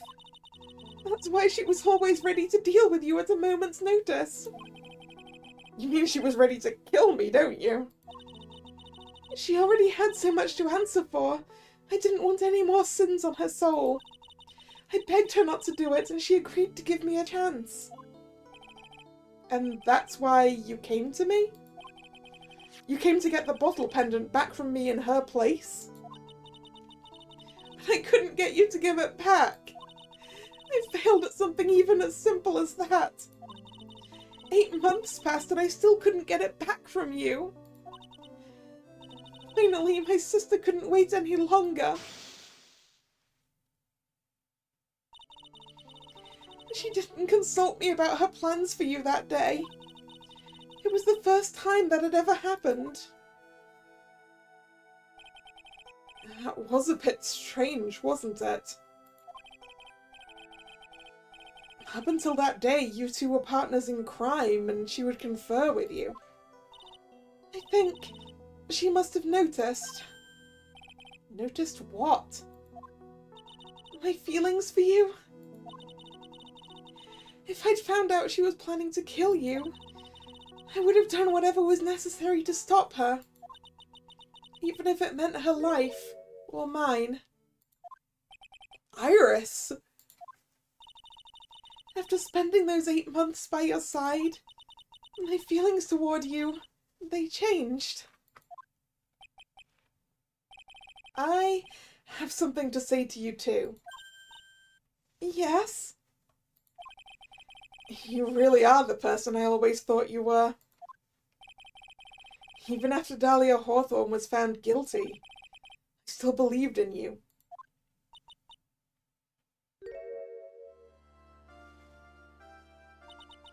Thank you. Aww. 32. How many cups of darkness have I drank over the years? Even I don't know. I'll tell you though. Right now, this one here is the greatest cup I think I've ever had. Don't you think so? Phoenix Wright. He called me by my real name. Oh, we're both drinking coffee. Yeah, I think you're right. The purpose of this trial was to rule on the murder of the victim Elise Deucenim. At some point, I expect you will be tried for your role as an accomplice in this case. I understand, Your Honor. Very well. On the charge of murder, I hereby find the defendant not guilty. Court is now adjourned. Why are we drinking coffee? In solidarity, I think. February 10th, 4:51 p.m. District Court, Defendant Lobby number 1. So, I guess it's all over. The way everything ended, was justice really served? The man who risked his life to save Maya is being sent to prison by my own hand. Of course justice was served. Mia! I'm proud of you, Phoenix. Your defense was truly brilliant. But I couldn't save Mr. Armando. The man who cared so deeply for you. You're wrong, Phoenix. You did save Diego. You saved him in the only way possible. You mean with that verdict?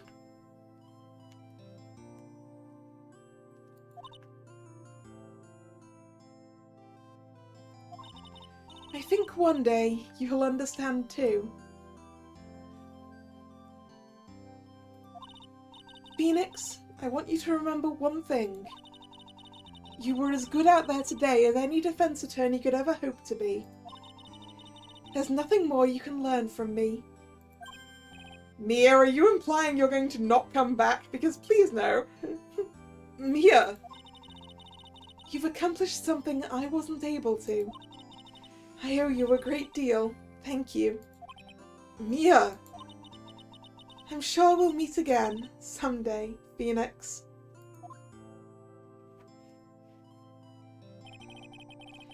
I've handled lots of cases and seen lots of things. And along this journey, I found myself asking just one question. What does it really mean to defend someone? I suppose today's case produced one possible answer.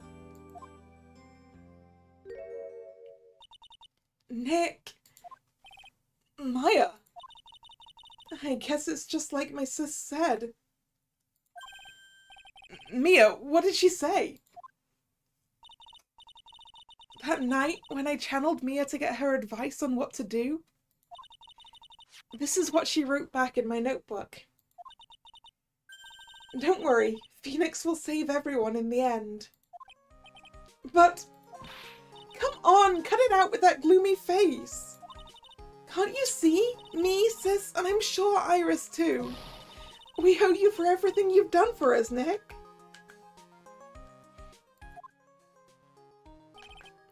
Maya, how? How can you be so bright and chipper after all that's happened? You were brutally attacked. You even saw your mother murdered. Ouch! Francisca! Still a softie as always, Phoenix Wright.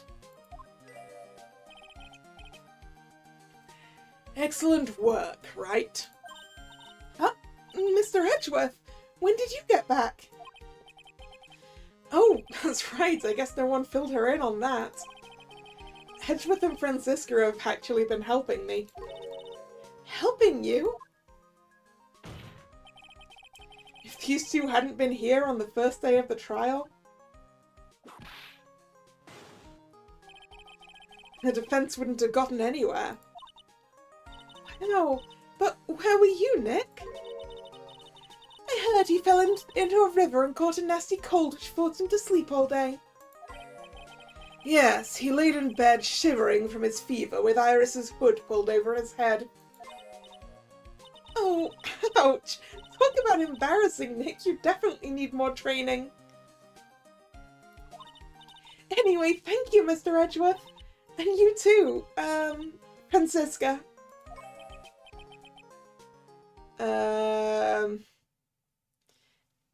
Is this Mr. Armando or Gumshoe?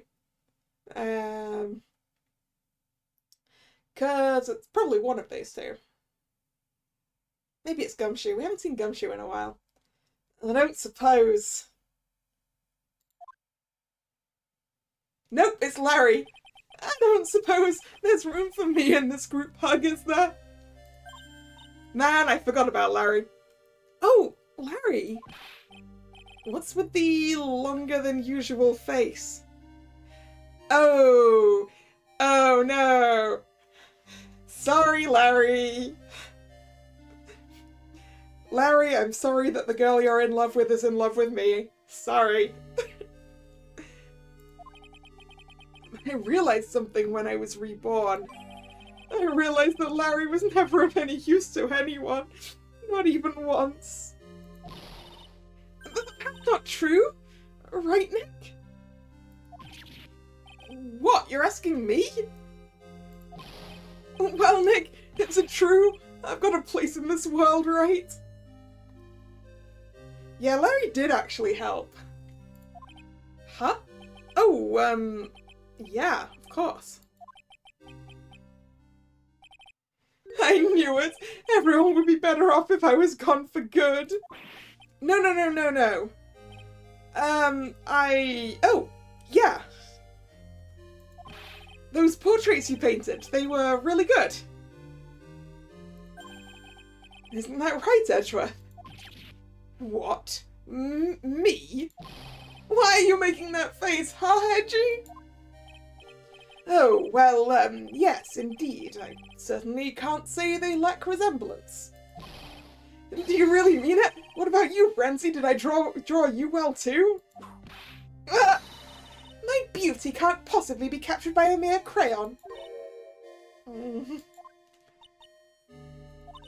Nevertheless, I recognize the effort you put into it, and that's worth something. So then, you'll do it, like you promised? You're gonna model for my next picture book, Frenzy's Whippity Whip Trip? Yeah. Don't get carried away.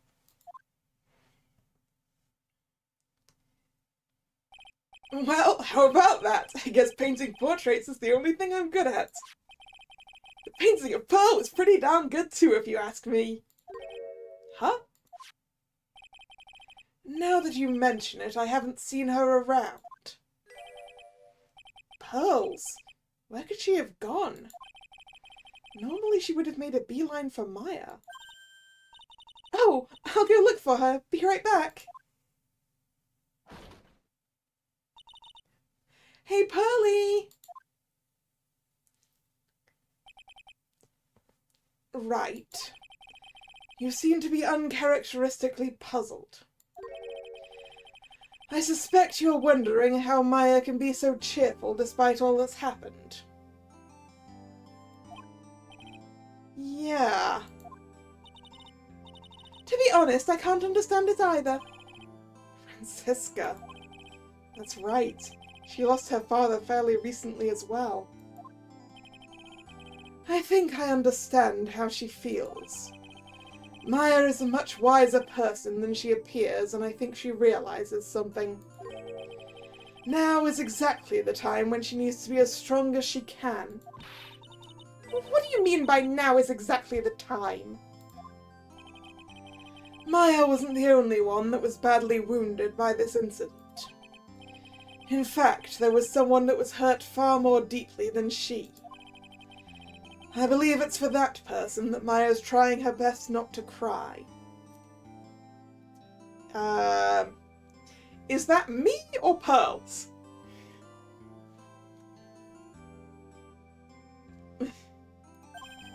Someone who was hurt more deeply than Maya? Edgeworth, I think I'm starting to understand too. Ow! Then tell me, Phoenix Wright, who is Maya Fey being strong for? Oh no, shit, I've got a pick!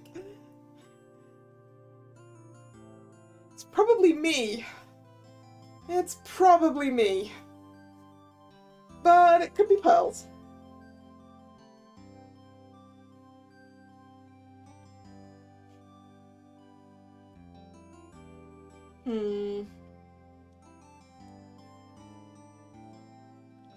Me or Pearls? It's gotta be Pearls. Because she just found out that her mother was trying to use her to commit murder. Actually, has she found that out? Does Pearls know that? Yet. Even so, it's probably Pearls. It's gotta be Pearls, surely.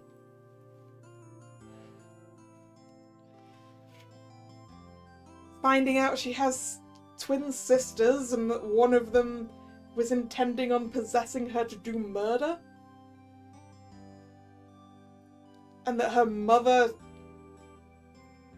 planned it? It's gotta be Pearls. It's gotta be Pearls. Pearl Fey. Oh yeah, we can't present ourselves, can we? We're not actually on here, are we? No, we're not. We couldn't present ourselves even if we tried to. Poor kid. After all, the reason she worked so hard to follow the instructions was because she loved and believed in her mother, Morgan. It's for the good of the Fae clan. I'm sure she believed in every last word.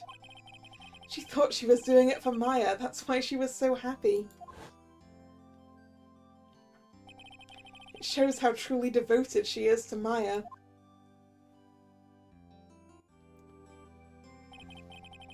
But it's a cruel irony that it was her exuberance that led to this tragedy. Maya Faye's mother was killed, and Maya herself was put into the deepest peril imaginable. And that's exactly why Maya is putting on a brave face. She's doing it for Pearls' sake, until she can see her smile again. Here's Gumshoe! I knew he'd turn up! Oh hey, so this is where you all were. Wow, looks like we got quite a budget. Yeah. What was that for, sir? Sorry about that, Scruffy.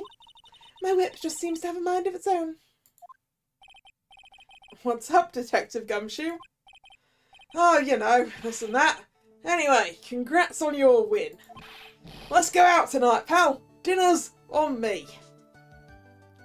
Do you have that kind of money, Gumshoe? My salary's just sort of kinda gone down by a teeny weeny bit, but it's alright. Man, I thought you were turning up in the hopes that we would take you to dinner, Gumshoe. I made reservations at a first-class French restaurant tonight. Gumshoe, I am not eating at Tribulations. Actually, is that still open? Yeah. Pretty good work, Scruffy. That whip was your reward. Detective Gumshoe? You said a first-class French restaurant. You don't mean... Tribulations! Where else? I knew it. We're doomed. Yeah, that's not a first-class French restaurant. That's a bottom-class French restaurant. Come on, let's go, everyone. Can't keep Maggie waiting, pal. Hey, you, crybaby. You're invited too. Oh, forget about me. Pearl and I will be at the loser's shack eating potatoes. You know, Maya is taking an awfully long time to get back. She's still out looking for pearls?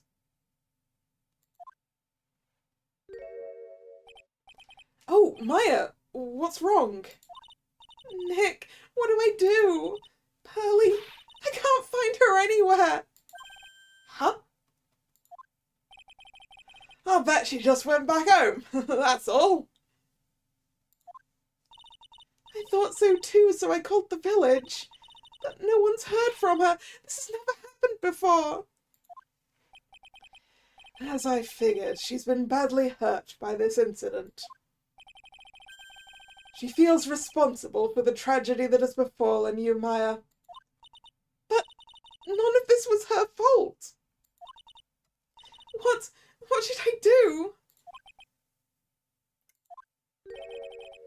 Detective Gumshoe? Yeah, what is it, pal? Could you guys go on ahead? But what about you? Maya and I we'll join you guys once we find pearls. Nick! Don't worry about us, Detective Gumshoe. We may be a little late, but we'll definitely be there. We have a lot of celebrating to do tonight, and I wouldn't miss it for the world. Yeah, but you're the... Yeah! Very well, Phoenix Wright, we'll go on ahead. Don't keep us waiting, right? We won't. But where should we look? Where could Pearly have gone? Is she underneath the sofa over there? Because that's my bet.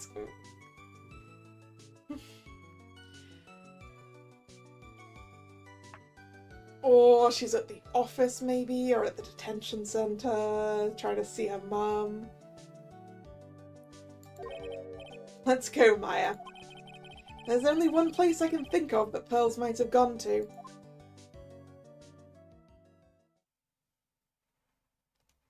Oh, the temple! February 10th, Hazakura Temple main gate. Hazakura Temple? For pearls. I bet this is a very important place. After all, it's where this whole incident started. What's this? You're all back again so soon? Sister Bikini! I thought we'd be eating mashed potatoes alone tonight. So she's here? Pearly is here?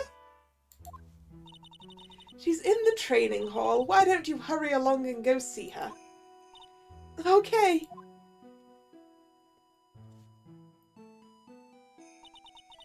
Pearly's not here. Ha! Maya, the hanging scroll. Ah! It's been cleaned. Someone cleaned it off. It's got to be pearls. Ah! Mystic Maya! Pearly! Why did you just leave like that? Mystic Maya! Mystic Maya! Aww. I swore I would never trouble the two of you again. Aw, you're no trouble, Pearl. Because it's the fault that Mystic Maya's mother. That's why you came here?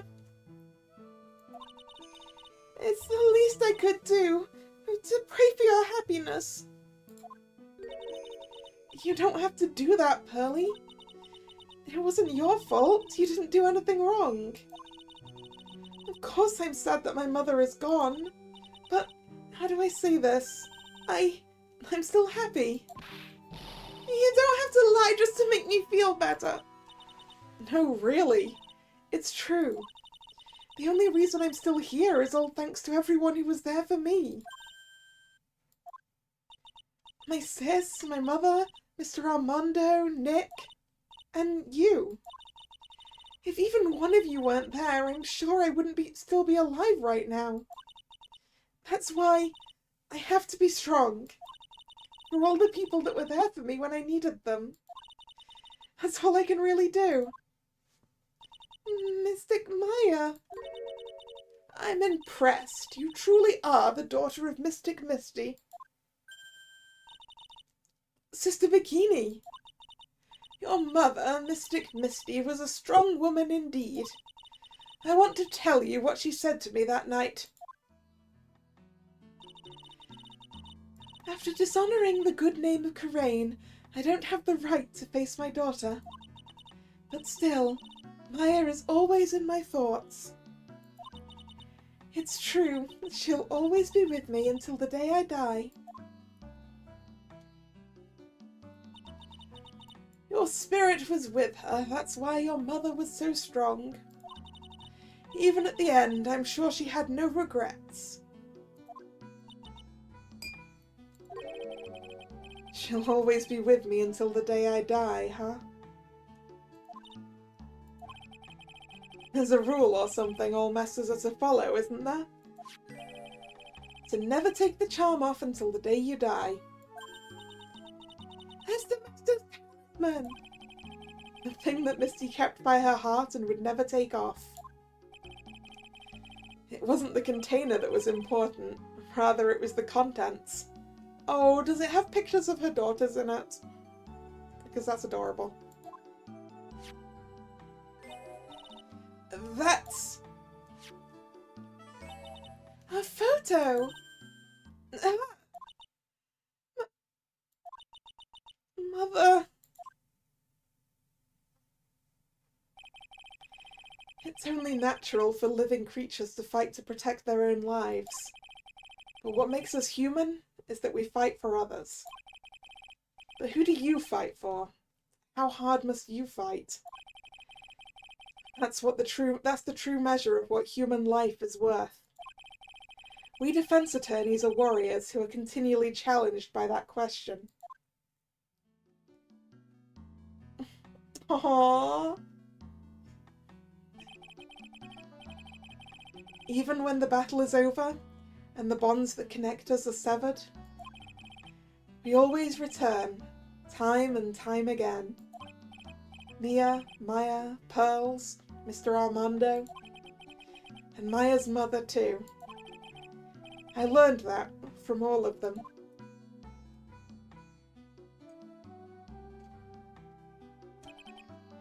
Well, shall we get going?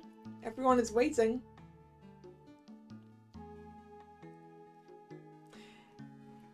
Yeah, the vase was already a little bit busted. Even before Pearls busted it again.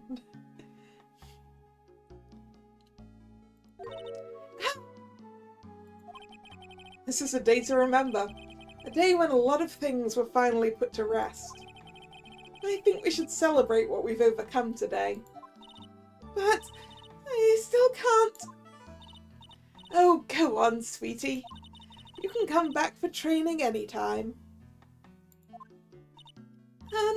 Okay. Alright, I'm gonna make a brand new start too. Sister Bikini, I'll be back for more training. I promise.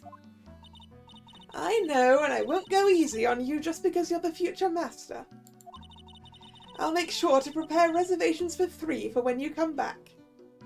Oh, so I'm coming back too, am I?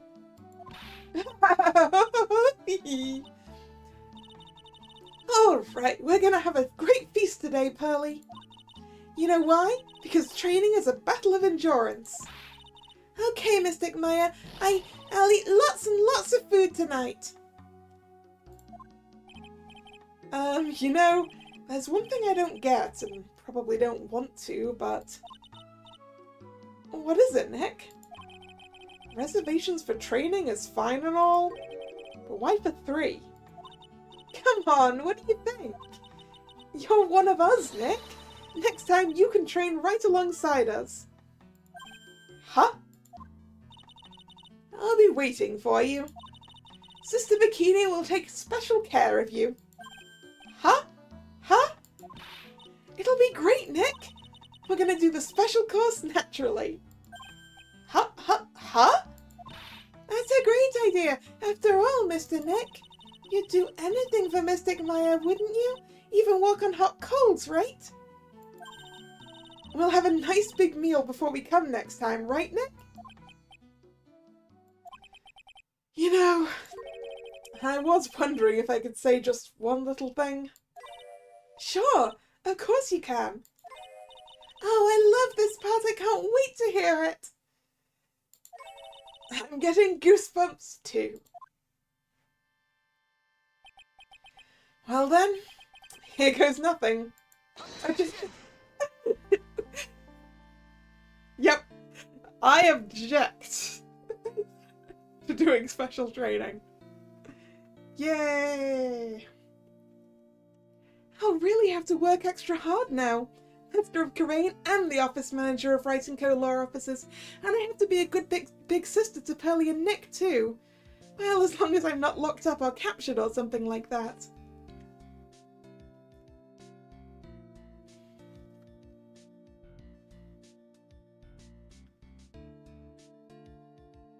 So it's true! Mr. Nick really is Mystic Maya's knight in shining armour. He went through with the special course all the way to the end.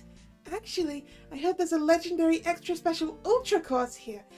I think I'll surprise the 2 of them by making a secret reservation.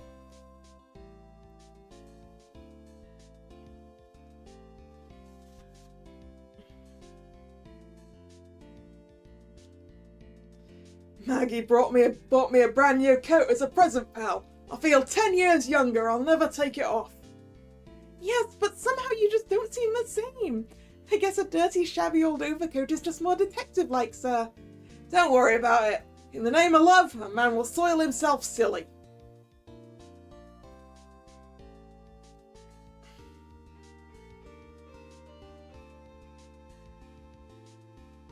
Mr. Wright, I'm once again in your debt.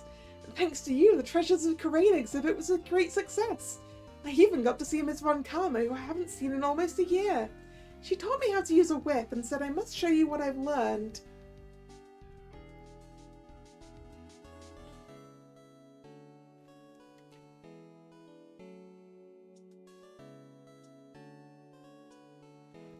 Desi and I started a company called Mask to Mask Consulting. We're dedicated to stopping the evil plans of all the criminals in the city. Our motto is cut it out, please. Pretty cute, huh? Well, we also sell plans to the criminals as a kind of side business. I wonder if that's okay. Sometimes I think that we're the worst criminals.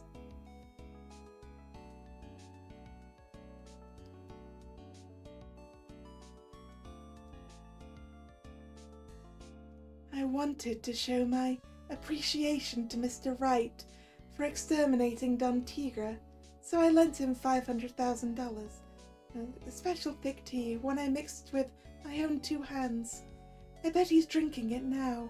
Win through compromise.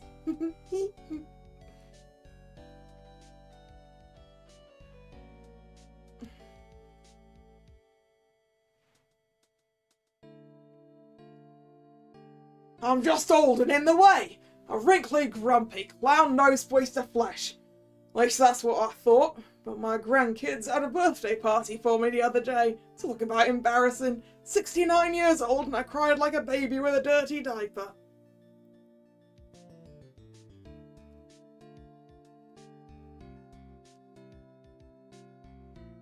As usual, we have an abundance of work to do.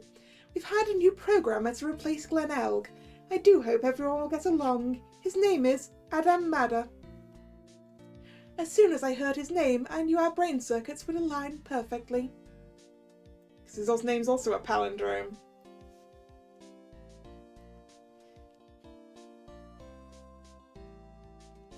My, more reporters? Since the murder, we've made so much money I hardly know what to do. I think the magazines like us because I provide such a nice visual, especially in the spring. I can hardly wait for Iris to come back.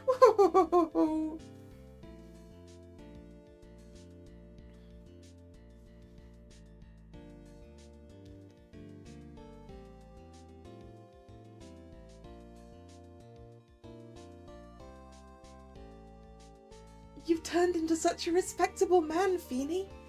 It was so sweet of you and everyone else to come and visit me here the other day. Of course I was happy that you constantly had your eye on me, but I felt kind of bad when the little one slapped you so hard you got a nosebleed. Oh no.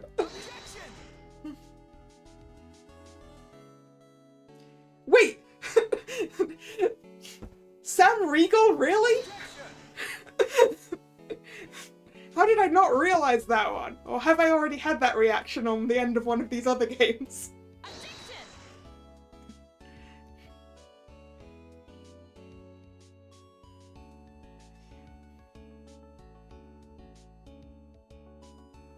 Objection!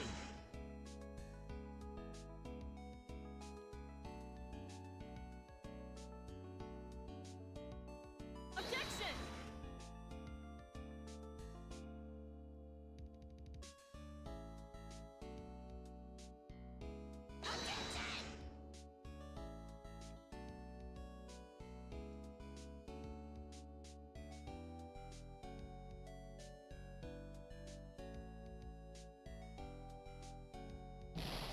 What's this? I'm back from a long and tiring vacation. No one's here to greet me. Guess while I was gone, my little whippersnapper buddy quit and now I've got no one. And what kind of lonely, crazy security room is this supposed to be anyway? What's with all the flashing lights and switches? I feel like some sort of space alien. And now what am I going to do with all these macadamia nuts I brought back for everyone? I'll bring them over to Edgypoo. I really can't accept these, I'm afraid, or something. When will I find a gentleman who... She's still too fast.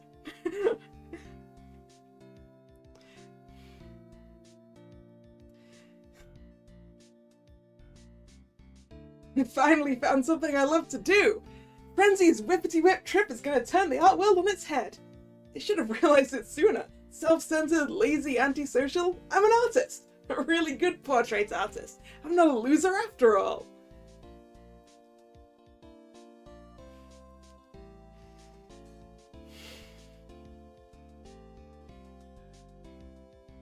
Aw, that is a good portrait of everyone. Good job, Larry.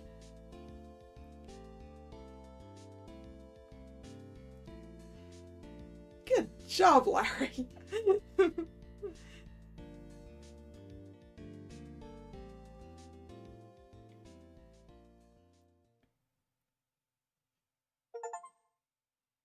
Complete! Hooray!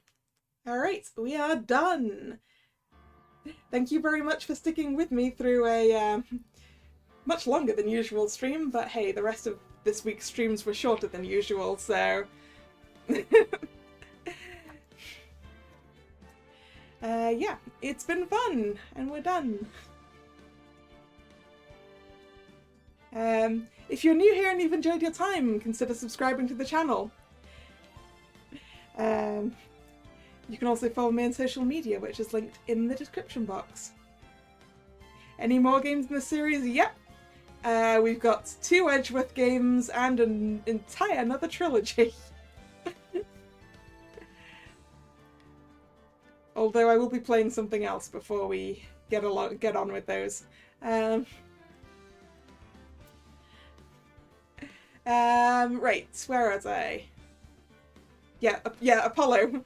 That's what I meant by a whole other trilogy. Heck. Yes. So the streaming schedule for this channel goes up both over on social media and over here on YouTube in the posts tab of the channel. This was the last scheduled stream of this week.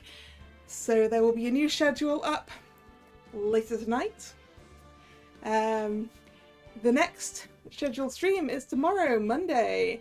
And next week's schedule is all games for the Choose Wisely Festival, of which I believe the one I plan on streaming tomorrow is the Case of the Serialized Killer. Don't mix up the times like I did in the last schedule, just an hour up. Wait, was it wrong? Or do you mean you don't want it to be put an hour later? Because that was only because it's Pokemon Go Community Day and I wanted to do some.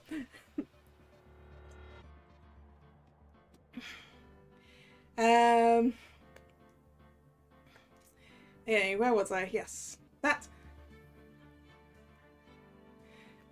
The image said. Oh. The image said 3 PM and the text said 2. You mean I fucked up the text part. Thanks, Drag. I had not realised. That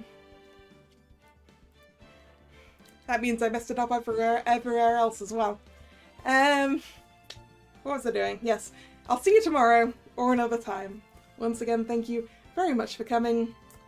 And this is Kalla, signing out to go eat something because I'm getting very hungry. See ya! Bye bye!